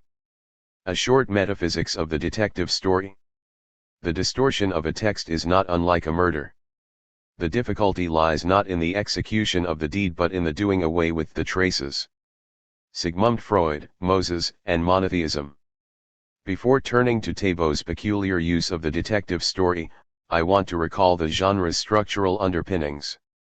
By this I mean not only the social history of the classical detective story, a history which Walter Benjamin, in some of his most famous pages, devoted to Baudelaire, relates to the rise of anonymous urban masses during the second half of the 19th century, creating an explanatory scheme that would be even more coherent if it took account of the multitudes of latter-day Mexico.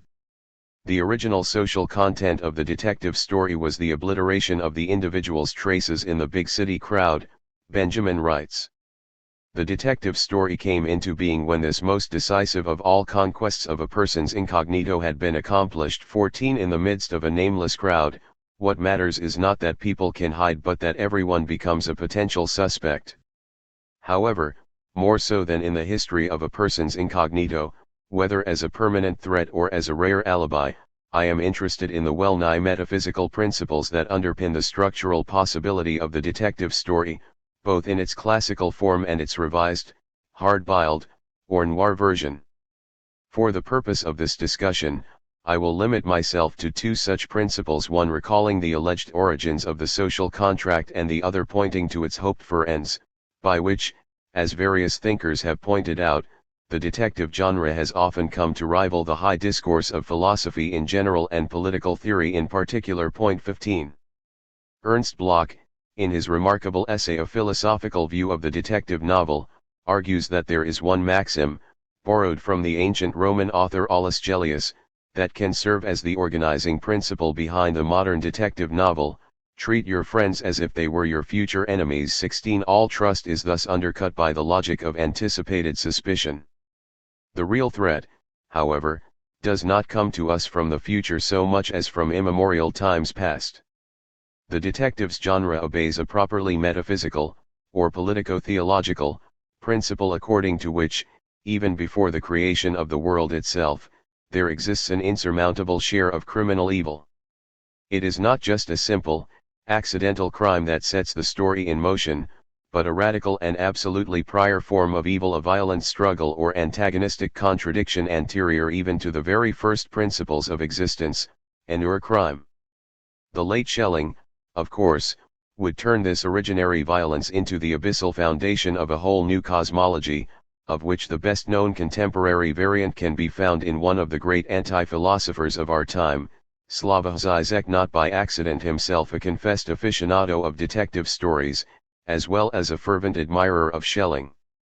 It is important here to refer back to a dreadful primordial event, an unorigin as abyss with reactionary production costs, but, on the other hand, curious Oedipal touches of a metaphysical nature. Bloch writes. Evil anti-ram. Precisely this represents the confluence of the detective form and what is certainly the most eccentric metaphysics. 17. At the origins of society, a crime has always already happened. Violence is the repressed but originary truth of every social bond. Or, as Rosichner writes in Freud y los limites del individualismo Bergs, paraphrasing the arguments from Totem and Taboo and Civilization and its discontents, conscience, and not only moral conscience, begins in a crime. 18. The first organizing principle behind the philosophy of the detective story consists in recovering this impossible point of the real, the unknowable and unnarrated prior X that is always waiting in the wings, and that marks the social bond with the terrifying stamp of violence, crime, and antagonism. Gilles Deleuze, in a little-known short text, Philosophie de la série noire, recently reissued as part of the posthumous collection Desert Islands and Other Texts, draws the reader's attention not to the obscure origins so much as to the lofty ends pursued by the hard-boiled detective.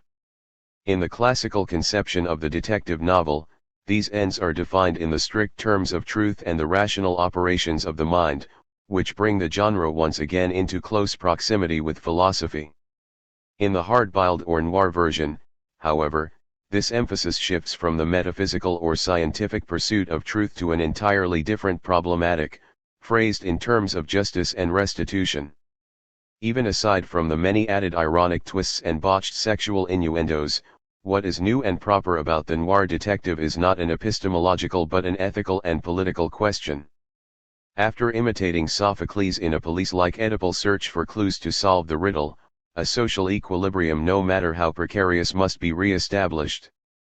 As Deleuze writes, the same process of restitution, equilibrium, or compensation also appears in Greek tragedy, but this time that of Aeschylus, insofar as these compensations have no other object than to perpetuate an equilibrium that represents a society in its entirety at the heights of its powers of falsehood. 19. To correct the originary violence of antagonism, only the power of the simulacrum is available, with the genre's hyperconscious self-parody barely overcoming the temptations of the imaginary. A semblance of justice is what allows society, otherwise on the brink of cynicism, to hide what needs to be hidden, and to show only what it wants to show. After seemingly embracing the passion of the real as a violent antagonistic origin, the noir detective genre thus proposes the power of semblance as its tentative utopian end. Mexican variations. In his decalogue about mystery novels, Chandler forgot to prohibit detectives from getting metaphysical. Hector Belascoren, Shane gun-carrying Argonaut of Mexico City, the world's biggest city at its own expense, the biggest cemetery of dreams, said to himself. Paco Ignacio Tabo II, Regreso a la misma ciudad y Bello la lluvia. How are these two principles, that is, the real of originary violence and the semblance of justice, affected by Tabo's complete revamping of the genre of the detective novel in the context of Mexico City? Crime and corruption, first of all, are seen as endemic to the existing social order. Instead of being localized and punctual, even as an unknowable prior origin or dark precursor, crime becomes diffuse and omnipresent. For Tabo and so many of its inhabitants, LDF is a city of mind-numbing or exhilarating activity, traffic jams, pollution, daily protest marches, and, above all, corruption. It appears almost automatically as the protagonist of a new form of detective writing, insofar as crime in this megacity has everywhere become part of the system.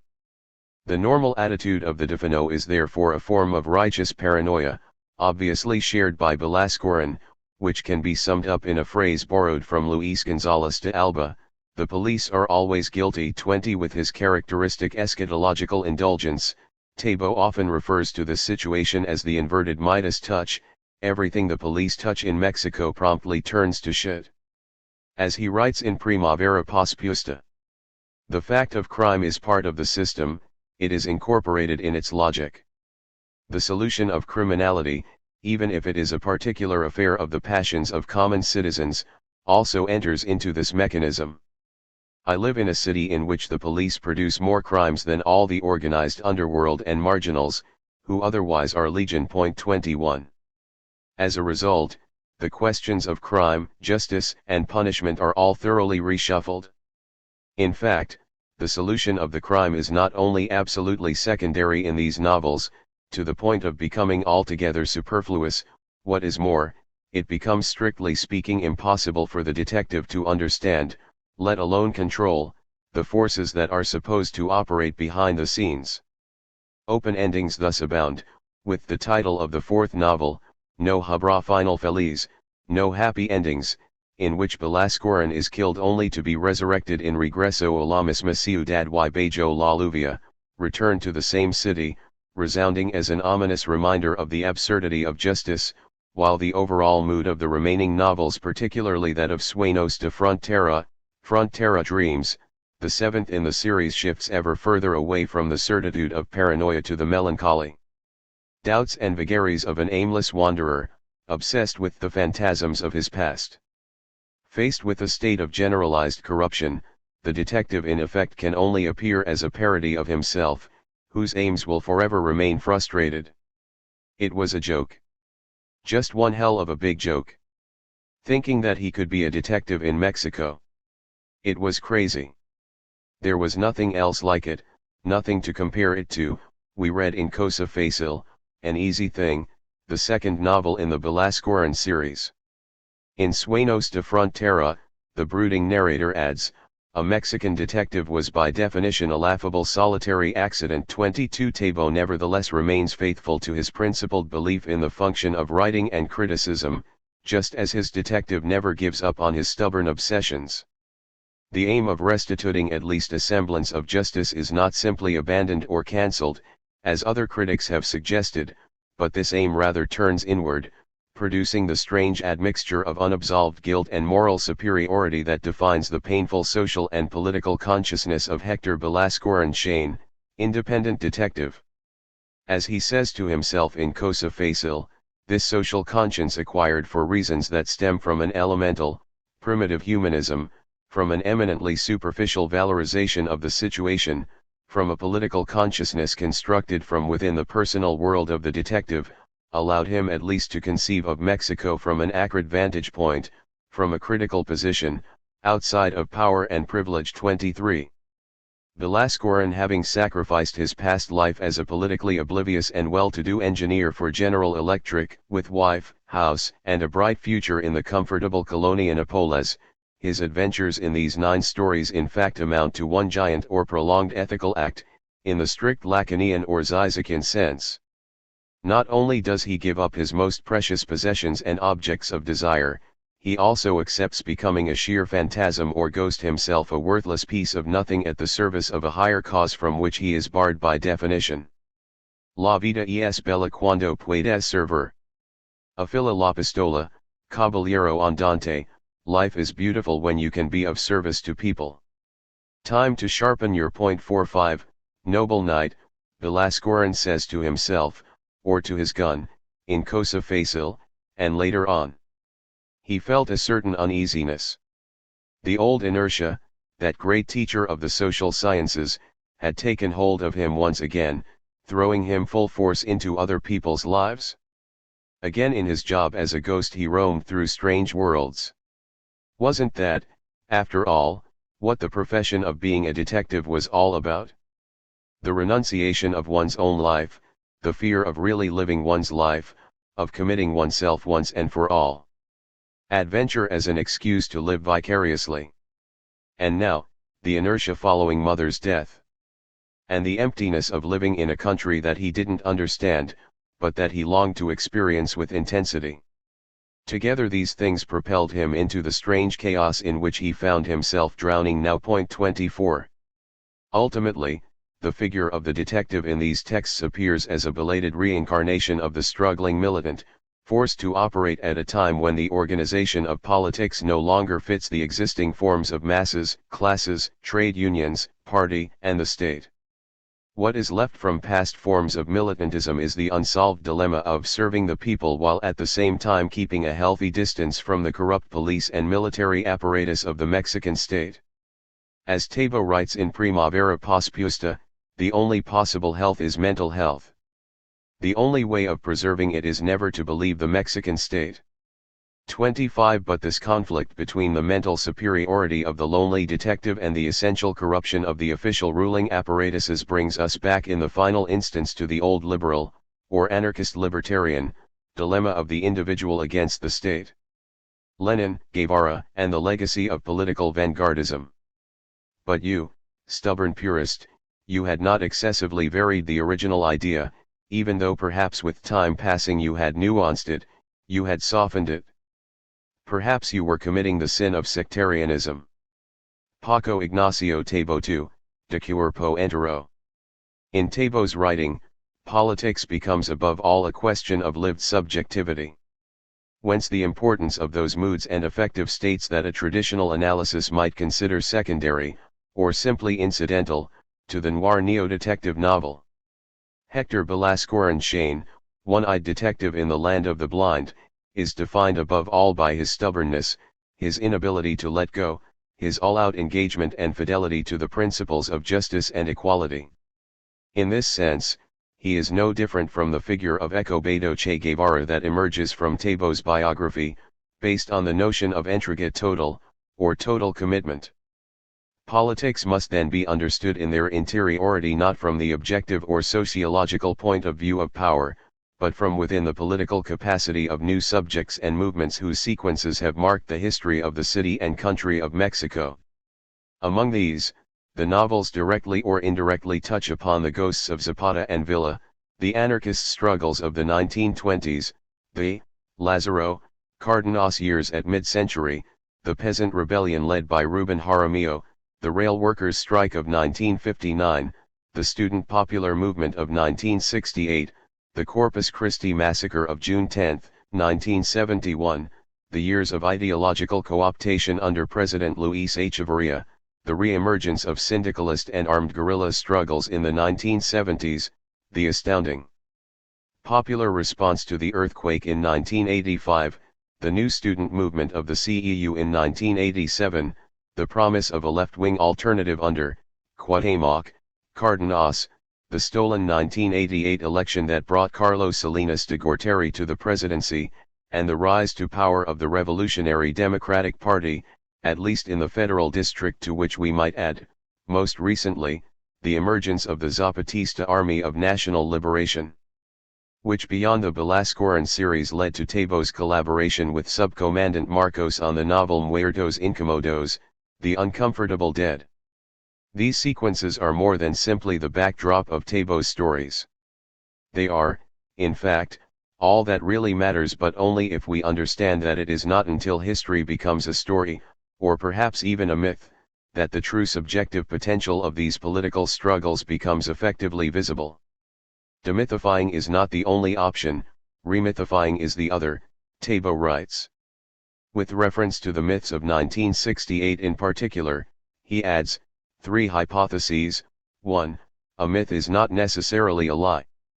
2. Generally speaking, myth is the rumored truth of those who are screwed, while the winners have the national television channel at their disposal. 3. Myths do not always rescue the most beautiful parts of the story to be told, sometimes they pick up on the corniest or the silliest ones. 26 For Tabo, the writing of detective fiction thus seems to involve above all a fidelity to political events which, without such an intervention that gives them the mobilizing force of popular myth, risk vanishing or merely becoming one more of the many ghosts that roam around the streets of Mexico City. But there is a certain temptation that haunts this use of the detective genre as a means of writing the narrative history of the left in Mexico. This is a risk or temptation that looms up every time a society sees itself only or primarily in terms of endemic corruption, when one is tempted to define politics exclusively in the name of resistance against the condition of generalized crime. The political struggle then becomes more than just a question of mere stubbornness or willpower. He didn't think too highly of himself in general, although he did have a good deal of respect for his capacity for bull-headed stubbornness. We read about Hector in Algunas Nubes, something he seems to have inherited from his father, the Spanish resistance fighter, who writes similarly about himself in Cosa Facil. I had a reputation for being stubborn and headstrong, and I'm sure I earned it. But I was also known as a man of my word. 27 But this stubborn sense of honesty also tends to assume an air of moral purity that can lead only to self-deception and disillusion in the face of inescapable hardships and losses. On several occasions, the independent detective arrogates himself the right of becoming the supreme judge of the whole situation, as if to reward himself for the act of having sacrificed even parts of his own body. I've lost pieces of myself, for the right to be the judge, he exclaims in Sueños de Frontera. Shit, for the right to be judge and sometimes even executioner. 28 Tabo, whose historical allegiances are with a certain anarchistic or libertarian kind of socialism, is of course well aware that the complex of moral superiority is part of a most sinister heritage amidst the revolutionary left. Much of his writing, however, derives its extraordinary force precisely from an individual's fidelity to a number of political events that are attractive above all because of their untainted purity and vanguardism. The figure of Escobedo Che Guevara is once more exemplary in this sense, insofar as he can always be contrasted positively with the later corruption of the revolutionary idea under the state socialism of Fidel Castro. But similar observations can be made about the fate of the 1968 student movement, or about the stolen elections of 1988 that kept Cardenas from reaching the presidency. In a sense, there is always something more to be gained from failure than from success. Because the failed act, the sharing of absurdity, brings people much closer than triumph, Belascoren reflects in Dios de Combate, after an unfortunate interruption of the first sexual encounter with his loved one, because the absence of the ending to their amorous act did not open the floodgates of doubts, comparisons, regrets. Because adolescence showed up again on the pastures of love battles. 29. Ultimately, what is at issue in this debate is the idea of the political vanguard, in the classical sense defined by Lenin in What Is to Be Done. Hector Belascoren Chain is indeed a figure who seems forever on the brink of fully betraying his class origins and joining the ranks of the struggling working class in Mexico. But the subjective type that emerges from his failed attempt remains caught in the mirroring play between a metaphysical understanding of diffuse crime as statewide corruption, on one hand, and, on the other, a lofty and morally superior rebuffing of all politics as usual. Thus, while Belascoren in Dios de Combate and Cosa Facil, the first two novels of the series, begins to find himself at home in his own country after years of free-floating careerism and comfort-seeking, he nonetheless also continues to oscillate, as though trapped and perplexed, on the threshold between merely betraying his social class and actually committing himself to a political cause. Because what you are thinking is that you're balancing on the edge of the system, as if skating barefoot on a Gillette. It even produces shivers, his brother Carlos tells Hector after he takes on his first case as a detective. Don't give too much credit to the whole thing about the strangler and the hunting. You are breaking with everything behind you. You are playing a game on the outer edges of the system and you think that it's something else. I feel as though you're hoping that the other will also play on the edge. And that in some vaguely magical way you've created an assassin as idealized as yourself. Outside of the rules of the game. Be careful or you might end up meeting some of the game's artificers. 30.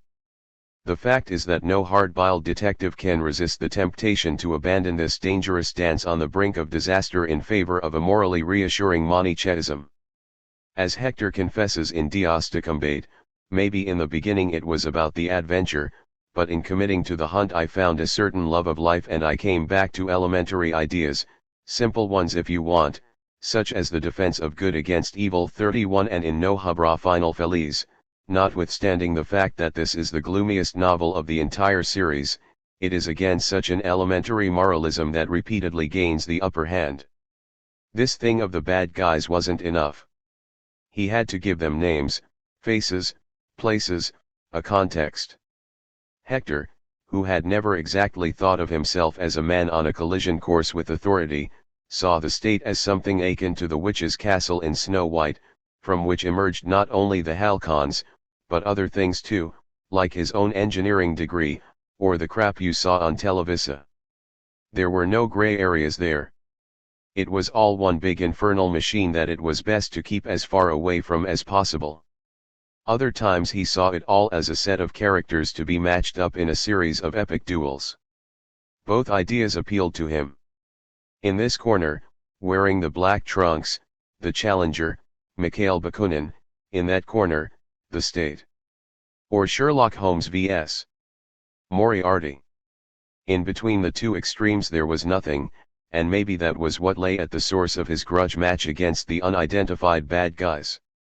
In them, both of these visions came together. 32. At best, this simplified opposition presents us with a personal diagnosis of the excessive and corrupt power of the state. But aside from the initial subjectivization of this excessive power, a process which usually takes the form of moral indignation, sarcasm, and the wisdom of somehow knowing, against all odds, that all is lost in advance, the detective's stubborn resilience and willpower do not engage with actual political struggles. Perhaps, then, the unfortunate result is still only a spectacularization of the post-revolutionary period in Mexico in the name of a mythic heroic left in search of an alternative to the party form of political organization, a form that throughout the 20th century has been tied, in the capitalist West as much as in the communist East, to the form of the state. The Belgian Trotskyist Ernest Mondel, in an additional chapter of Delightful Murder, a social history of the crime story not included in the English version, but published in Tebo's supplement La Cultura en Mexico with the title El Asesino es el Sistema, The Killer is the System, alludes to this risk as being inherent in the subgenre of what he calls the revolutionary polar or the new noir novel. In texts of this kind, Mondel suggests, violence remains as the principal feature of the genre, but it is no longer individual or exceptional violence. What is being denounced is institutional violence, the everyday violence, or, if you want, the terrorism, of the state, to which is opposed a small and feeble mini-violence of those who go their own way. 33 In the face of daily violence and a war of low intensity, there is no room anymore for the romantic quixotic adventure. Nor does triumph seem to lie in wait for the restricted guerrilla action of an enlightened minority to take on Yankee imperialism or the all-pervasive corruption of the state. Left-wing terrorism and state terrorism, though their motives are beyond comparison, are the two parts of a single grinding machine. Mondel approvingly quotes from a French noir novel. Despair is a commodity, an exchange value, a behavioral model like the cop or the saint. 34 What must be unraveled then is this logic of war which mixes in the same bag the whole spectrum of ideological positions and reduces them to a unique law of terror, rolled out indiscriminately by police and military alike. Otherwise, the only option left would be the seductive anarchism of the loner against the system, which is how politics seems to have been thought in the long aftermath of 1968 in Mexico or France, and after the disastrous years that were the 1970s in Italy, Chile, or Argentina. It is certainly no coincidence, for example, that Aldo Moro's murder was revisited 10 years after the facts in the final issue of La Cultura en Mexico, edited by Tebo. 35 Yet, for Mondel, the reinvention of commitment in the wake of such violence continues to be a burlesque way of presenting political action as ineffective and condemning it to failure, which renders this literature less disintegrative in relation to the system than it appears at first sight. 36 If we want to prevent the failures, defeats, and heroic nostalgias of those years at the end of the 1960s and in the first half of the 1970s from continuing to produce merely pathetic messages on the answering machines of the next generation, we will also have to go against the grain of this image of the left, which finds itself absorbed in the total rejection of, and simultaneous fascination with, the logic of war and state terror. 10. From complot to potlatch. The right to paranoia. Paranoids too have enemies. Ricardo Piglia, Prisión Perpetua. In a really globalized world, the truth appears to be on the side of paranoia. From all sides a vague sense of persecution is proliferating, based on the suspicion of an enemy both global and diffuse. After a moment of decline, there comes the moment of overcompensation in the invention of secret and clandestine plots, just as the incredulity toward the grand narratives of modernity is followed by an obsessive accumulation of what we might call postmodern global fictions, that is, paranoid stories about the conjuring tricks of the other, which are reproduced ad nauseam both on the side of ultra-capitalists and inside the new anti-globalization movement. Not only is there a presupposition that the violent process of subsumption under capital obeys the laws of an implacable logic, the deeper structure of which would be as enigmatic as a nightmare after waking up. What is more, the same mortiferous coalition of capital, war, and freedom, which today conflates into a single act of humanitarian aid with the brutal use of really existing weapons of mass destruction, also alleges that the true enemy hides in mysterious networks of terrorism, millenarian conspiracies of fundamentalism, and innumerable sleeper cells. Nobody can deny that we live in a glorious age for conspiracy theorists. We are all potential suspects, the enemy is systematically the others, and the only social bonds, permeated by the greyest of affects, are those based on suspicion, terror, and war. It should not come as a surprise, therefore, that Ricardo Piglia devotes a recent essay to Teoria del Complot, theory of the complot or theory of conspiracy, in which he interrogates the use of fictional elements on behalf of the state apparatus, secret services, and all forms of political capture and control. What else grounds the social bond, he asks, if not the exchange of stories, rumors, and codes for one gigantic, fragmented, and multitudinous fiction? Does not the economy, as the allegedly objective base of the total social fact, depend on such highly subjective factors as the ups and downs of consumer optimism, moral hazard, and investor confidence? Today, we may ask in the wake of the most recent financial crisis whether rating agencies such as Standard & Poor's are anything other than instances for transforming such subjective factors into a simulacrum of objectivity and necessity. Much earlier, as we have seen, Piglia had attributed a related phrase to Roberto Arlt in Nombre False, assumed name capitalism speculates with good sentiments. Now what does the market speculate with if not the good or bad sentiments of consumers, mirrored on the opposite side of the fence by the secret anticipations of insider knowledge, whether accurate or computer simulated? Does this distinction between truth and simulacrum even hold on the stock market? Lastly, in the realm of so-called private life, when does a love relation acquire consistency if not in the act of giving credit to another's words? Are not all our relationships political, economic, amorous in one way or another based on the circulation of such social fictions, to borrow an expression from Fernando Pessoa? Piglia, for his part, speaks above all about the importance of the complot in order to relate the conspiracy logic to three fundamental questions that have to do with literature, vanguardism, and the economy. He begins by invoking the example that brings together conspiracy and revolution in the clandestine form of the Leninist Party, to which we could add the classical example of the Blanquist organization as well as the Cuban model of the FOCO, but rather quickly his attention shifts toward the conspiratorial plot as a politics of fictionalization on the part of the state.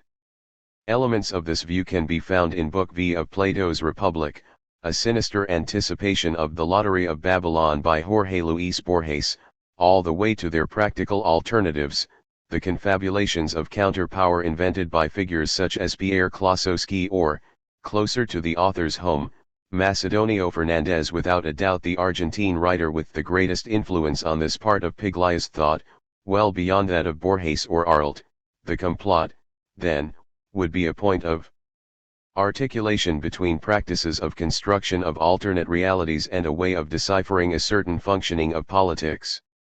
2. From the revolutionary prescription, still active in the late 1960s and early 1970s, we thus move to the time of terror via a paranoid vision of society in the neoliberal era of capitalism.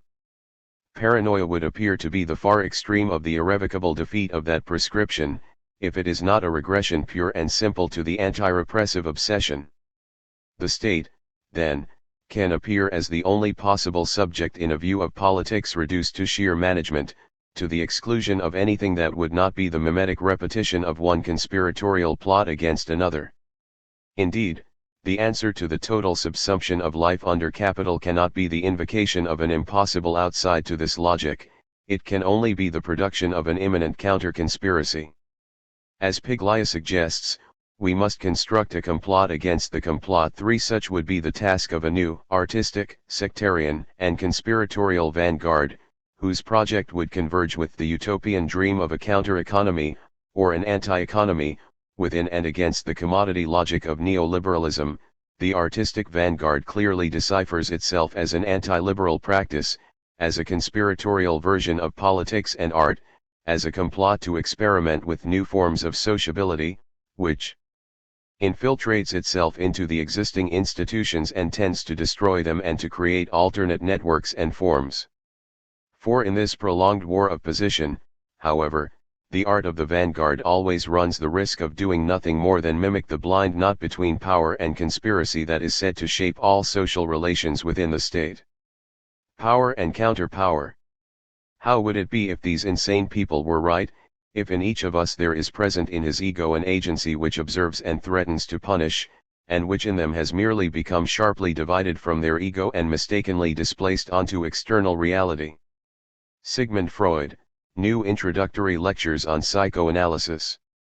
The fact that the state would have lost much of its hegemonic role in more recent years, a truism that can easily be advanced against this baleful interpretation of post-revolutionary politics in terms of complot, by no means diminishes the attractiveness of existing conspiracy theories.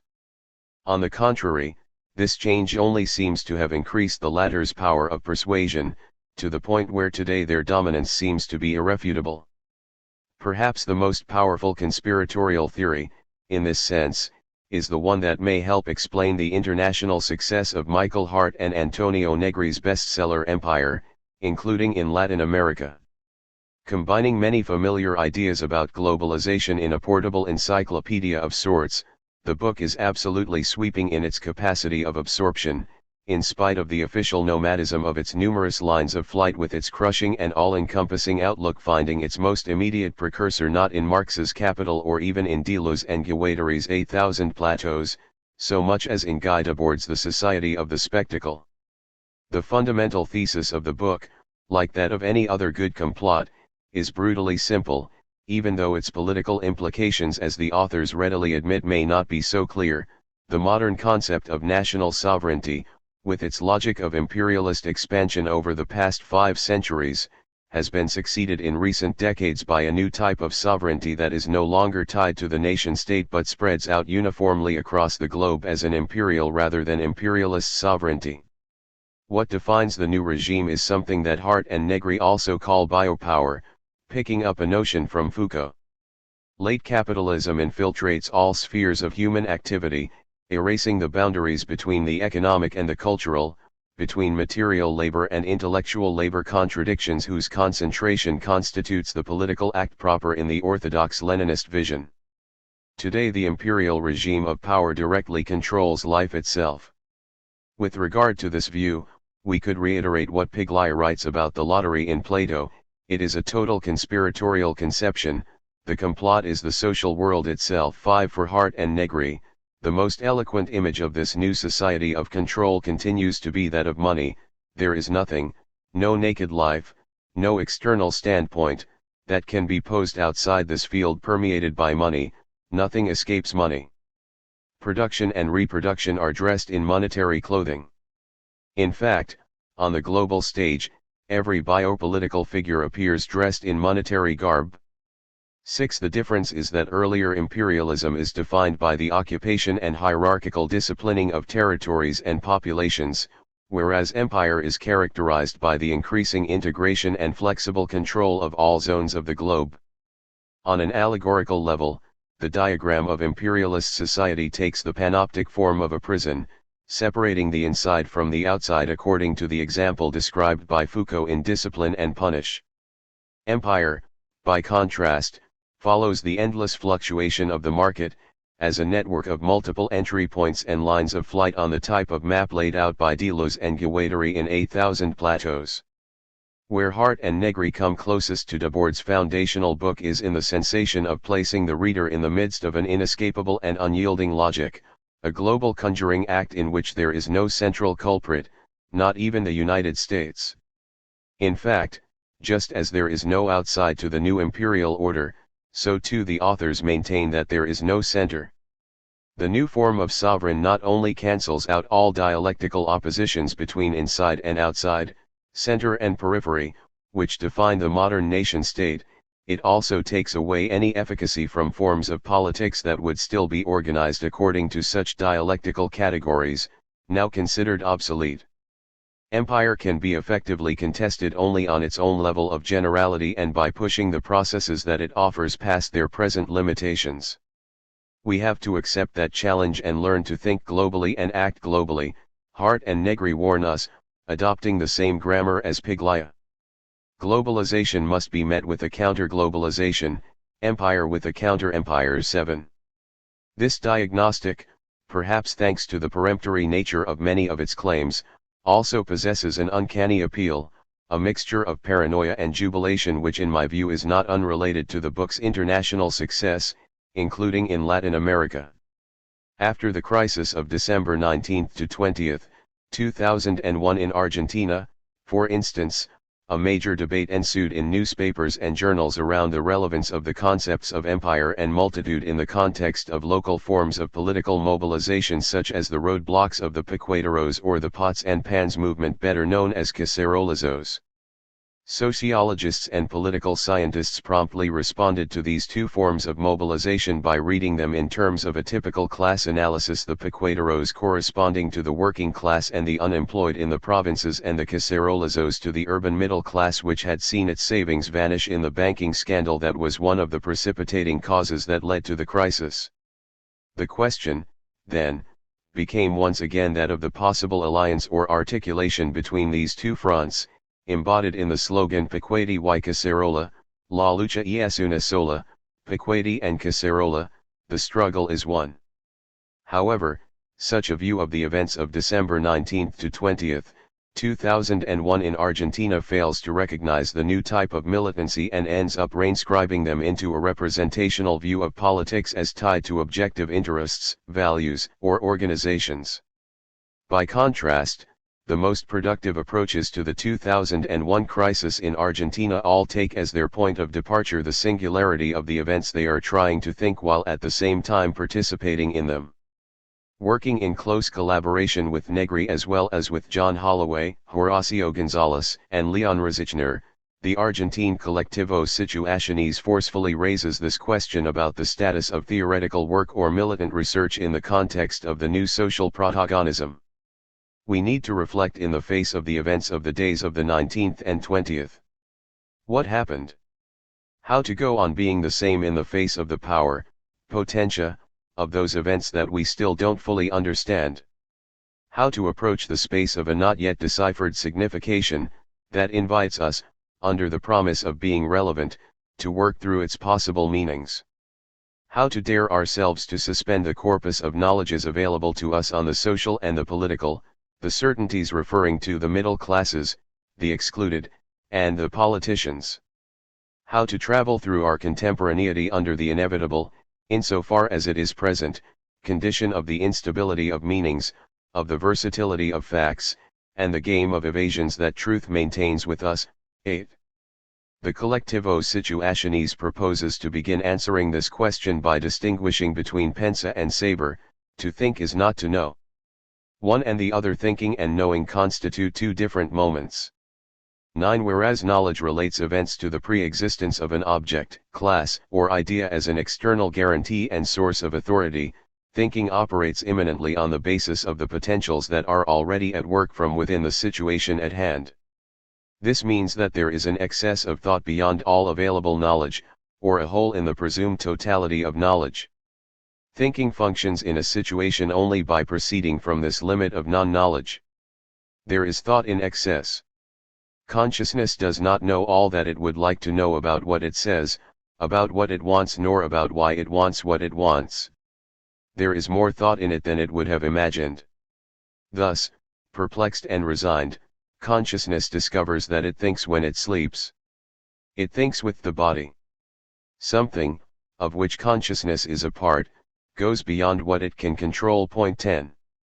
Faced with this perplexing situation, however, it is always tempting to attribute the excess of thought to a secret source of knowledge. Paranoia and conspiracy thus come to fill the void in consciousness opened up by the unpredictability of events such as the mass mobilizations of December 19 to 20 in Argentina. If in this context Hart and Negri's empire captivate audiences in ways similar to how Debord did earlier in the Society of the Spectacle, this is also due to a curious variation on that figure of the subject who is supposed to know, as analyzed by Lacan. There can be no doubt that this is an intrinsic effect of any theory of complot, the almost physical pleasure of knowing ourselves capable of knowing, of being in the know and of understanding the system, all the more so in the case of an almost perverse knowledge that denies the possibility of escaping the very system whose logic it uncovers with such implacable energy. In this way, a certain passion for paranoia may even turn into a machine for the production of irrefutable figures of wisdom. This is not just the wisdom of vulgar common sense, as Paco Ignacio Tabo II suggests in Primavera Pospuesta. Once I exchanged definitions of the term paranoid with my friend the crime writer Andrew Martin, and he said that a paranoid is essentially a citizen with common sense. I added that a Mexican paranoid is someone who is certain that they are out to get him and who moreover is right to think so. 11. Rather, paranoia in times of global crisis and terror comes to include a strange kind of surplus knowledge, which can become all the more enjoyable the more it is both all-encompassing and useless. Thus, in a short story by Marcelo Cohen, one character says of the 2001 crisis in Argentina, paranoia consists in knowing more than what one can make use of. 12. It is precisely through the supplement of useless knowledge that the intellectual function in times of crisis and terror is capable of spreading itself out uniformly across the globe in a parody of the utopia of the 1960s and 1970s. At the same time, in the United States, the beginning of the War on Terror under President George W. Bush also saw the opposite figure appear, namely, the figure of the subject who would prefer not to know, which frequently comes to support the most arbitrary and unilateral decisions of the military state apparatus. Today, a whole new ideology is anchored in these subjects who are pleased to know that some unknown other does all the knowing that is to be done for them, since this information which they still ignore supposedly cannot be disseminated without putting at risk the civil rights of all their compatriots.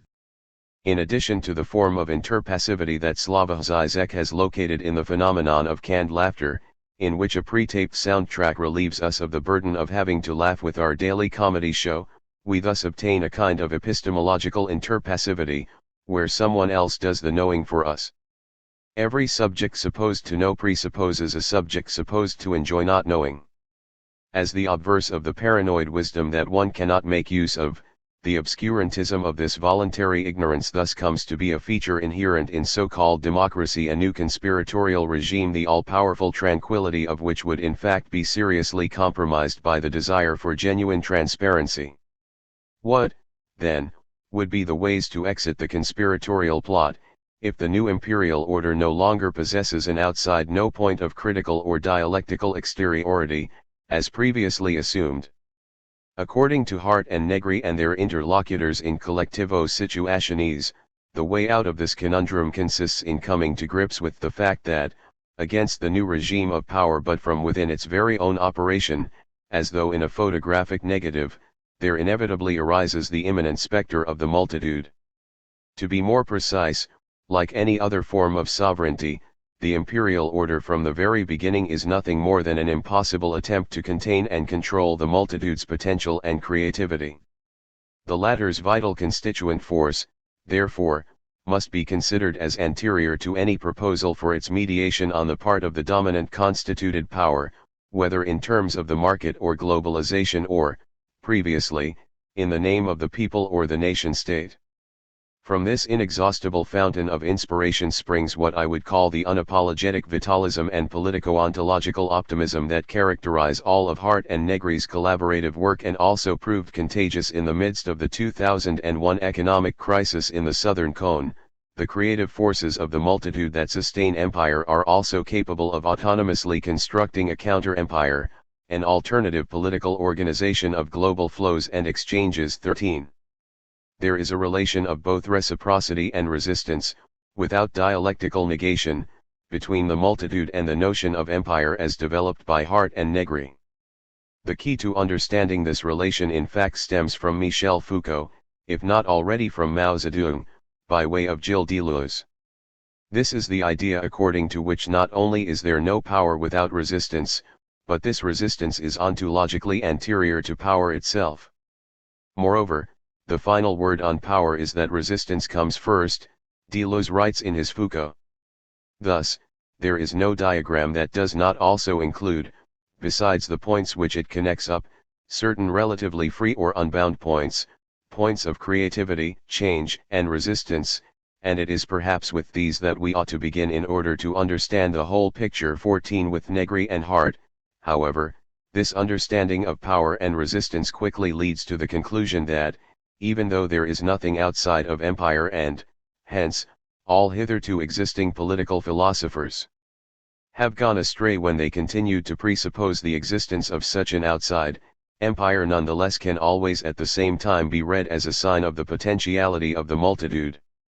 Against the claim that any sort of external aid or extension, such as the Leninist vanguard party, would be needed to guarantee the effectiveness of the current struggles, this logic leads to the almost perverse conclusion that the more power and oppression there is, the better are the chances for resistance and revolt. Perhaps the more capital extends its global networks of production and control, the more powerful any singular point of revolt can be. 15. Following this logic, to be sure, there is nothing that we cannot hope for nowadays. At issue is thus a kind of logic of the double signature. Everything that, from the point of view of entities or of constituted power, appears to be a stable identity, can also be read as the sign of being, as the event of virtualization of the actual and actualization of the virtual, that is, in political terms, as constituent power. Collectivo Situationis describes this as the conflictive coexistence of power and counterpower. Power and counterpower can live together for quite some time without either one defeating the other, they write. The principal problem shared in the current class struggles consists precisely in how to assume this conflictive coexistence. 16. Intuitive in an ontological sense, the method for retrieving the potential of this counterpower from within the existing configurations of power consists in following the itinerary back and forth between the two poles, without lapsing into a traditional dialectical contradiction.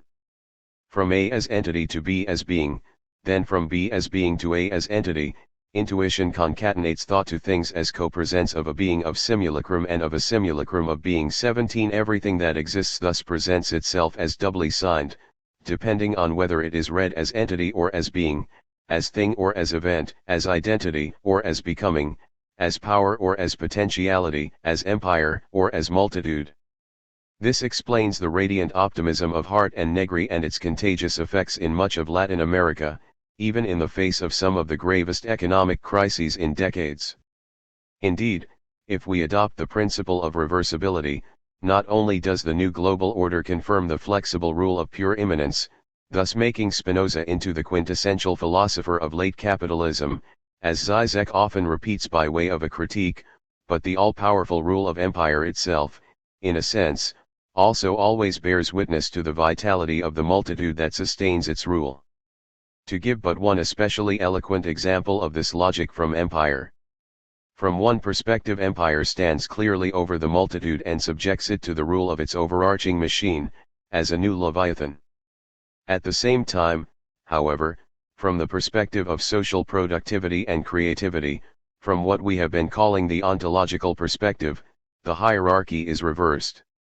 The multitude is the real productive force of our social world, whereas empire is a mere apparatus of capture that lives only off the vitality of the multitude, as Marx would say, a vampire regime of accumulated dead labor that survives only by sucking off the blood of the living. 18.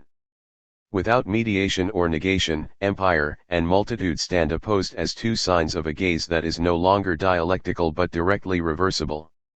It suffices that empire be read in terms of the multitude, and vice versa.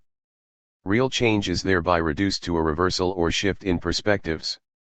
All the interpretive clues needed to understand multitude, the follow-up to Hart and Negri's bestseller, already coincide, point for point, with the clues that serve to read empire with both sides, as in a Mobius strip, coinciding on a single surface or common plane, summed up most recently in the third and final installment of the trilogy, Commonwealth. This logic in which the old antagonism is transmuted into a new principle of immanent reversibility explains both the strength and the weakness of Hart and Negri's project for the analysis of recent events in Latin America. Their enormous force lies precisely in the combination of two equally irrefutable interpretive gestures, by declaring the real subsumption of labor into capital, of life into biopolitics. They are capable of filling the dustbin of history with all those all-too-modern conceptions of politics that still rely on a dialectical contradiction between inside and outside, between old and new, between friend and enemy, but by affirming the reversibility, or the intuitive unity, between power and resistance, between empire and multitude, they are at the same time capable of overcoming the pessimism of the intellect with the purest optimism of creativity, which is but the ontological name of life itself.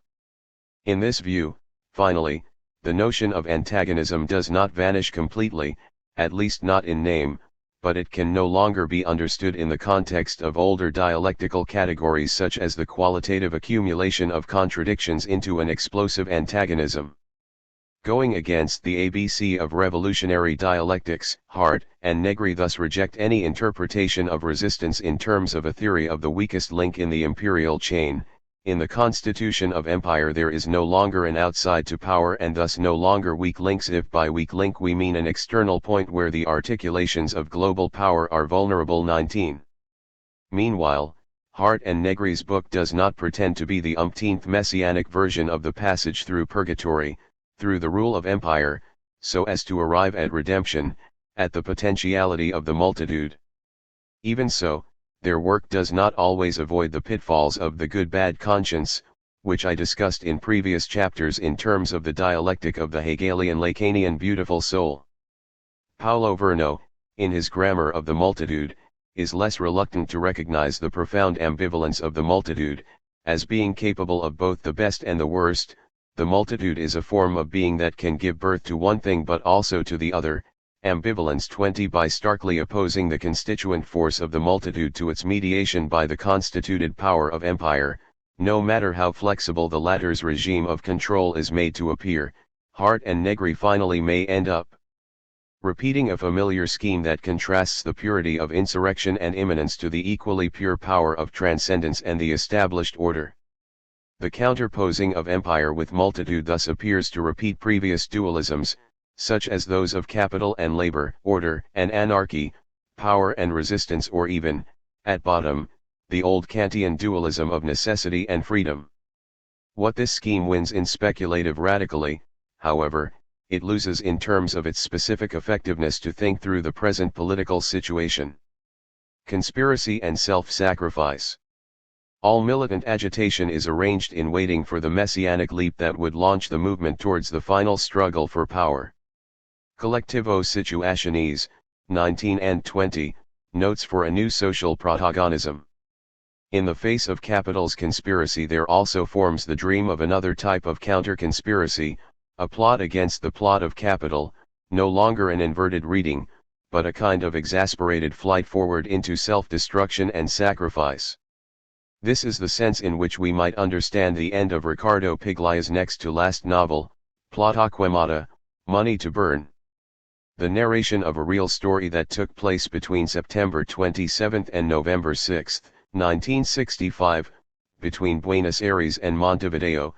The novel reconstructs the tragic destiny of a gang of thieves who, after robbing a bank, die in the midst of a form of collective suicide, their safe house surrounded by the police, though not without first burning the money bills of their loot and throwing them out of the window, before the incredulous eyes of the multitude of onlookers who have gathered in the streets or in front of their television sets.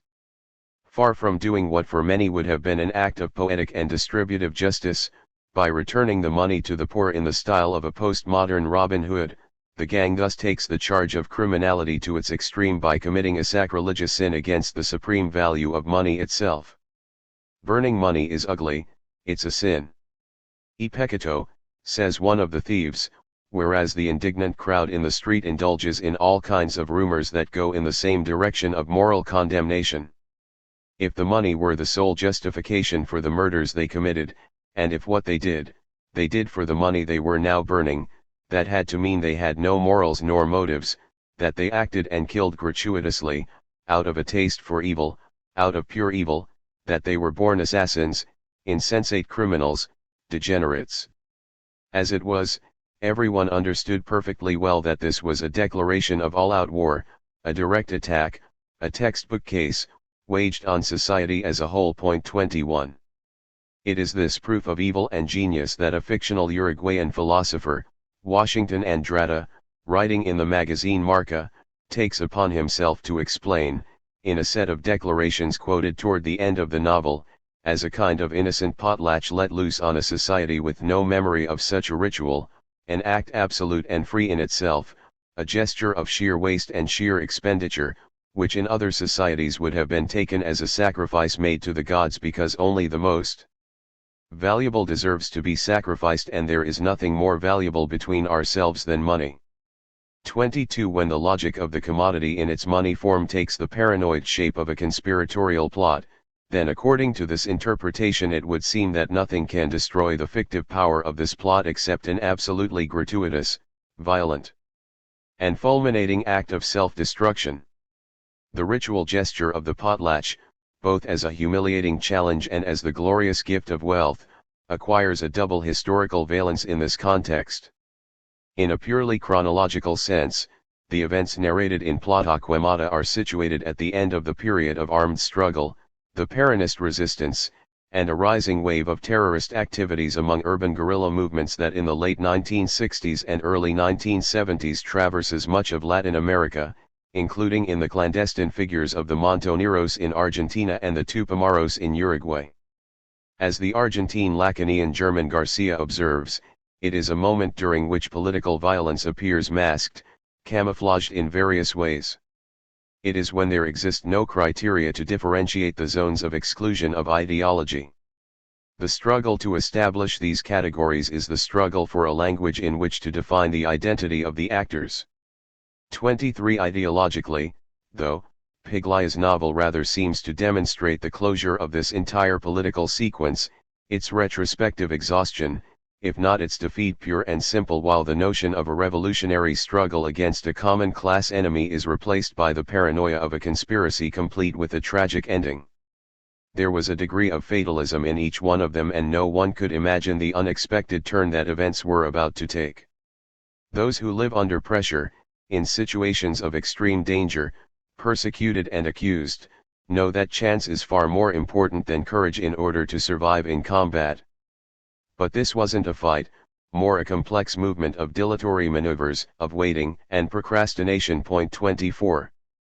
In this sense, Pyglaea's novel is perhaps much closer to the oppressiveness of its contemporary moment in the late 1990s than to the heroic past of the 1960s and 1970s, whose legacy the narrator is otherwise seeking to reconstruct. Faced with the long-term conspiratorial plot of military and police repression that this present seems to uncover, there only remains the fatalism of absolute resistance, without concessions, in a paradoxical art of the escape that prefers dying over giving in as long as one dies standing up. Curiously, in a magnificent text from 1922 to which I alluded before, Fernando Pessoa had experimented with the opposite solution, namely, the founding of a bank as a radical anarchist act. Let us recall Brecht's rhetorical question, which serves as the epigraph to Platoquemata and which Piglia invokes at least as often as contemporary thinkers such as Zizek. After all, what is robbing a bank compared to founding one? 25. Insofar as both gestures would be equally criminal and radical, Pessoa's scientific anarchist may legitimately choose the second option and found a bank, instead of robbing one and burning the loot in despair as the plotters or nihilists of Piglia's novel do. Throughout Pessoa's story, titled The Anarchist Banker, the narrator explains to a young interlocutor why he is the only consistent anarchist. You have compared me with those idiots from the trade unions and the bombs to indicate that I am different from them. I am, but the difference is the following: they, yes, they and not I, are anarchists only in theory. I am anarchist in theory and in practice. They are anarchists and dumb, I am anarchist and intelligent.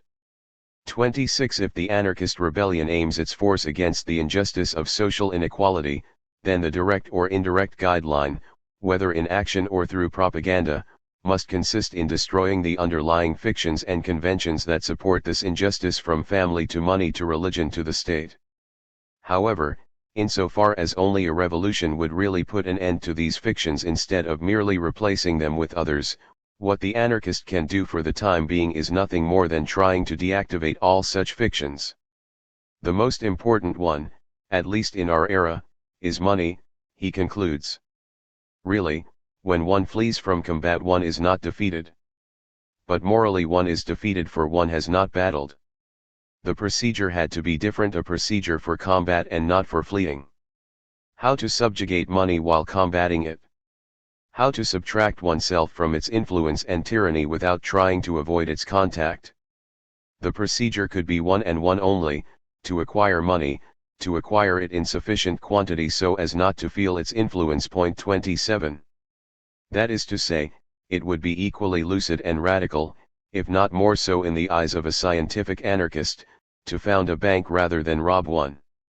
In the Latin American context, moreover, bank robberies also became a key tactic in certain urban guerrilla groups during the late 1960s. The Uruguayan Tupamaros, especially, justified this type of act by arguing that the struggle against capital would be financed by capital itself. In this matter, for the urban guerrilla, the principle is the same as the one about arms for the rural guerrilla: to feed off the enemy. 28. In the case of a number of these acts of robbery, assault, and looting, however, the alleged motives behind such acts quickly became the subject of heated debates and moral judgments, as the Tupamaros themselves had anticipated. There will be no shortage of people who ask, why all this money? What will they do with it? Write the anonymous authors of the influential and widely distributed Actus Tupamaras, Tupamaran Acts. Just as there will be no shortage of people who will say, why aren't the Tupamaros distributing the money among the poor for whom they claim to be fighting? 29. Because of this moralistic framework in which they risked losing the popular support they were striving to obtain, the Tupamaros finally abandoned the all too visible tactics of bank robberies and lootings that were not strictly justified by the financial needs of their operation. What Piglia in Money to Burn retains from experiences such as those of the Tupamaros in the 1960s is the pure logic of the deed, or of the act. Perhaps we might even speak of a passage à l'acte in the Lacanian sense, without any of the usual justifications in terms of a redistributive justice à la Robin Hood. The tragic and suicidal act of the potlatch performed by the robbers as they burn the banknotes and thrown them out of the window appears to be the final outcome of a search for the perfect gambit that has attracted and trapped numerous radical political experiments since the 1960s and 1970s, and continues to be a tempting answer to the deadlock after the crisis of 2001, in Argentina and elsewhere. In the vocabulary of the Tupamaros, this can be described as the desire for precipitating change by leaping out of the present conjuncture altogether. The salto, literally a leap or escalation, was a strategy to be applied, given the appropriate coyuntura, immediately before power seizure, the Uruguayan political scientist Arturo C. Porzekinski explains. The Tupamaros believed that such a mass popular uprising would lead to the establishment of a new social political order in which the final ideological objectives, which in the past served only as a model for action, would begin to be implemented. 30 For the collectivo situationis, however, all such dreams of accelerated change remain caught in a traditional and anachronistic political logic of the direct confrontation of power against power, only now brought to the point of its fatal culmination. The aim is not to politicize or intellectualize experiences. It is not a matter of making the latter take a leap so as to move on from the social to serious politics, they write in a key essay from Contrapoder. Later, in La Hypothesis 891, they explain why they believe that the logic of violent and immediate confrontation, aside from becoming trapped in a mirroring relation with the violence of the existing state of affairs, also remains bound to the dominant vision of political subjectivity based on the question of power seizures. It is a recourse geared toward power more so than toward potentia. It tends to believe that the conjuncture itself is a unique situation and it subordinates everything in the struggle for power according to the scenario. 31. The death and resurrection of the spectacle commodity economy. Fire and consummation, this is what our entire life must be, O you windbags of truth. And the vapor and incense of the sacrifices will live longer than the victims. Friedrich Nietzsche in Pierre Klossowski, Nietzsche, and the Vicious Circle. Another scenario for the collapse of the logic of the commodity is imagined, not in a bank or even in the traditional space of a factory, but in that supreme non-place of the new regime of power, the supermarket, which serves as the principal setting for Chilean Diamila Eltis' novel Mano de Obra, manual labor, or labor power. From its first pages, the text recalls the enigma and the bizarre or mystical character of the famous commodity fetishism described in the first volume of Marx's Capital, including all its metaphysical subtleties and theological niceties. 32 Thus, of the consumers, the narrator who works at the supermarket says, they touch the products as though they were brushing up against God. They caress them with a fanatical, and religiously precipitated, devotion while they become boastful in the face of the premonition of a sacred, urgent, and tragic resentment. Truthfully, I am in a condition to assert that behind this behavior there hides the molecule of a contaminated mysticism. 33. Under the constant surveillance of the panoptic eyes of store supervisors, disgruntled customers, and treacherous co-workers who do double duty as sneaks and spies, terrified by an indeterminate fear, the subject lives in a constant state of emergency. But what is that fear that I experience? The narrator wonders just before summarizing the dream of a final catastrophe. My desire, my ultimate desire, consists in collapsing in the midst of a more than irreverent noise and thus dragging along with me an endless row of shelves so that the commodities may finally be the ones to lapidate me. But this is an absurd dream, a demented festival that occurs in the narrow stretch of energy still conserved in my head. 34. The maddening dream of Mano de Obra, then, consists in imagining the ultimate demise of the whole commodity logic of neoliberalism itself. What is most disquieting about this dream is the fact that it seems hardly distinguishable from the devastating passage of the mass of consumers who on a daily basis throw themselves on the merchandise in the supermarket. Theirs is a sublime, almost mystical movement, one that the narrator evokes with a mixture of fascination and repulsion. With what voice could I refer myself to this unraveled image of the treacherous hold-up of the commodities when the uncontrollable crowd devastates the shelves, ruining it all, driven by a violent love and yet more imperious than the necessary hatred, of the crowd. 35 The only answer to the unstoppable onslaught of the commodity, when there no longer exists any outside to its new imperial or neoliberal logic, lies in the desperate hope for another complot, one which would aggravate the effects of loss, frenzy, and defeat without portending to provide them with a genuine alternative. Ultimately, then, there exists a relation of extreme mimeticism and exasperated identification much more than any old-style antagonism between the subject's consumption of commodities and the failed act of his or her destructive self-consummation.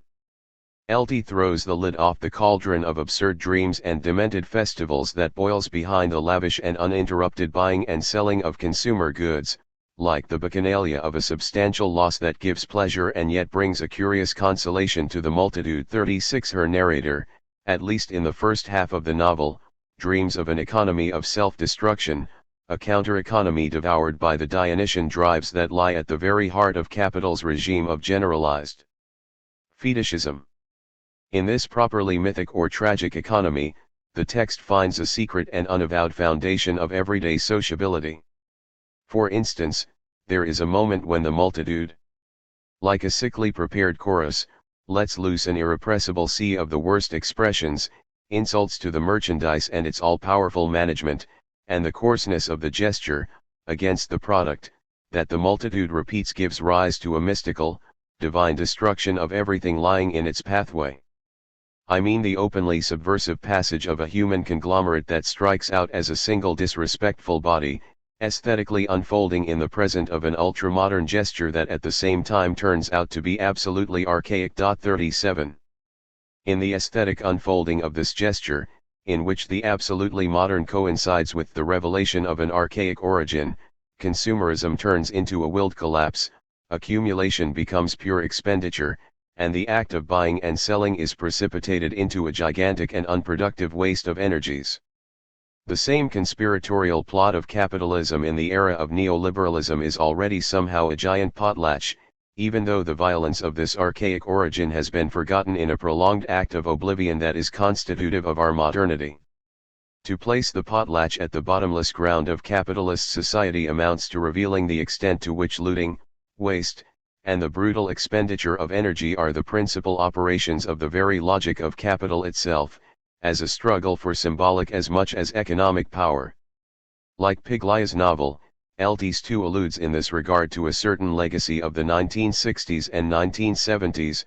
Plot Aquemata, as I mentioned, plays with the proximity of the events of the armed left between 1965 and 1976 in Argentina and Uruguay, whereas the second half of Mano de Obra carries the subtitle Puro Chile, Santiago, 1970.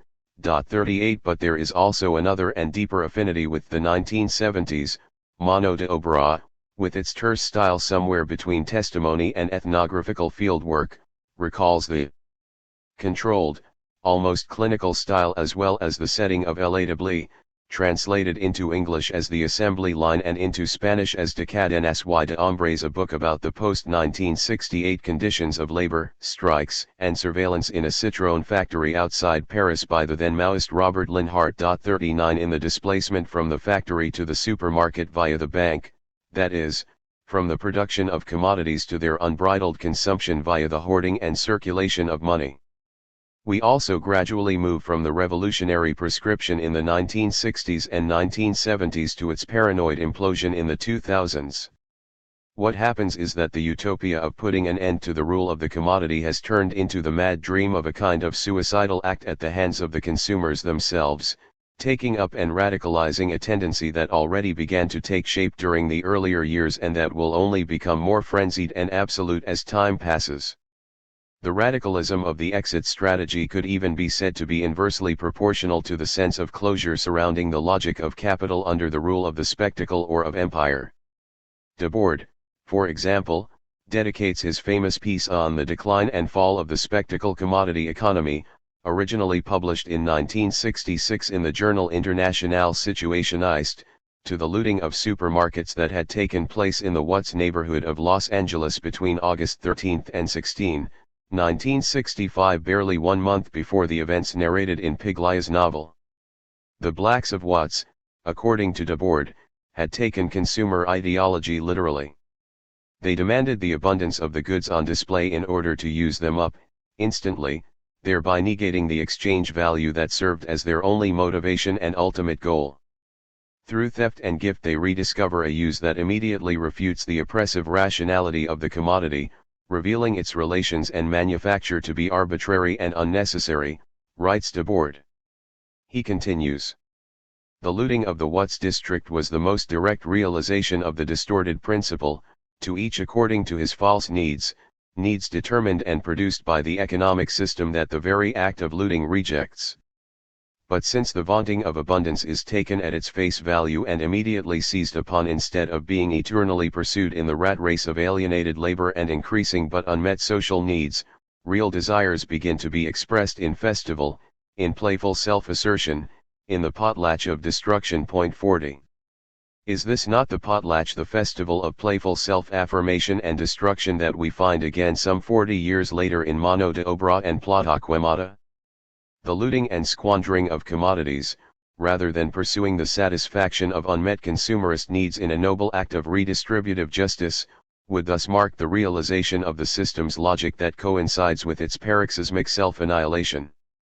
Finally, by provoking the reply of brutal repression, the act of robbing the bank or looting the supermarket, as if in a distorting mirror, also renders visible the ultimate principle of reason behind the logic of the commodity form, the police, the army, and the special anti-riot forces behind the legal monopoly of armed violence. Whether they overreact or underreact, the forces of repression cannot avoid laying bare the fact that their excess and their impotence are actually two sides of one and the same coin. From expenditure to anamorphosis. The fact is that a critique capable of surpassing the spectacle must know how to bide its time. Guy Debord, The Society of the Spectacle.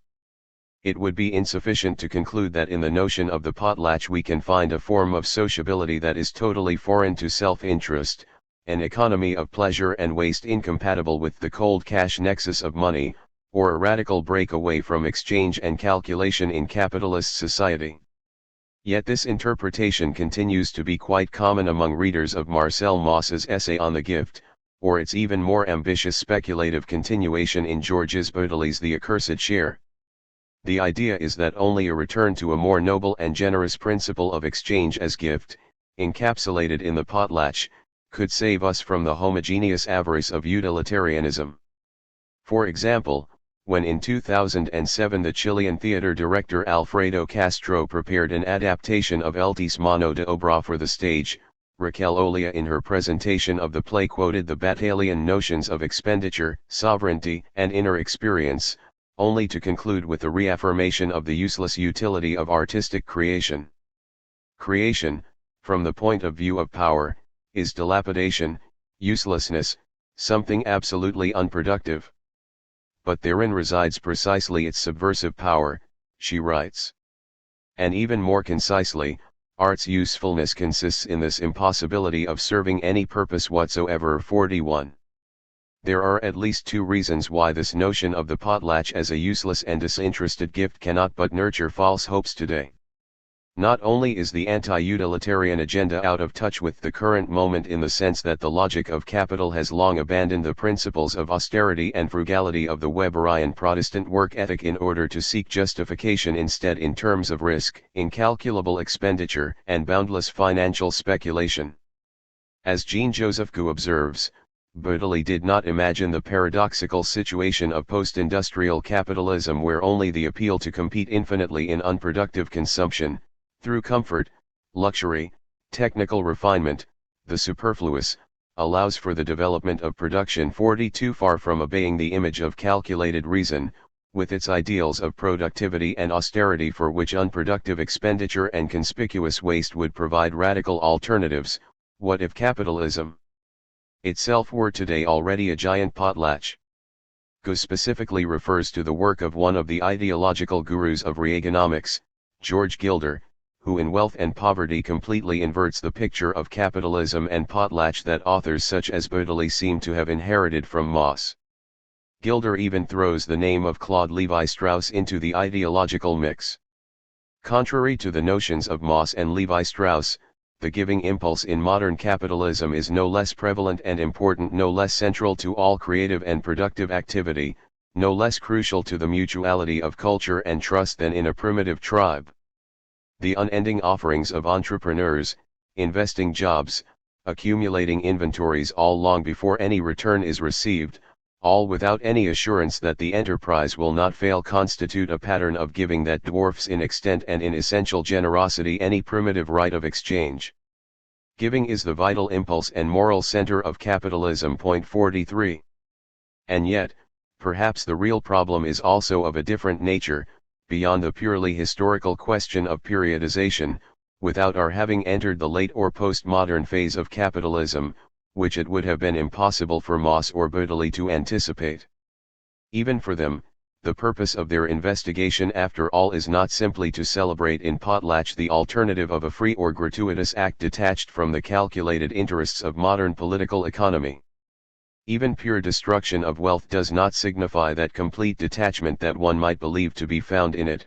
Moss warns us, instead, we would do better to redefine, in light of the gift economy and its repercussions today, all our prevalent oppositions of waste and utility, these concepts of law and economics that it pleases us to contrast, liberty and obligation, liberality, generosity and luxury, as against savings, interest, and utility. It would be good to put them into the melting pot once more.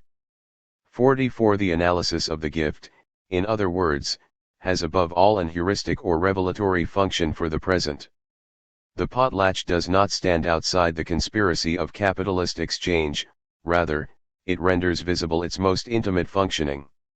As Piglia writes in Teoria del Complot, the economy then is seen as producing symptoms and deviations.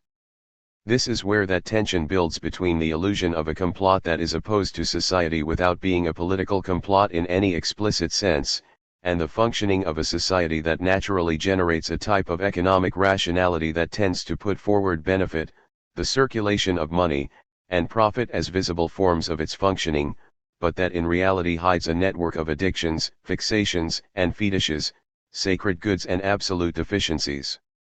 And this tension between two economies cuts across the whole debate about art and value. 45. This crossing between two economies is the remote outcome of the persistence of the potlatch in the era of neoliberal capitalism.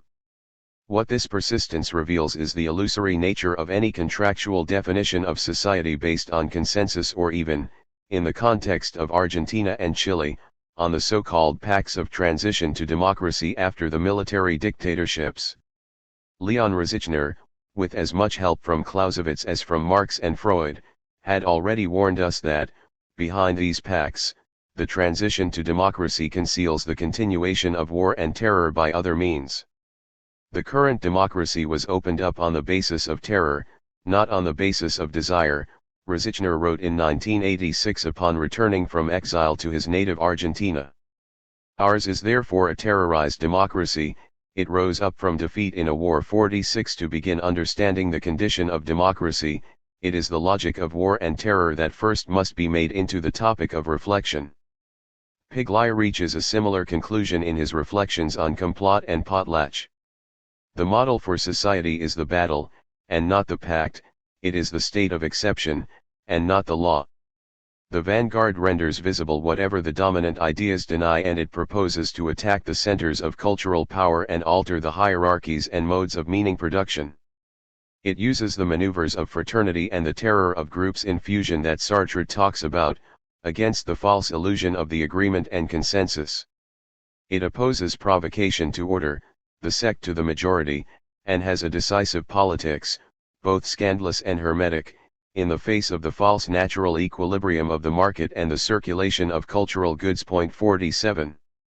What the investigation into the logic of conspiracy reveals, then, is a radically different image of the political as such. Conspiracy is so powerful not because it is a meta-language that defines languages, but because it confronts us with the very failure to give the social a foundation. It keeps everything that is well ordered from speaking properly, without invoking great doubt. Horacio Gonzalez writes in his ambitious study Filosofia de la Conspiración, Philosophy of Conspiracy. I mean the doubt that makes us wonder whether what is destined to produce the common is not also that which makes it stumble, striking us with the astonishment that what brings us together is the same thing that leads us astray. 48. For Gonzalez, conspiracy calls attention to the secret, unknown, and obscene underside of political rationality, the side of unavowable opacity that in the eyes of the proponents of transparency, from Marx in his polemic against Blanqui all the way to Habermas against Baudeley or Foucault, should never be allowed to occupy the political stage. Militant investigations into the logic of conspiracy thus would amount to inquiries into the hidden rationality of the political, a rationality subtracted from the public sphere, taking place behind the curtains or in the darkness of the night. To this heuristic capacity of the logic of conspiracy, Piglia in Money to Burn adds the conjuring trick of the potlatch as if this were the only resource available against capital, once the ubiquity of the enemy had forced the revolutionary ideal to retreat inward and become paranoid. All of Piglia's critical work during the 1970s, however, consisted precisely in attacking all notions of luxury, waste, and disinterest through which the moral and aesthetic realms have been defined since at least Kant, and which continued to leave their mark on the concepts of art and beauty even among revolutionaries such as Gorky or Trotsky. To read the bonfire of banknotes in Money to Burn according to this tradition would amount to falling into a trap denounced by the author himself during his Maoist years around Los Libros and assumed name, when Piglia put into question the value of transgression attributed, for example, to the burning of a second-hand bookstore in Arles el Jugue Rabioso, Mad Toy as a sumptuous act of luxury. In the bonfire wealth is negated, this transgression reproduces, in exasperated form, the capital act of society that excludes it, as gratuitous consumption, or sacrifice, one destroys in order to own. 49 Even though such a radical gesture appears to be the dream behind Piglia and LT's more recent texts, then, if we take seriously the critique of such sumptuous acts of luxury, the solution cannot consist in merely repeating the marketing plots of gratuitous consumption with an ever more paroxysmic frenzy of mimicry. Instead, beyond the ethnological interest of the materials brought to bear on the question of the gift in the work of Mauss, Bödeli, and their followers, we can begin to grasp the profound ambivalence of our current economic relations by underscoring the fact that today a restricted economy, often through war and pillaging, is already functioning as a fragile smokescreen for a violently destructive general economy. Perhaps we mistakenly believe that we have understood the meaning of the famous Copernican revolution between a general and a restricted economy according to Bödeli. Perhaps we still fail to understand how this revolution operates by way of a kind of anamorphosis, or shift in perspective, the effects of which never amount to an escape pure and simple from the present conjuncture. The antagonistic violence of the gift and the calculated austerity of exchange and commerce, then, are merely two sides of the same Mobius strip. At a distant remove from the dominant surrealist or neo-romantic readings of Mauss and Bödeli, the problem becomes one of rational control, not anarchistic paroxysm. Ultimately this is the goal even for Bödeli in The Accursed Share. We can ignore or forget the fact that the ground we live on is little other than a field of multiple destructions. Our ignorance only has this incontestable effect: it causes us to undergo what we could control in our own way, if we understood how. 50 Today there is perhaps less hope than ever for such control and know-how. At a time when capitalism itself is a gigantic potlatch unleashed in the form of war, terror, and the worldwide looting and destruction of both human and natural resources, what principle of hope could possibly remain, if furthermore the sleepless factories of our culture industry almost instantly manage to devour the slightest simulacrum of autonomy? Epilogue. Ethics of liberation, or liberation from ethics? The loser, the one who does not play the game, is the only one to preserve dignity and lucidity. Ricardo Piglia, El Ultimo Lector. Those who moralize tend to be the defeated. Carlos Monsive, Mexican Postcards. What, then, are the effects of the moralization of politics that has come up on so many occasions in this book? What significance should we attribute to this ethical turn in the context of critical and theoretical work? Some today prefer to speak of militant investigations in Latin America. In The Superstitious Ethic of the Reader, from Discussion, Jorge Luis Borges, an author who otherwise makes for an unlikely bedfellow in the context of a book on Marx and Freud in Latin America, attacks what he considers to be a disastrous habit among modern-day readers. He is referring to the habit of mistaking acoustic, metric, and other purely external technicalities for sufficient proof of literary greatness. This sarcastic and seemingly unforgiving attack against a superstition of style, however, clearly implies that its author believes in the possibility of an ethics of the reader that would not be superstitious, one that by contrast would be, let us say, truthful, or enlightened, or genuine. Point 1. Does this mean that, from this example, we are justified in seeking out an ethics of Latin American literary criticism by way of forms of reading? Otherwise, 2. Does this mean that the work of criticism and theory today should focus on ethics and, more specifically, on an ethics of the other or of the other? Could this changing focus be part of the reason why Marx and Freud for large portions of today's readership have become obsolete references, as opposed to the continued relevance of someone like Borges? Based on Borges's own work, at least 2 critics seem to argue in favor of such an assessment. Let me briefly mention these examples, because they illustrate what I consider to be 2 of the most common models for answering the question about the place of ethics in the context of Latin American literary criticism and critical theory. The Argentine critic Silvia Malloy, for one, ends the introduction to her book Signs of Borges with the following suggestion: any reading of Borges should take into account the ethics that sustains it, to which she adds, by ethics I mean the honest conduct and conveyance of a text, seemingly deceitful yet aware of its deceptions, admitting to its inevitable traps, confessing to the creation of simulacra it does nothing to conceal. If a return to Borges, to his entire text, is worthwhile, it is because that text upholds a constant and honest disquisition on writing, his own writing, the writing of others. Point 3. Aside from the brief reference to the practice of confession, as well as the mention of honesty and self-awareness, 2 notions we have certainly come to expect, at least in post-romantic times, from any ethical or moral discussion. The most striking feature of this description without a doubt involves the role of textuality as a peculiar form of simulacrum, now made part of a careful disquisition about self and others. The question regarding worth, if not exactly literary worth in the older sense of evaluative criticism, thus comes to depend on a new kind of textual honesty, intrinsic to writing as such, perhaps not all writing, though this is not excluded either, but at least that of those few writers to whom a return is worth our while.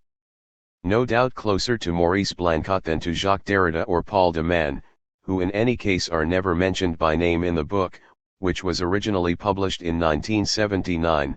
Malloy's Signs of Borges nonetheless in many ways stands as a high point in a certain deconstructive and more generally post-structuralist tendency in Latin American criticism and theory. This tendency proves that the textual turn, despite frequent objections to the contrary, by no means ought to exclude a turn, or a return, to ethics, whether to an ethics of writing or, in a subtle slippage that seems to be openly embraced in the lines quoted above, to an ethics of reading. From a slightly different angle, but writing within a tradition that is perhaps not too far removed from the ethics of textual self-reflexivity promoted by Silvia Malloy, the Brazilian critic and blogger Idelber Avelar turns also to Borges in the quest for what he prefers to call an ethics of interpretation, in his article The Ethics of Interpretation and the International Division of Intellectual Labor. Thus, before taking inspiration from Borges's short story The Ethnographer, he proposes to inquire into, and ultimately takes issue with, the common notion that critical theory, particularly of the textual and deconstructive kind in the tradition of what he also calls post-phenomenological thought, would have entailed a bracketing, a demise, or even a total eclipse of all moral or ethical concerns. Avelar at the same time goes against the unexamined ethnocentrism of some of our time's most erudite and well-intended liberal critics and moral philosophers, such as Wayne Booth or Martha Nussbaum, authors whose benevolent humanism, according to Avelar, cannot conceal the profoundly unequal and asymmetrical global situation in which their pleas for pluralism and cosmopolitanism risk sounding like a shrill provincialism. Rejecting the false alternative between the anti-theoretical denial of an ethics of the text and its liberal humanist reaffirmation, Avelar chooses to rely in detail on the ethnographer as a pedagogical strategy, because it would be one of the most daring literary texts in its portrayal of the undecidable nature of the ethical encounter for Borges's story, precisely because of the undecidability of its main character's success or failure in becoming one with the other in the Indian reservation, in fact places in crisis the allegedly universal and value-neutral access to the nature of the human that continues to undergird the approach of even as subtle and self-critical a thinker as Nussbaum. Language, or textuality, and the other, these are still, I would say, the dominant modes in which, over the last few decades, the ethical turn has become part of literary and cultural studies, as well as of much critical theory today, including in Latin America. We could quibble, no doubt, over minor points that might require clarification in the treatment of these modalities. Among such points I would mention, first, the question of the prior selection of authors, texts, or genres worthy of ethical interrogations to begin with; second, the unclear differentiation between an ethics of writing and an ethics of reading; and, third, the question of knowing whether the ethical experience is wholly intrinsic to literature, or whether this relation between the ethical and the literary is to some degree extrinsic.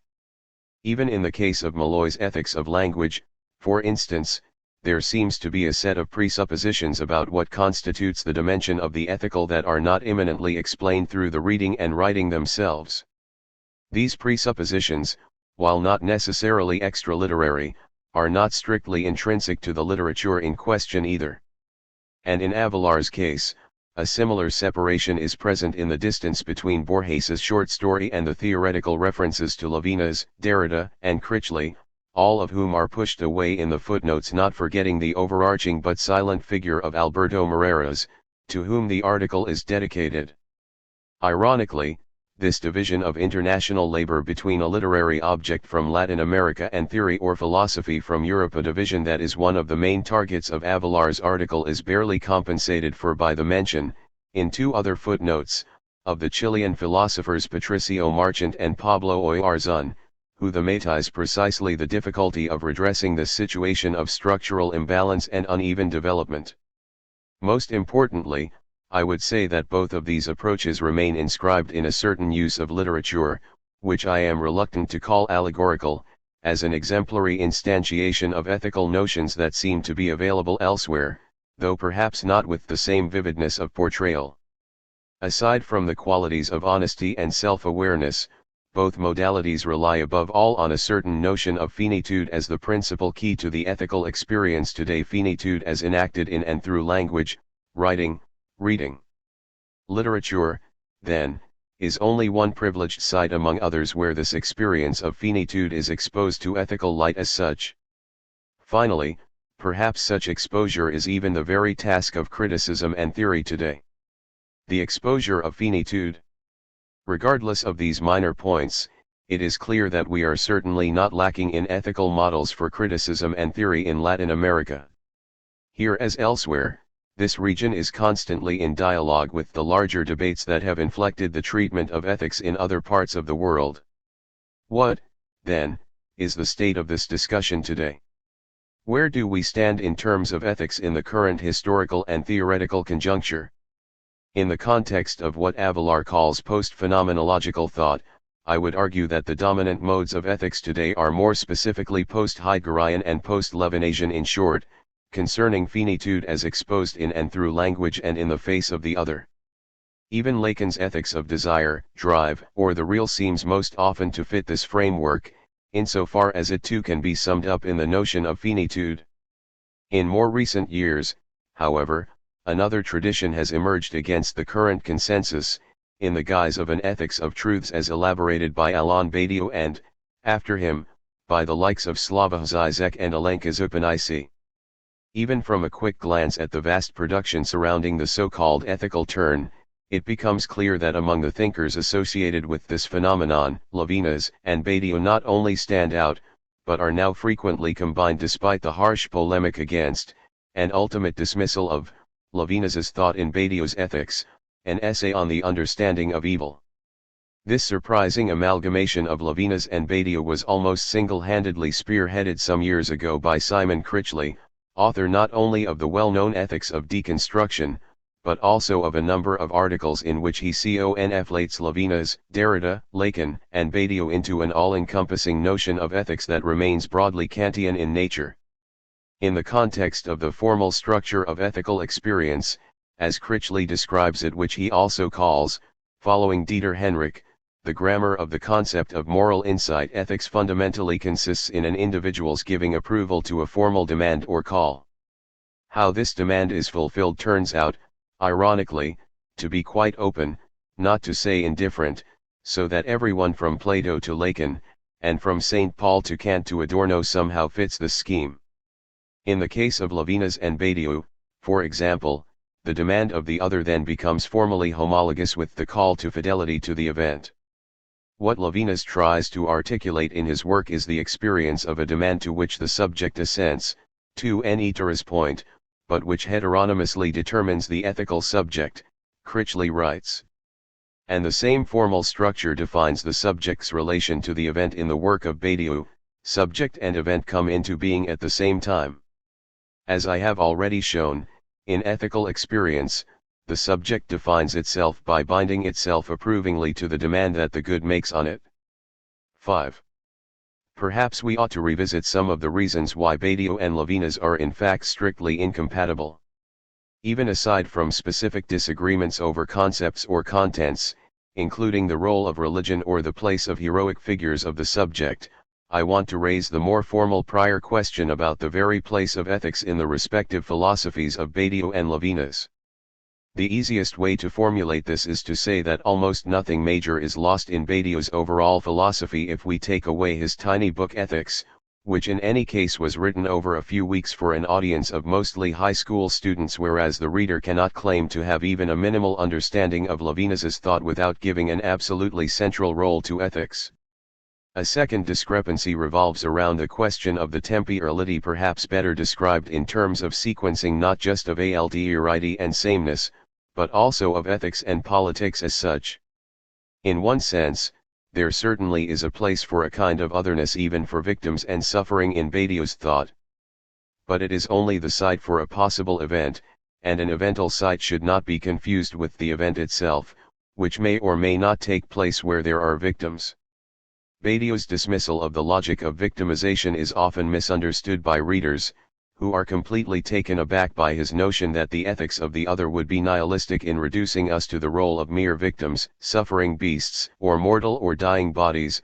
In his role as executioner, man is an animal abjection, but we must have the courage to add that in his role as victim, he is generally worth little more. 6. This is often read as a brutal indifference toward, not to say a dogmatic exclusion of, those very real victims who populate the dark pages and television screens of history. Badiou's rejection of ethics as a nihilistic framework that reduces humans to the role of suffering animals always portrayed as victims, however, should not lead us to forget that for him, too, an event starts out from the side of the least protected, the most unsheltered, and usually the most harshly victimized part of a given situation, that part which his fellow post-Althusserian Jacques Rancière calls la part de sans part, the part of those who have no part. 7. The point is that oppression and victimization, which usually do characterize the site of an event, should not be turned into irrefutable reference points of an ethical responsibility that can then be invoked against any and all political effort to right the original wrong. This would keep the site from ever becoming that of an actual event. But this is precisely the operation that, for Badiou, hides behind the self-described radicalism of the ethical turn, which is why we should be wary of all speculative zeal to homologize his thinking with that of Levinas. The ethical turn in Latin America. To underscore this point, we could turn to a Latin American thinker who would seem to be the radical opposite of Badiou. I am referring to Enrique Dussel, who in his lifelong philosophical project, leading up to the recent synthesis in Éthique de la Libération, has attempted to combine an ethics of the other with the reinscription of Latin American specificity as a concrete other of European modernity. Here, however, I must go against the grain one last time.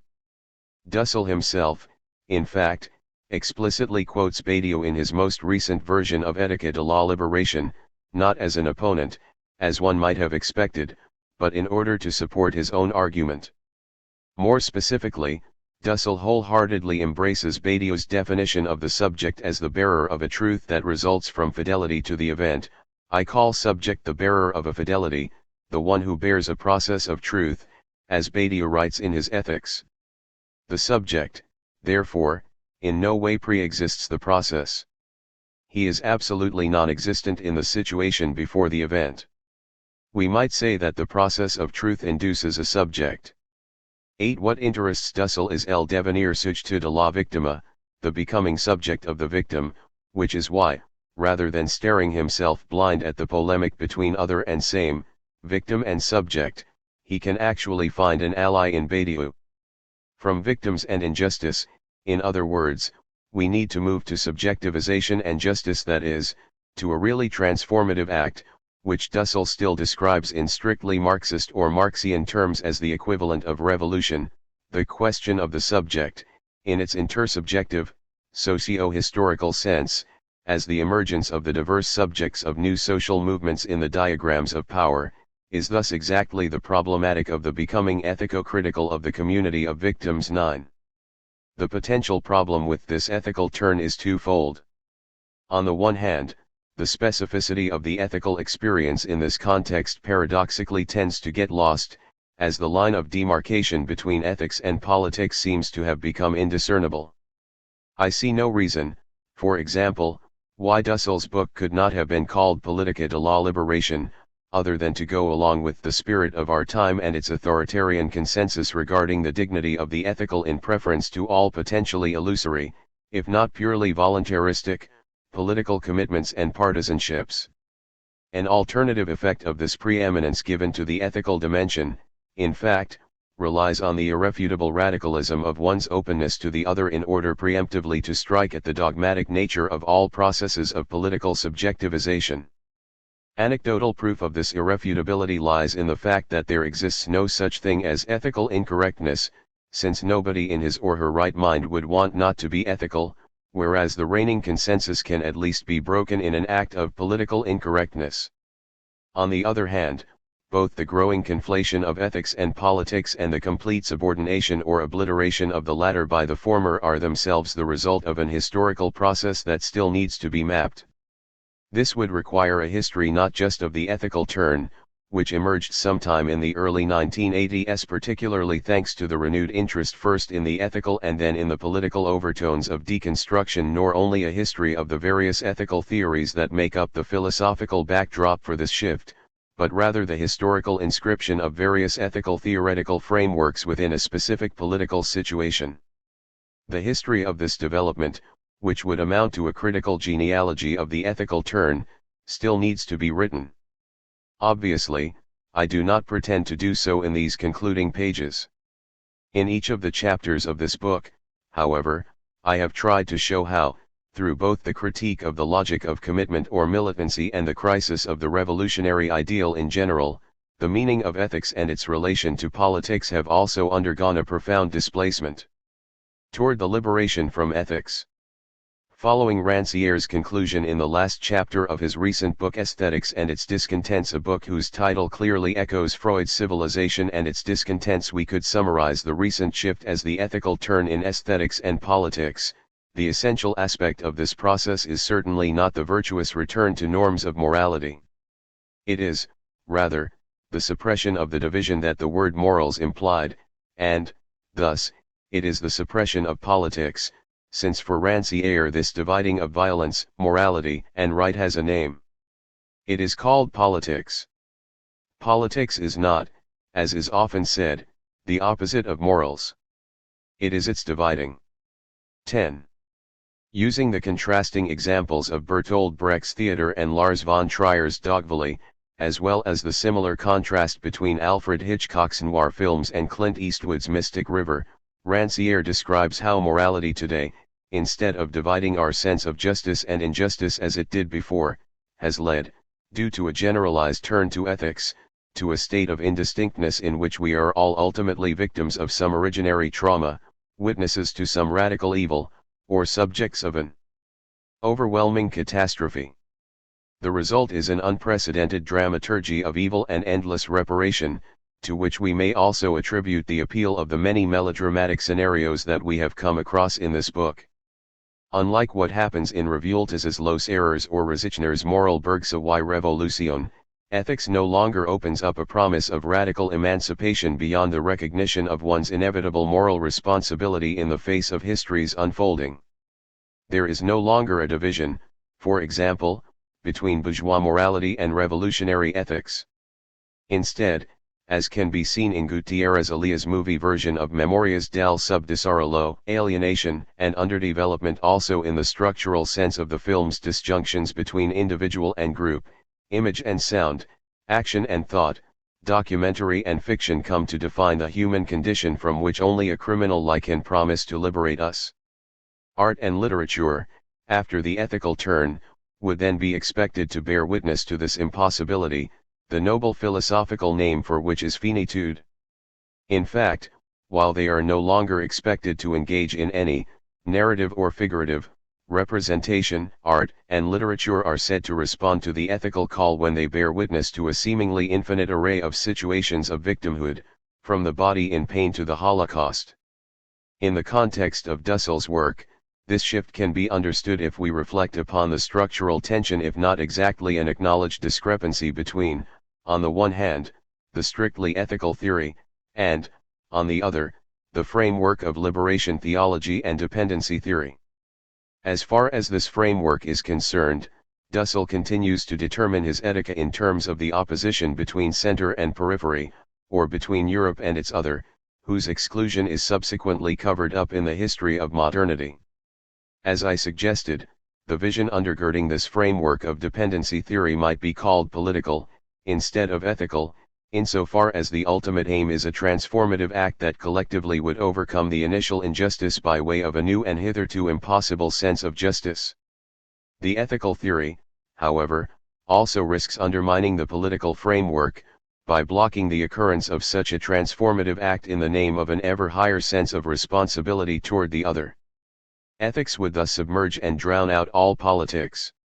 This ambiguity can be seen in the very title of Dussell's book, with its two-pronged orientation, Etika de la liberation and la état de la globalisation y de la exclusion, ethics of liberation in the era of globalization and exclusion.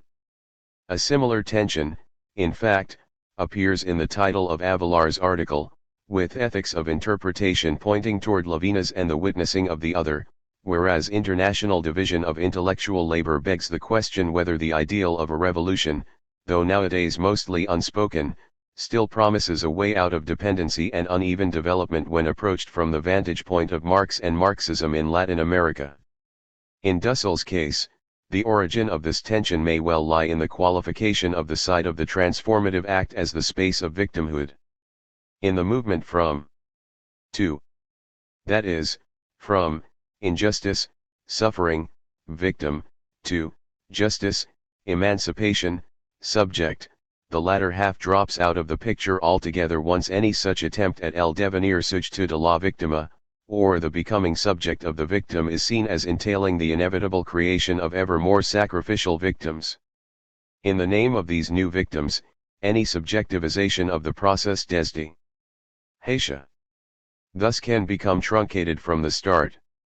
Dussell's project, which in a sense has to be much closer to Badiou than to the general Levinasian trend behind the current ethical turn, nevertheless facilitates this trend by which its ultimate goal, which I believe is still political rather than ethical, ends up being sacrificed on the altar of the general victimization of humanity.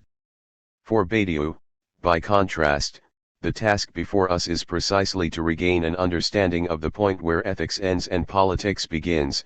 Politics begins not when one proposes to represent the victims, which is a project whereby the old Marxist doctrine remained prisoner to the expressive schema, but when one proposes to be faithful to the events in which the victims pronounce themselves 11.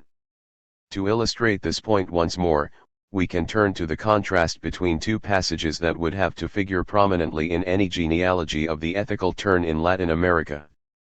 The first passage frames the analysis of the 2001 economic crisis in Argentina by Colectivo Situaciones and refers the reader to Rosichner's Moral Bergsa y Revolución in order to define what the group calls the ethics of militant investigation. The theme of every ethic deals precisely with the moment in which human acts express themselves in a world-defining material action, vindicating the values they promote and doing so amongst those who oppose the existence of this new modality of being. Rosichner had claimed in 1963, proposing to situate the subject as the nucleus of historico-political truth, at once singular and universal. In its decisive, and also fleeting, moment, the singular knows that its action is established in the universal, that the course of the world converges in that act 12. Though written in the midst of the Cuban revolutionary process and in the face of growing U.S., Soviet nuclear tensions, This definition of ethics clearly resonates with that of the young activists engaged 3 decades later in the militant research into the ripple effects of the collapse of the Washington Consensus for Latin America. We thus could think of Moral Bergsa y Revolución as another one of those books that were buried in the 1970s and dug up in the 1990s or 2000s, as seen in Marcelo Brodsky's installation The Wretched of the Earth. For the members of Colectivo Situaciones, the continuing relevance of Rosichner's book lies above all in the postulate of the immanence of action and thought. The classical separation between subject and object is left aside in order to turn thought into another dimension of experience. Thinking becomes a risky activity. It consists not in producing representations of objects, but rather in assuming the theoretical dimension that is present in each situation. 13. Understood in this sense, ethics is only another name for the inseparability of subject and object, that is, the commitment to think from within the situation in which actions take place. No theory, philosophy, or sociology can claim to have the power of authority over the immanent potentiality of a given situation. Instead, an ethics of knowledge comes to be tied internally to the thoughts and affects with which the situation itself is rife. This game of passions, reasons, and capacities acts as a material base for the ethical process whose goal is that each body experiments for itself what it is capable of. 14. However, what has happened as part of the ethical turn in the time between Rosichner's Moral Bergsa y Revolución and its retrieval 3 decades later by Colectivo Situaciones, risks undermining the continuity of their shared commitment. Ethics, then, no longer founds the internal consistency of a political process within a specific situation but instead becomes a new external point of authority from which all militant processes can be found guilty of dogmatism, authoritarianism, or blind utopianism. Such a complete turnabout in the relations between ethics and politics is anticipated in a passage from Liberación Latinoamericana y Emanuel Levinas, in my view still one of Dussell's most compact anticipations of his Etiquette a la Liberation.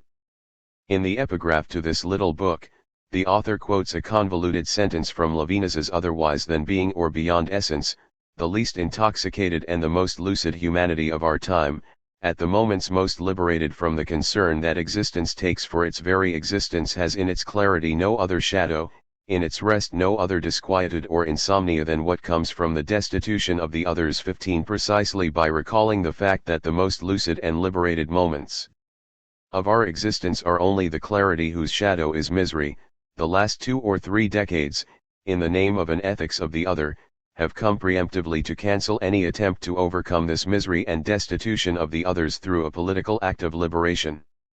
Especially if we add a note of metaphysical pessimism or melancholy about the insuperably finite human condition, for which we can always find eloquent support in the writings of Freud or Lacan.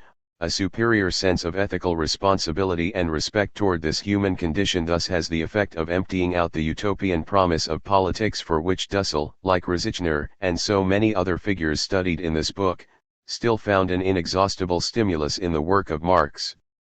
Using proper names as shorthand notations for a genealogical trajectory from politics to ethics that spans several decades, we might also say that Levinas has displaced Marx.